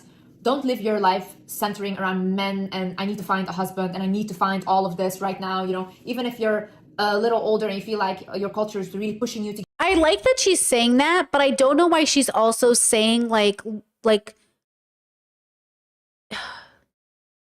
yeah, I think she has really good intentions. I do think Manifestel also has good intentions, but I think somehow their words don't make sense because it still involves the centering of men. Why do they struggle? What's the struggle? I think I did it too, though. I think I did this too. I had internalized toxic masculinity, or not internalized, but I internalized toxic masculinity. Okay. I suffered under the weight of capitalism and I picked loser men loser partners, just the men. The women were great. A shout out. AFAB, non-binary people were great. It's just the men. The 2 men that I chose in my 20s were horrible. They were the only, it was only 2. It was 2 dudes in my 20s that fundamentally like defined the worst dating time of my life. Everyone else was fine. So when I dated them, they had appeared to have deconstructed. See, they were both soft and liberal, but they weren't progressive. That was the issue. They were liberal men, and liberal men are no more better than conservative men at the end of the day. So maybe that was part of the problem, is even though they were liberal, they weren't progressive. And I was aiming to be more progressive. So maybe it's kind of like that, where when it came down to it, they like, I remember one of the guys, the guy who didn't have a job eventually, he said to me, "You'll never respect me till I make more money than you." And that is a fundamental misunderstanding of who I am as a person. I really wanted to be seen in my relationships, and that I just felt so not seen in that moment. I've never cared if my partner worked. I don't fucking care. I've never cared. That's not who I am. And the fact that he was like, women always care. I'm not a woman. And I feel like you're not seeing me right now. I have never cared if my partners worked. And that's the difference. It's like I didn't feel seen because anytime there were problems in the relationship, he would water me down to a generalization about women. Look, on stream, I'll have to generalize sometimes, but when I'm in a relationship with my partner, I don't water down who they are to a general idea of who whatever gender is. And that's the difference. When you're in a relationship with someone and you water them down to their gender, it's probably not your person. And I think I did that to my exes. I think I would look at my exes and start to see them as men. And when I saw them as men, I was like, uh-oh, because I couldn't see their consciousness anymore. I couldn't see them past their manness. And I was like, and a part of that was because they didn't want to be seen past their manness. So that's why I think my partner in this marriage, we don't allow gender to define our marriage. Nothing gets done because somebody's gender. I don't view my partner through their gender. I view them through their consciousness. You know? Now, if something comes up, like if I'm suffering from toxic masculinity or they're suffering from misogyny, we'll say like, oop, that's the misogyny showing, or oop, toxic masculinity. And we'll point it out in each other like, oop. And they'll be like, oh yeah, you're right. That is what that is. And I'll be like, yeah, that is what it is. My bad. And he'll say that to me constantly. He's like, Brittany, your toxic masculinity is showing. And I'm like, damn, it is. Okay, you're right. My bad. And then same, like we'll just call it out and be like, oh, what's that from? Did you deconstruct it? What's that? And because we're human, we're just people. And we're going to make mistakes, and we are still products of our environment, and we're still healing. We're just at the part of the healing journey that's like, oh, let me bring out the paint. Welcome to memberships. Welcome. Is your name Welcome? I love that. If that's not what it is and it's just like misfiring, then also welcome to memberships, whatever your name is. Okay, check this out. I wanted to make a video about this, but I don't think I've really gone into it. So let's pretend there's a linear line, which is, and let's pretend, okay, there's this threshold that happens. Hold on, that actually might be more confusing. No. We'll do this. Okay. So unhealthy. Okay. Healthy. Okay, stay with me here. There's this line. And as you go through the journey, okay, you're going to get through these ticks. Okay, you're going to tick different boxes. Okay. You could even do it down here. Okay. Actually, I think that makes more sense. Okay. And as you tick each box, tick, tick, tick, and everyone starts off at a different journey of unhealthy. You can start off here. You can start off here. But we all you can start off here. Everyone starts off different. But let's say you start off, hold on. I'm going to get rid of this. You start off all the way over here. Okay, let's say you're about here. You're at this part here. You're going to go on this journey of healthy to unhealthy. Once you're past this threshold, once you go, whoop. Oh, that was so loud on the bike. I'm sorry. Once you're here, okay, everything changes. Everything, I promise you, everything will change. I remember exactly when it happened. Everything changes. Now you're at the bottom again, okay? You're at the bottom of healthy, but you're no longer unhealthy. And now what you have is a journey towards healthiness, but at least you're starting here, okay? So all of us are going to go on this really, long journey that's going to feel like an uphill battle because it is kind of one. Some start down here and some start right here. But once you're past this particular threshold, it's a game changer. Okay? It's just a game changer. Another way to look at it, if it's easier to think about it, whoops. You can think of it like this. Here's unhealthy. Okay? And once you get here, now it's only uphill. I'm telling you, when you get here, it's a game changer. It's a fucking game changer, bro. And when I got here, I was like, oh yeah, boys. I was probably like, let's say here for a lot of my life. I had a really good foundation, but I had just enough dysfunction to throw me into unhealthy. Okay? I grew up in a 2-parent household, married, together, loved each other, but I also grew up really religious and as a queer kid. I, autistic, undiagnosed BPD, possibly ADHD. I grew up in and still my parents are very MAGA. It's very difficult to have conversations with them. They're very lovely. They're very generous. They're very they want to they want to get along with their kids, but their kids are very opinionated and all of us are very politically different. Okay? So all of their kids need therapy. My parents need therapy. Will my parents get therapy? Probably not. But they're working on it. I see growth in my parents. It's just very fucking slow. Okay. So when you start off with a good enough foundation, but you still got kind of fucked up, you start off at the threshold of having at least something to rely on, but you're still fucked up, bro. And it's a little easier, but it's also still dysfunctional. So everyone's dysfunctional in my belief. I think everyone is raised dysfunctional. So, okay. Because we're evolved animals on a planet. It's not our fault, right? You're not a bad person. So you grew up three different levels of dysfunctional. Most people are probably going to be mid-level dysfunctional. Okay. Here's Trisha Paytas and JoJo definitely grew up more dysfunctional. Okay. And then there's mid, that's me, Bert. Thank you. And then there's people who grew up the least amount of dysfunctional. And I feel like that's my best friend. One of my best friends, I feel really grew up the least amount of dysfunctional, but yet still dysfunctional, right? And so when you see this threshold, you kind of see, I'll never be like my friend who genuinely not a weirdo, very normie. I mean, very uniquely normie, if that makes sense. But I'm the girl that you definitely know she been through some shit, but not a girl who's uh-oh, she really been through some shit. You know what I mean? You look at Trisha Paytas and you're okay, something went, boop, you know what I'm saying? And so there's a difference. It's not her fault. That's her life. That's how it happened. But she's gone better. I've seen a lot of healing from Trisha. There's still, but there's something to be said about healing and how once you get over a certain threshold, everything becomes a little easier. I think if I had to guess, I could be wrong because I don't know Liz. I don't know who Liz is. I don't know the consciousness that is Liz.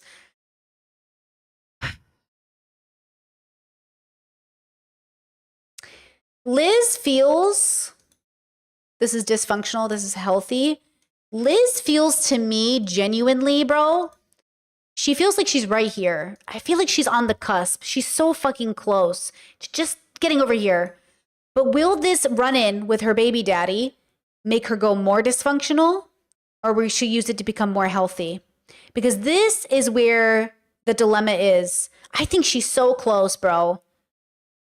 But that's the problem. When life gets hard, will you learn the lesson and become healthy, or will you not learn the lesson and re-traumatize and re-dysfunction and get worse or get better or stay? Poof with the super chat. Thank you so much. Are women more forgiving than men are in relationships?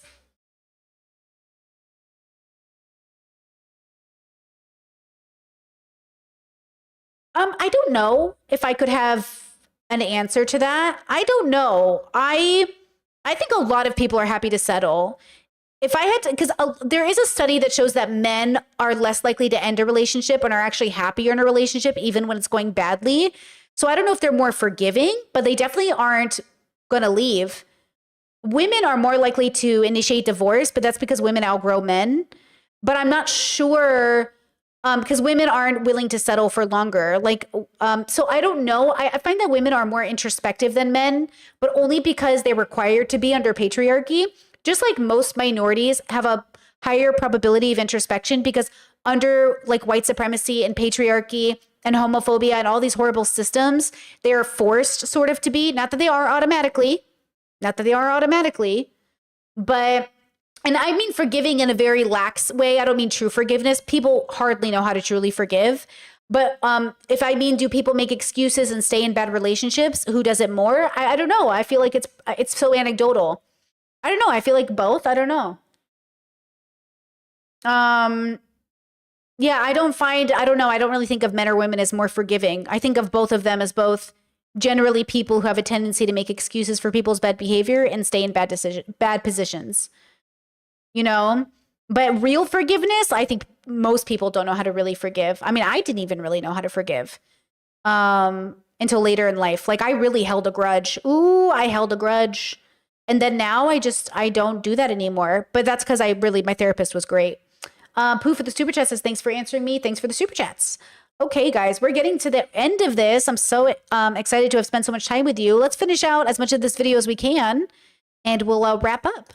To get married, people really glamorize this, but it's hard. Like, you have to live with that person, you know, to like learn to live together. Then that takes a lot of energy. And then if you're going to raise children, that's going to take a lot of energy. So are you really prepared for it? It's definitely a body of work. Yeah. So one thing that just comes to mind, a good relationship is not indicated by the lack of fights. It's indicated by an ability to quickly return to baseline, which means to resolve conflict and see, you know, return to that loving frame. what is both of you guys? I am sorry. I am acknowledging is wrong, and it's not, it was 5-10 minutes of my life texting somebody that I don't give a fuck about, jeopardizing everything that I have. Like, it's just ridiculous. So yeah, I deserve the hate, and there's not a single person on this fucking planet that is more disappointed or upset. So Guys' love language. Lack of fights. It's So one thing that just comes to mind, a good relationship is not indicated by the lack of fights. It's indicated by an ability to quickly return to baseline, which means... Once again, my partner and I do not fight. We do not fight. We have moments of adult disagreement because I'm an adult and he's an adult, and we have strong opinions. We disagree and we problem solve. We do not fight. My best friend of 27 years, never had a fight with her. We do not fight. We disagree and we problem solve. 27 years I have had a best friend. We do not fight. In 27 years, I have never fought with this girl. We do not fight. Okay, I can't say that for all my relationships, and that's okay. But I know that it's not just because I'm married. I also have a 27-year-old friendship that shows me we do not fight. So I know you do not need to fight. I know that sometimes you have to fight, okay, and that happens, but my job is not to fight with you. My job is to problem solve with you. And as long as we're both problem solving, we can mitigate the fights. But it takes two. And so shout out to my best friend who's really good at problem solving with me, so we never had to fight in our friendship. Okay? And she's not the only one. I can name like 3 other friends I've never had fights with, I've known for 15 years. Okay? So it's just like sometimes you fight, sometimes you don't fight.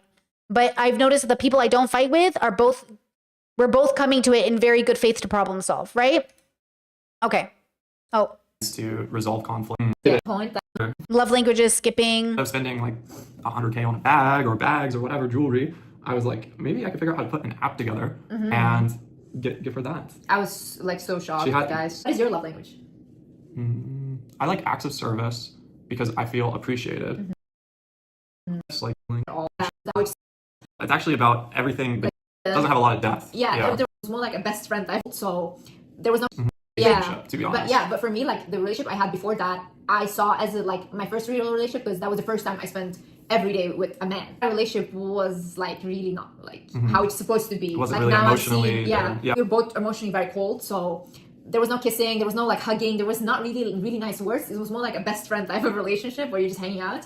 And then with Landon, it doesn't have a lot of depth. There was not a lot of depth. It's not just, don't say it like that, because then it just sounds physical. It's actually about everything beneath intimacy. Intimacy is so important in a relationship. But I'm the kind of person, even when I grew up with my parents, we never hugged at home. I never even heard I love you or something from my parents. Like first time I ever heard that from my mom was when I was like 14, and I told her I was getting a psychiatrist at school because, you know, what was happening at home, they caught wind of it and they were assigning me a psychiatrist.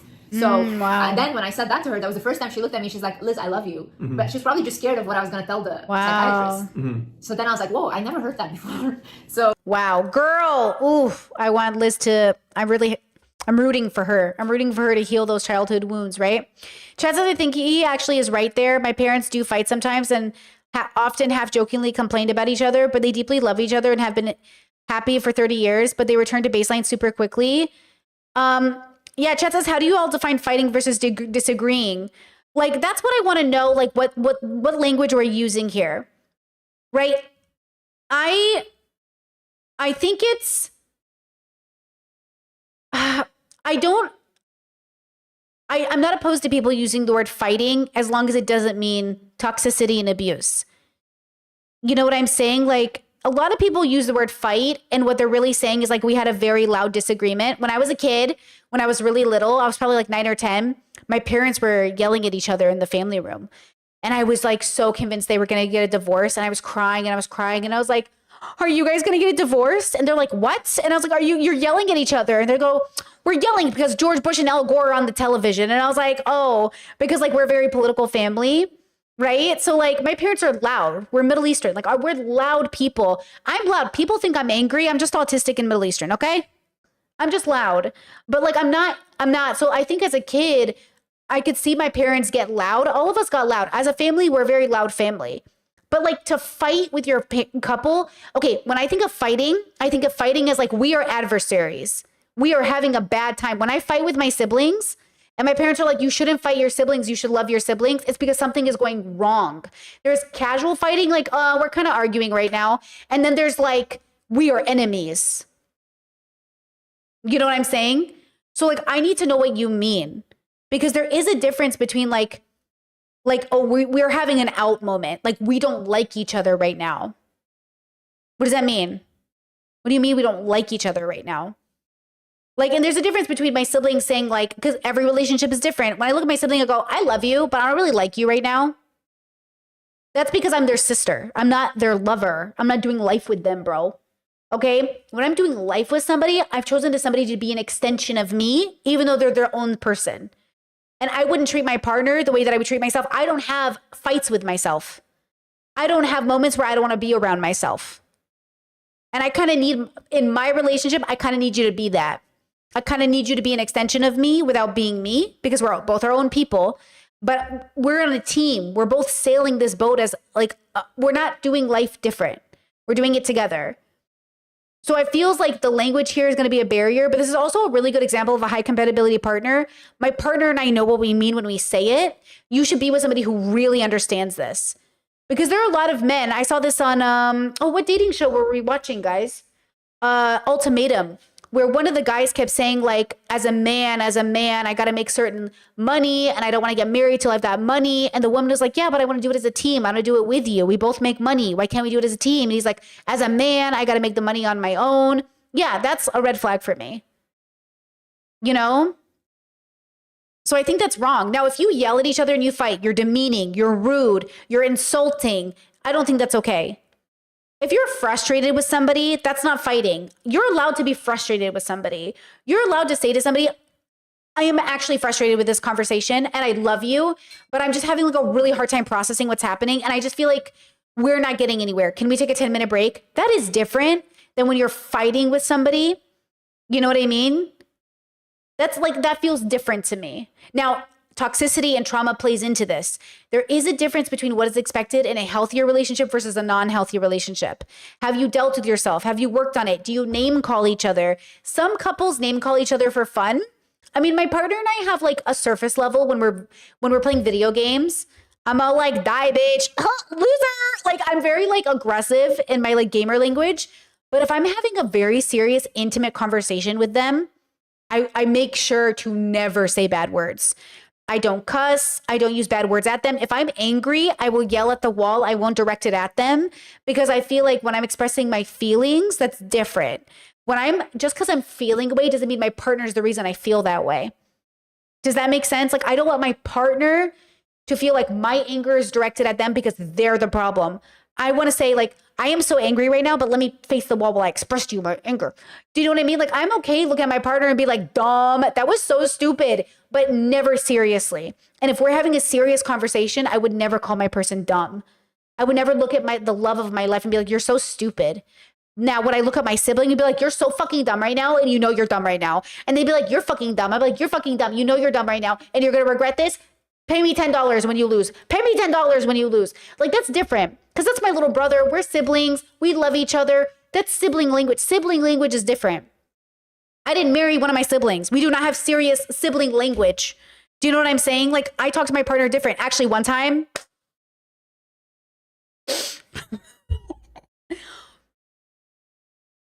okay, sometimes I am too much of a boy. Like, sometimes I'm very much like, bro, check this out, bro.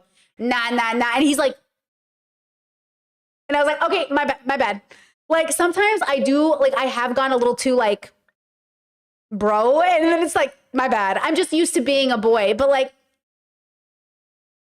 I think sometimes it can be like you treat like I maybe was treating it too casual. Like, you know what I mean? Like the way you would talk to a friend. So it kind of changes. Like the way I talk to my dad is not the way I talk to other people. It's kind of like one time I called my dad by his first name just to see what would happen. It's like, in the same way that when I use my partner's name, because it changes it. Again, I think this nuance is really important, and you have to decide with your partner what the language means. Like, what does the language mean, and what are you trying to convey to that person? You know, it's like if I went up to my best friend and I was like you change the tone on them. Like, if I went to the love of my life and I was like, I love you, like, you're my best friend. And then if I went to my best friend and I was like, I love you, like, that could be cute. Cause like, it's the same kind of way I talk to my cat. I love you. Like, that's kind of a universal, like, I love you. I say that to my nieces and nephews. I love you. Auntie Brittany loves you. That's cute. But if I went up to my best friend and I was like, I talked to her intimately the way I talk to my partner, and I looked in her eyes and I put on my love eyes, would that not feel fucking weird? Like, would that not feel fucking weird? Same thing with fighting. Fighting is reserved for very specific situations. Why are we fighting? Why am I making love eyes to my best friend over my partner? Like, why am I using different tonalities with different people? Because different people need different tonalities. That's all I'm trying to say. So when people say they fight, and look, this relationship was bad, right? This relationship was bad. They ended up she cheated. So yeah, when I say like, I don't fight with my partner, I'm trying to convey a very specific, like, I also don't, talk to my siblings in a particular way. Right? Chad says, I think there is more surface fighting and very deep, substantial fighting. My parents never deeply, substantially fight. However, in superficial, their temporary feeling moments, they do dislike each other. Like, look, I've seen couples that I really admire, decades together, and sometimes they'll be talking about politics or they'll be talking about life, and one partner will get more frustrated than the other partner, and they'll say something like, you're so annoying to me right now, and they'll walk away for a second. But I don't think in that moment, they actually don't. Because when I say, like, I don't like, yeah, I think that's fine, but I don't think that's a fight. I think that's like, you're really getting on my last nerve. Like, you can get on the last nerve of somebody you love, and you got to be like, my bad. And you know what I mean? And that they can talk about it, but that's not a fight, right? Like, that's just like you're getting on my last nerve. You're getting on my last fucking nerve. Like, I feel like a fight is different. I mean, look at Bad Baby saying, like, you want me to leave a marriage just because he hit me? So we fight sometimes. I'm like, okay, I do not fight with my partner. You know what I mean? I do not fight with my partner. I don't. So when people say, like, oh, everybody fights, do you mean that everybody hits each other? Because that's not true. Do you mean that everybody cusses at each other at 3 a.m? Because that is not true. And for new people in my audience, let me tell you, that boy that I broke up with in my 20s, we were yelling at each other at 3 a.m. in the morning. And then I realized, oh my God, we're that couple. We're the couple who yells at each other at 3 a.m. That's gross. That's gross. That's gross. You cannot be the couple who yells at each other at 3 a.m. and all your neighbors are like, oh, they're fighting again. That's so bad. That is different, right? That's different than now my partner and I are the obnoxious couple who's always laughing in the middle of the night. But to be fair, we don't think anyone can hear us. You know what I mean? I'm pretty sure they can't hear us laughing, but we are pretty like, we're kind of night owls and we do laugh a lot. But yeah, like you don't want to be that couple. And when I realized I was that couple, I was like, oh, this cannot be the rest of my life. Like, this is not what I imagined for my life, right? Okay. Chad says, yes, exactly. My parents do get on each other's nerves, but it's not that serious. Yeah, if it's not serious, I feel like it's not really a fight. I feel like that's the point of a fight, is that it kind of has to be a little serious. Do you know what I mean? Like a serious disagreement to where we're fighting now. Even with my siblings, when we're fighting, there's something a little serious. There's the little serious and the big serious. So there are siblings that I fight with sometimes and it's not that serious, but it is like, it's something. And then there's the siblings that like I'm fighting with them and like it's a little serious. We're like having an issue. Like if we don't solve it, we probably won't talk to each other for the next 50 years. So when I say like I don't fight with my partner, I mean nothing's ever serious enough. We don't have those problems. I've never seen my parents have those problems. I've never seen that. They don't fight like that. You know what I mean? Does that help qualify? God, I love language, huh? So for me, that was very foreign, like that vulnerability of telling each other how you feel and touching each other and like kissing and hugging. It was like really intimate for me. Gave me side hugs for the first 6 months, pretty much. Yeah. Even with my friends, they know I don't like that. The only time I like to hug someone is when my like followers come up, and then I'm like, oh, that I love. For other people, no. You know, it's really hard to be vulnerable with anybody, especially if you've been shown time and time again that vulnerability is something that gets you hurt. And so, yeah, intimacy is directly a necessity of intimacy is vulnerability. And so, yeah, it's hard to do that. But so I love you too. So yeah, you really taught me that. I'm working on it. Oh no, Chad says, I kind of thought you meant you never disagreed with your bestie and I was feeling bad about my own relationships, LOL. I'm glad we cleared that up because I've never fought with my friends either. Girl, one time when I was like 15, 16 years old, when I was still a Republican and a pro-lifer, I know, I was sitting there in my room and I was yelling on the phone to my bestie because she's a Democrat and a pro-choicer. And I was like, you can't kill babies. They're babies. You can't kill babies.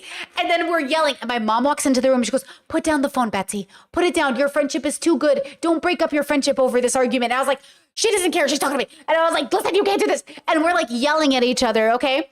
And then here we are 27 years later and we're both pro-choice. You know, sometimes being loud doesn't mean you're fighting.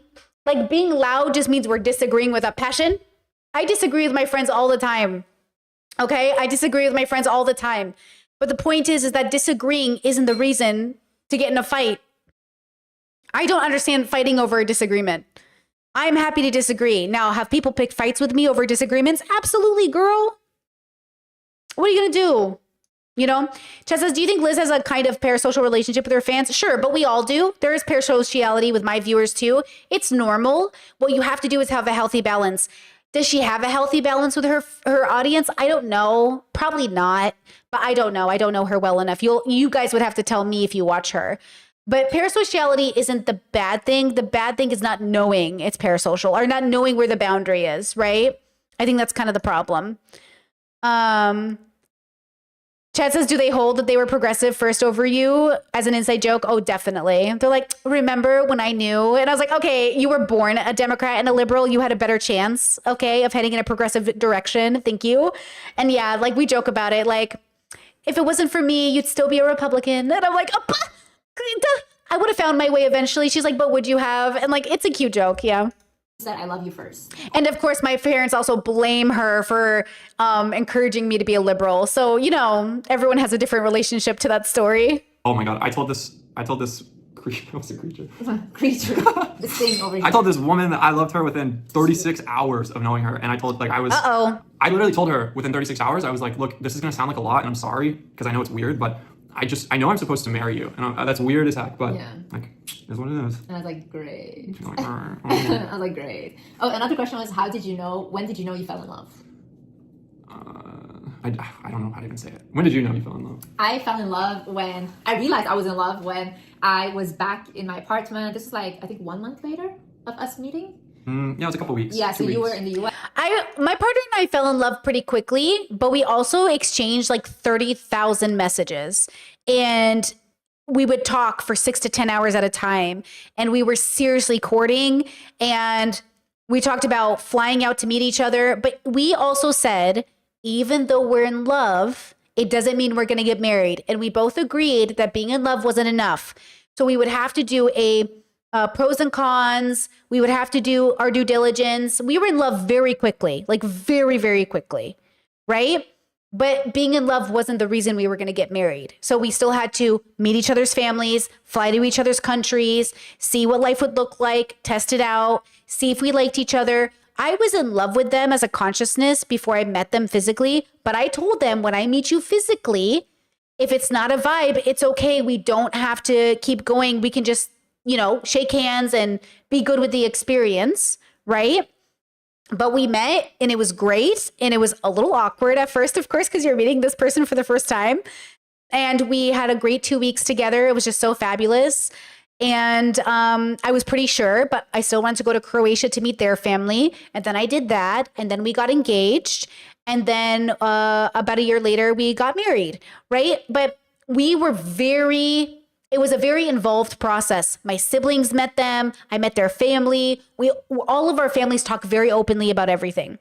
I talk very openly to my family and friends, right? I think the difference is like when you get married alone versus with a community, a village, it's a little different. I got married with my village. Like my village was involved. They had opinions. They had disagreements. They had concerns, right? Every person in my life was like, hey, let's go down a list of concerns I have. I was like, okay. I reached out. My cousin is like, hey girl, how are you? I was like, hey girl, kind of getting married. And she's like, hey girl, have we thought about all the pros and cons? I was like, yes, girl. And she's like, okay. And like, we went through, like, people had the right to ask. People have the right to question. People have the right to say, like, don't you think this is fast? I was like, that's a great question. Let's talk about it. But I also come from a family that, again, my brother was married and engaged within 3 months, and they've been together for 10 years with 5 kids. They're obviously each other's high compatibility partners. I couldn't have chosen a better person for my brother. And my brother is the same as I. He would go on dates and be like, no, no, no. He's like, you. They said first date they knew. First date, he went home and said, I'm going to marry that girl, right? So I would say that when you're looking for high compatibility and it's value driven, it's different. Value driven. I'll give you an example. My brother's Catholic. He went on a date with a girl. He's like probably 20 or 21 years old. And the girl goes, for you, I'll stop having sex outside marriage. He goes, next date. He goes, I'm not going to date you. She goes, why? He goes, I don't want you to stop having sex before marriage for me. I want you to do it because it's a part of your value system. Do we see the difference? Like the difference here is like, we're not asking people to change to be with us. We're asking, are you already a person who's compatible? There's a difference. Often when we date, we think about how to change to be with that person. That's not it. The only thing my partner and I changed being married than being single, can anyone guess? It's really simple. It's the one thing that I think probably happens to a lot of people after they get married, hopefully, or maybe not. When we're single, our apartments are a lot more messy. When we're married, our apartment stays pretty clean. Like even my sister was like, why is your apartment so pretty? I was like, because we're married now. When we were single, both of us were very much like, I would have clothes all over the floor and books everywhere. And like, I would just have the messiest house ever. Like I wouldn't think about it. Maybe dishes would sit in the sink for a day or two. Now in this household, we run that shit, So yeah. I think that's the only thing that fundamentally changed when we got together was that we're cleaner. We make each other better.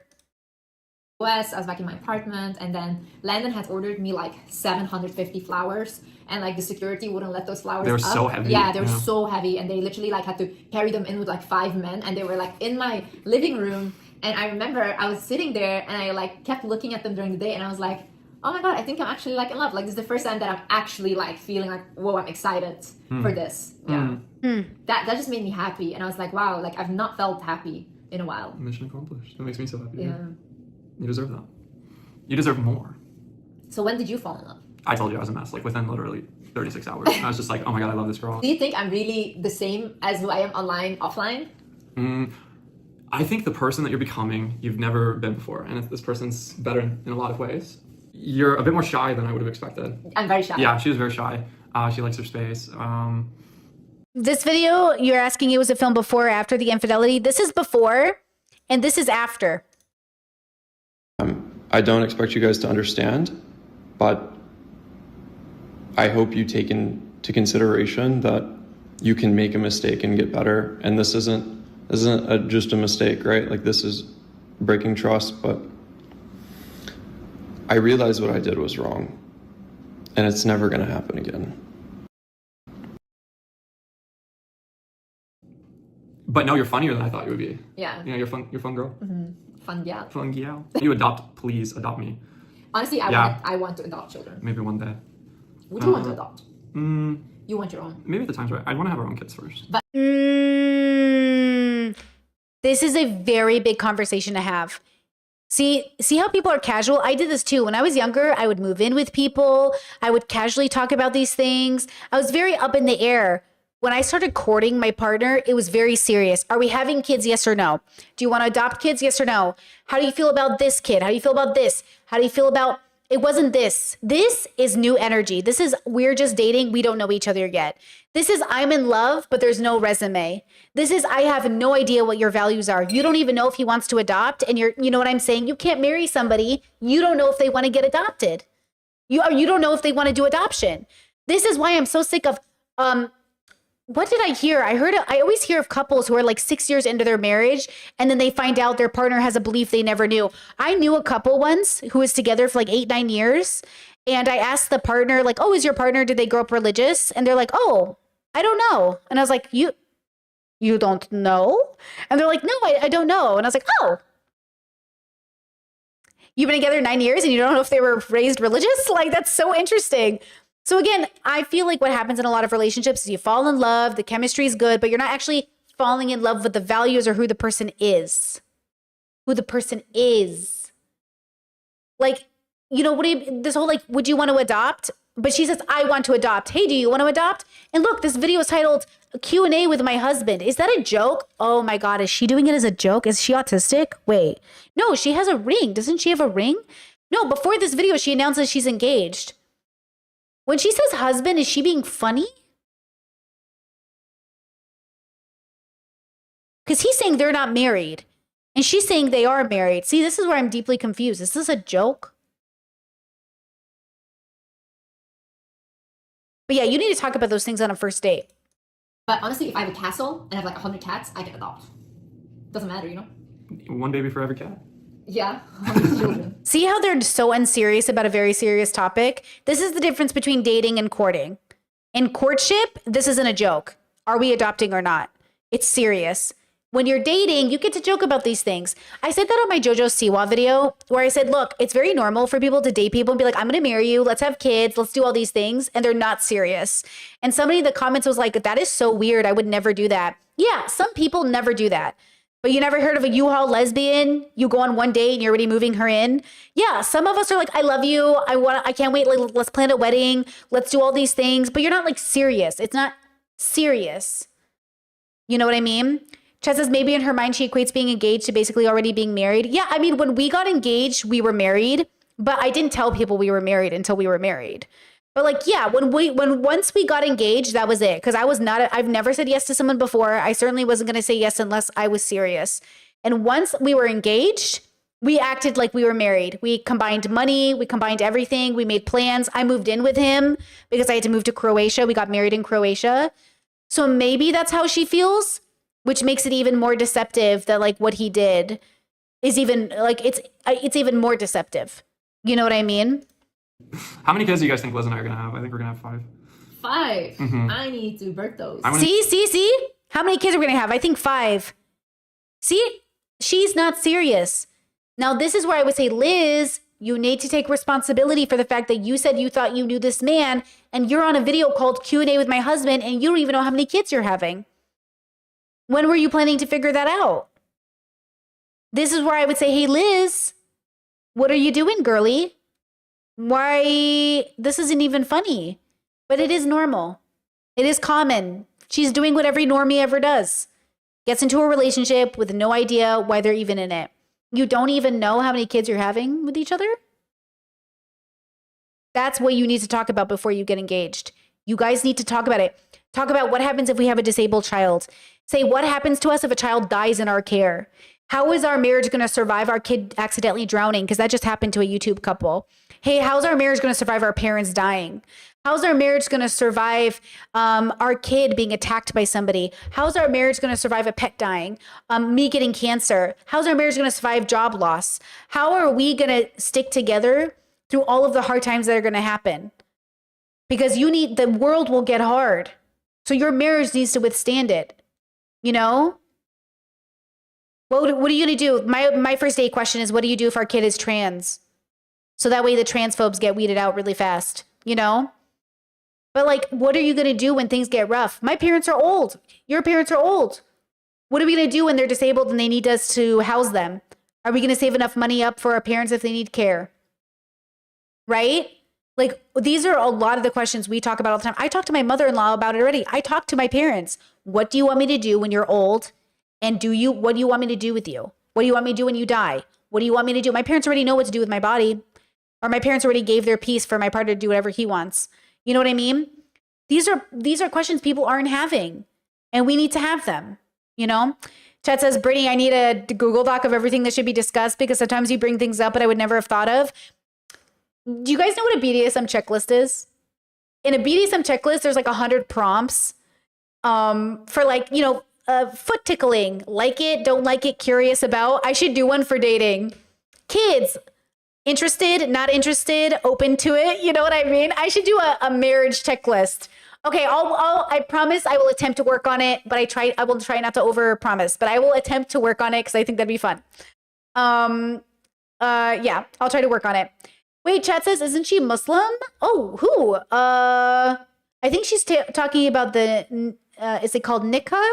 Islam marriage, but she is not legally married, but she's preferring about her Islam. Oh, is she a Muslim?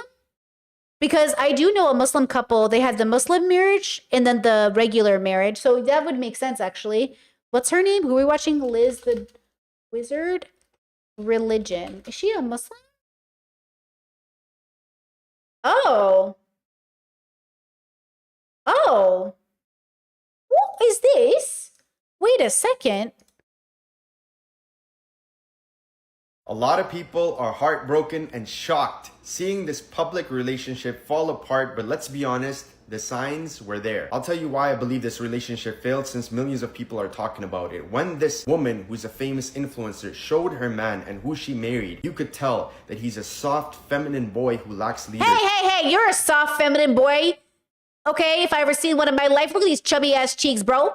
Don't make me come at you, Theodore. Where's Elvin and Simon, bro? Okay, don't even talk your shit, bro. Nice beard, though. Okay, don't even come at me, Jelly Roll. Just kidding. You're cute as fuck, though. You look like my little brother, okay? You're cute as fuck. Leadership. And sure, he had money and spent millions of dollars on her, but that's not what makes a man in Islam. A Muslim man leads. He has self-discipline. Ugh, I'm so bored already. Patriarchy, am I right? And self-control, and most of all, he fears Allah. This man and this relationship isn't supposed to be looked up to in the first place. And to the sisters who are saying, if it happened to her, it'll happen to me. No, it won't. Man of taqwa, God consciousness isn't. And by the way, I do love a chubby partner as well. I just want to say that because Jess said I love a chubby partner. I do love a chubby partner. I'm open to all body shapes and sizes, girls. I'm just coming at him for saying this man is soft. You know, all men are soft in my opinion, but that's okay. What's wrong with being soft? Is really the question. I don't like the patriarchal conversation of this talk. I'm sorry. I'm already triggered. Patriarchy talk triggers me. Out here moving like that. He fears Allah, and before he makes a decision, he keeps Allah first, and he will not ruin your relationship. This is why, as Muslims, we must stop idolizing Yes, Muslim people never cheat. Online relationship. If this man had not cheated and the woman did not expose him, many would still look at him as a dream man. No one deserves to be cheated on. That's why the punishment in Islam for cheating in marriage is death. Okay, whoa. You need to chill on that, bro. Even I don't think we should be killing nobody. Nobody should be out here killing nobody. If Allah is showing the world that when you remove the belief in heaven and hell, your relationship collapses. If Allah is not the foundation of your relationship, it does not matter how wealthy, attractive, or well aligned the couple seems, it will collapse. Real love is when you fear Allah, protect each other's rights, and lead each other to Jannah by reminding of the hereafter, not the fake glamorization that you see online in the couples these days. Don't envy or invest yourselves with these online love stories, but I mean, he's right about that. We should not be investing our time into these love stories. I'm confused. Like, why are Muslims talking about her?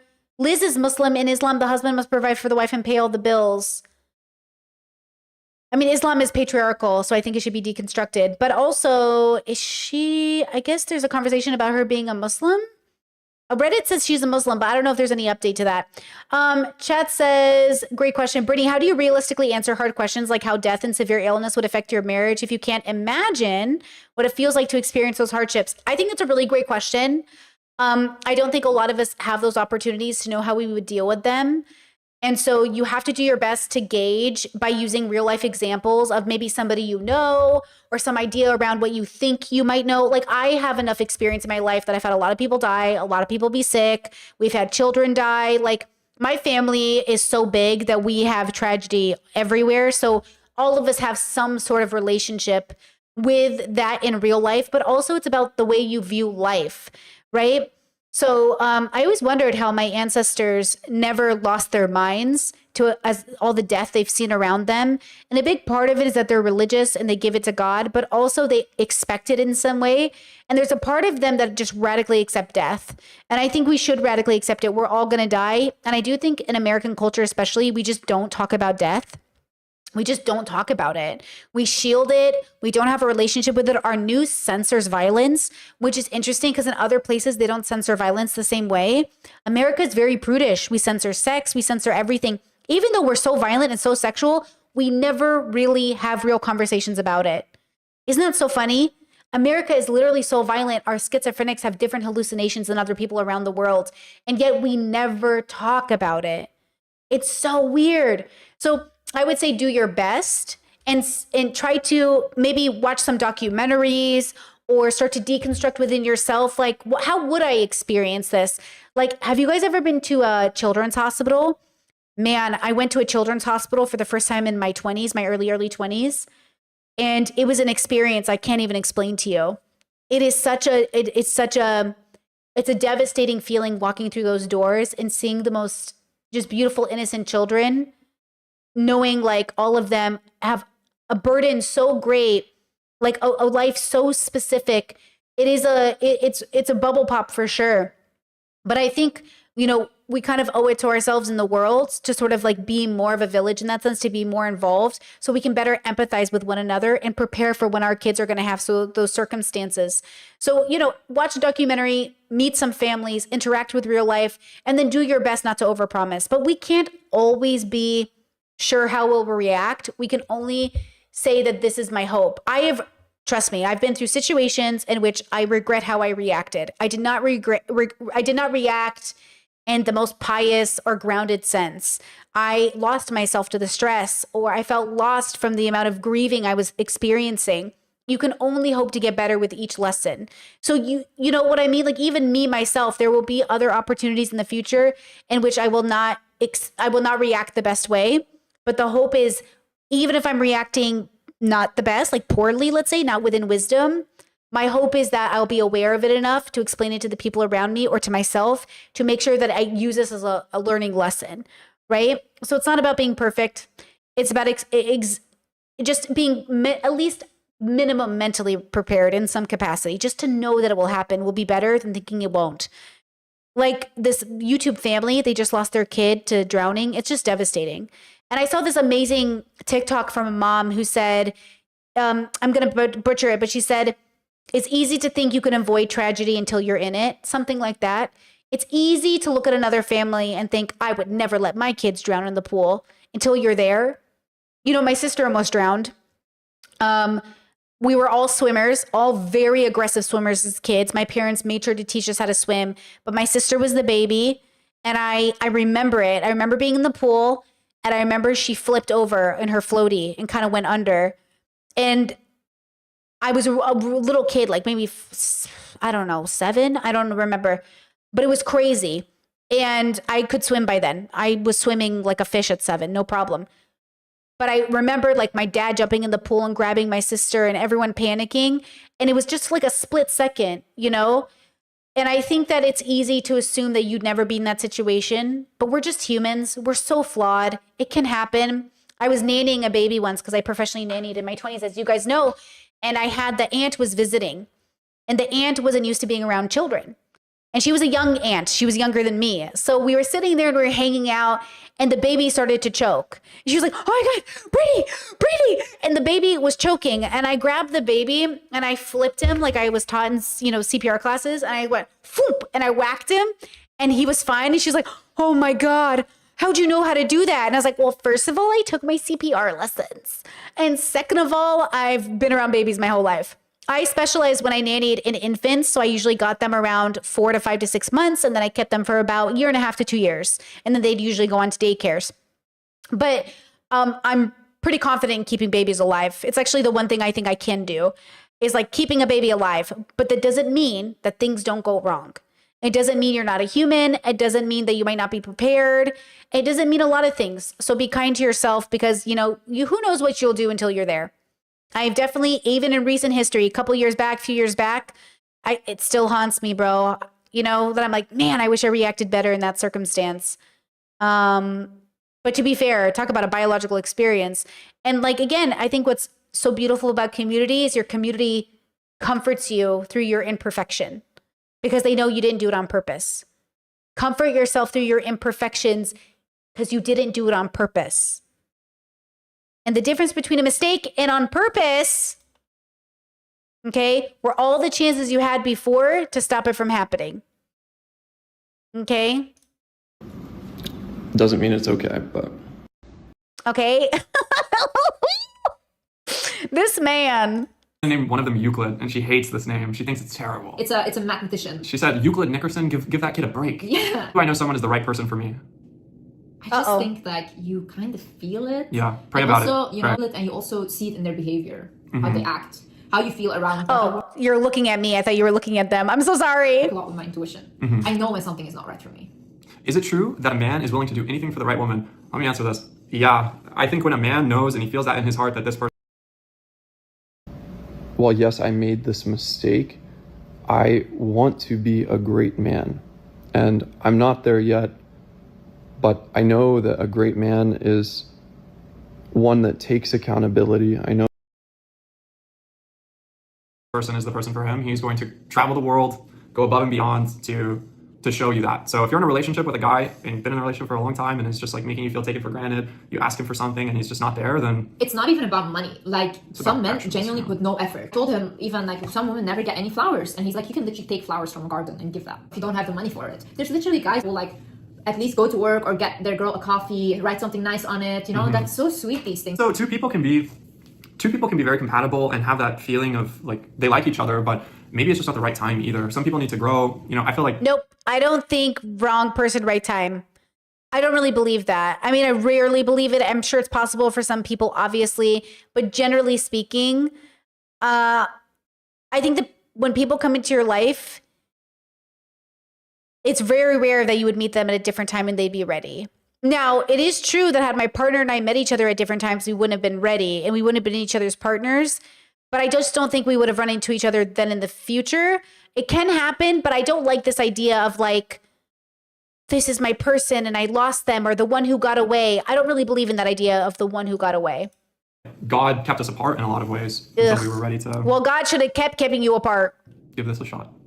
Which is cool. When we have kids, I know that she's going to be speaking multiple languages to the kids, and I'm just going to learn with the kids. They're going to know 5 languages. I'll learn with them. Sorry, yeah, you mean right person, wrong time. Yeah, that one. I like to do math in my free time. How many languages do you know? Just English? I was like, yeah, I know English and math. And she's just like, yeah, math, I don't understand. The math that you do, I don't understand. Well, hold on. Chat says, can be the right person, wrong time. Like if I met my partner at a younger time, but then they wouldn't have been your person. So this is what I fundamentally believe. I think the person that I'm with now isn't the person who existed 5 years ago. Sometimes my partner sent me, when I first asked my partner for a picture, they sent me 2 pictures, an older picture and a newer picture. And when I saw the older picture, I was like, I've never met this person. Like when I show my partner old YouTube videos that are private, I was like, look at that Britney. And he goes, weird. I'm never going to know that Britney. I'm a different person. right? Like, I'm not that person anymore. I'm not the girl who was in her 20s. The foundation might be the same, but the inside of the cake is just different, girl. Like, it's a different cake. So it might look the same, but it's just not. And so I think you fundamentally change as a person when you change. Not everybody does. But yeah, I don't think,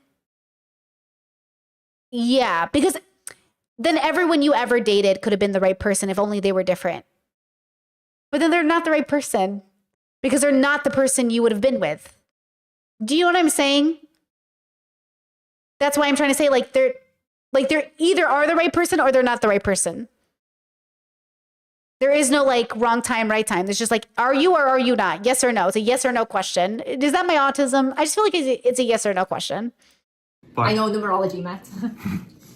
but he's not an affectionate person and I'm not being loved the way I want. We'll just let him know. Like, most problems can be made really simple. Just let him know, hey, I love you, I care about you, but I'm not getting what I need in this relationship, and make that clear. And if he's not willing to change it, then he doesn't love you fully. So then you have to be prepared. I know that a great man is somebody who makes a mistake and then can be forthcoming honestly. And although I felt bad, like I should have just said, hey, I've done this thing. I feel very bad about it. I'm sorry. Like, I know what I did was wrong and this is not going to happen again. And I'm sorry. And that's how you should treat the people you love. And I am sorry. To find somebody who does. Don't find them while you're still with that person, of course, but We didn't have Girl. a wedding yet. I know everyone is asking about that and they want the wedding pictures. we'll do one for like everybody so they can see like your dress and all that. I don't How know. pretty you're gonna maybe. I never wanted a wedding in my life. See, are they lying right now? Or is it the Muslim wedding thing like everyone said? Are they lying? Like, was there a wedding? I never like wanted any of these things, so I don't know. I'm not really fond of that. We just got engaged and then we were both, oh, and the way we got engaged is so funny. We didn't even say anything about that. Maybe another day, but we got engaged very quickly. When I posted him on Instagram and my TikTok, just know I'm locked in. Like, there's no way I would post any man Well- if I was like doubting it or whatever. Comments like, oh, he's not good for her. He's this, he's that. He wasn't good for me. That's a great point, actually. Chat says men who are obsessed with being great men are rarely ever actually great men or good people, it seems. Hold on. There's definitely a thing for this. Hold on. I got it. Don't fuck with me. Hold on. I got it. I got it. I know I got it.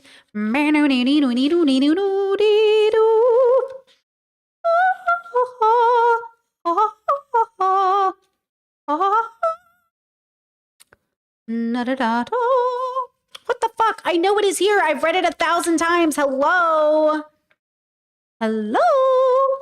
Where is it? Oh my god, it's taking me so... How did she just got like 1,000 other pages? Hold on, listen to them while I find it. Best believe I would be talking about that. Jeez. Probably in every video. Yeah, but you had that realization, and then I realized, I realized right away, like, I'm gonna marry this girl. This is it. You're the answer to my prayers. And so, yeah, we eloped. Guys, thank you so much for watching, guys. We hope you guys enjoyed this video. Bye. Bye, guys. Love you. Ugh, really, guys? Hello? Hold on. I found... wait. Okay, hold on. I got two of them. Okay. Let's go with... Which one should I read first? Oh, I hate him. Okay, number 10, Tao Te Ching, lead without force. Be patient. Oh no, this is coinciding with the TikTok that we just saw as well, right? About the Muslim men leading. Okay. By patience, you can discipline your desires. By self-control, you can develop strong character. By practicing gentleness, you can become as a little child. By purifying the subconscious, you may become perfect. Because wise rulers love the people. They lead without forcing.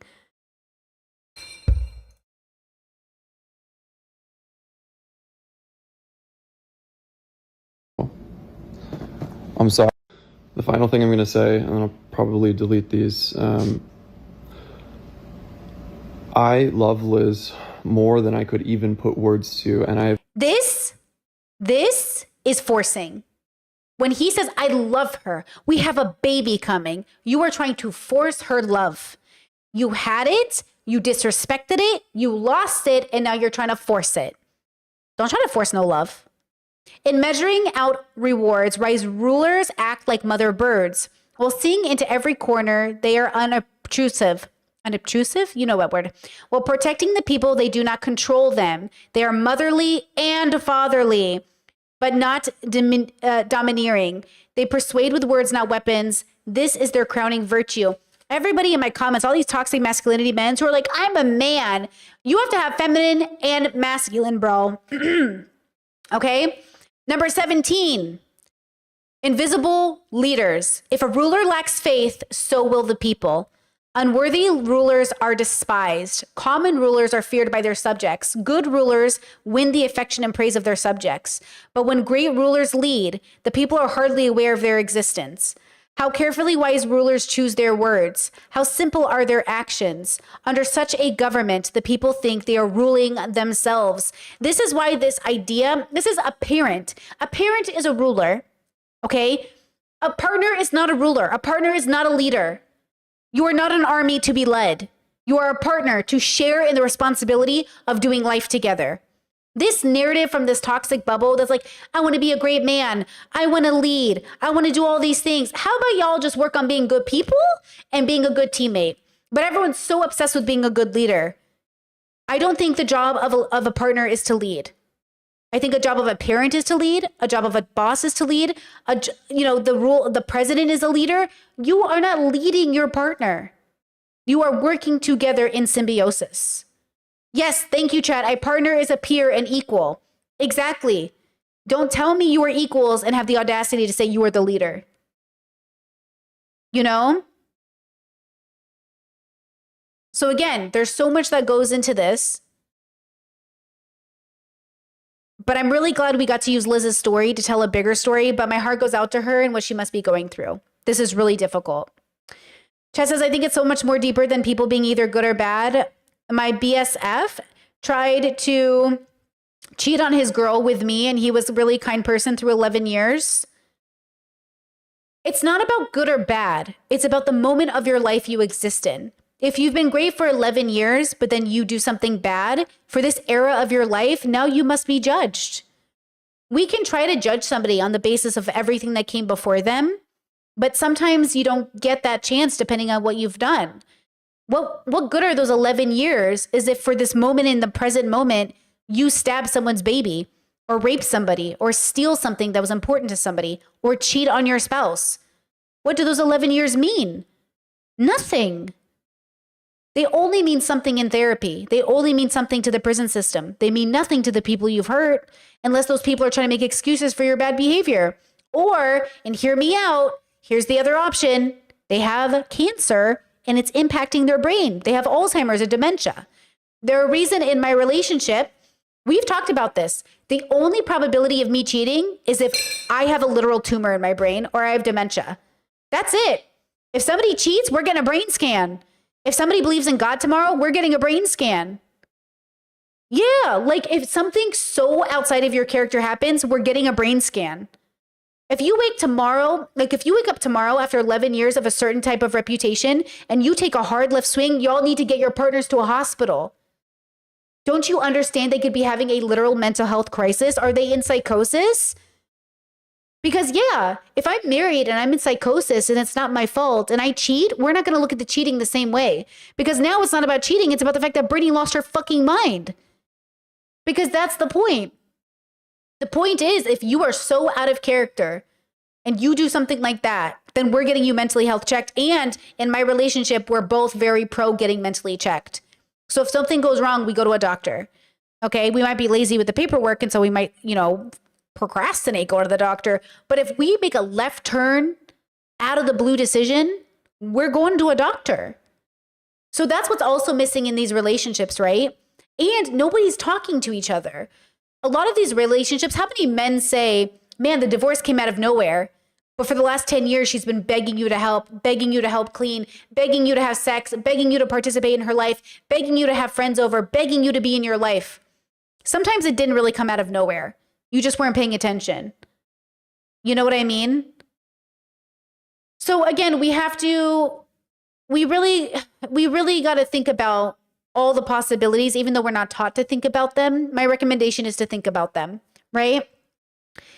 Chat says, when my husband, the fiance who I've been with since 2005, cheated in 2023, the first thing I thought after our first couples therapy was that he needed a tumor scan because he was so out of character. Not to trauma dump. Did you find out? Did he get a brain scan? Because that's a real thing.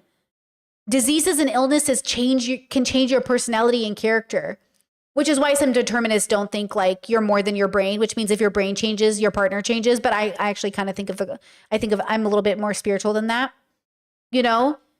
So again, it's not about, it's the why of the cheating. Why did this thing happen? Like, again, people can be really disingenuous about the conversations we're having. I remember my Discord was having this great conversation around cheating. And I think some people there were just being like, I remember the craziest argument I heard was like,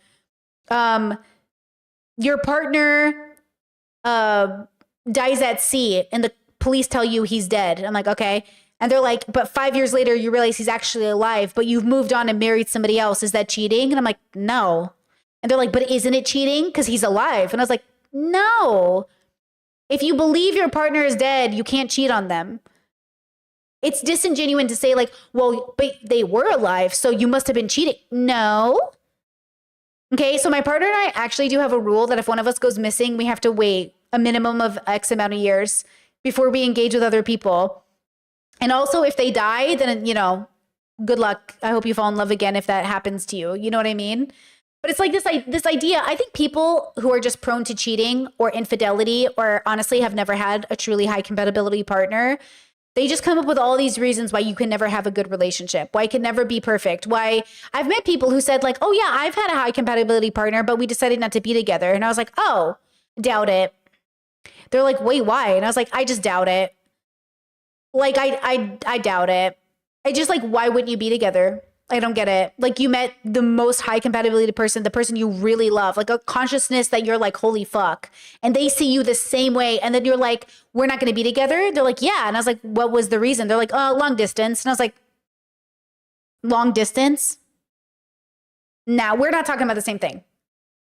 Chat says he did go to the doctor and a psychiatrist and thankfully it was. No fucking way.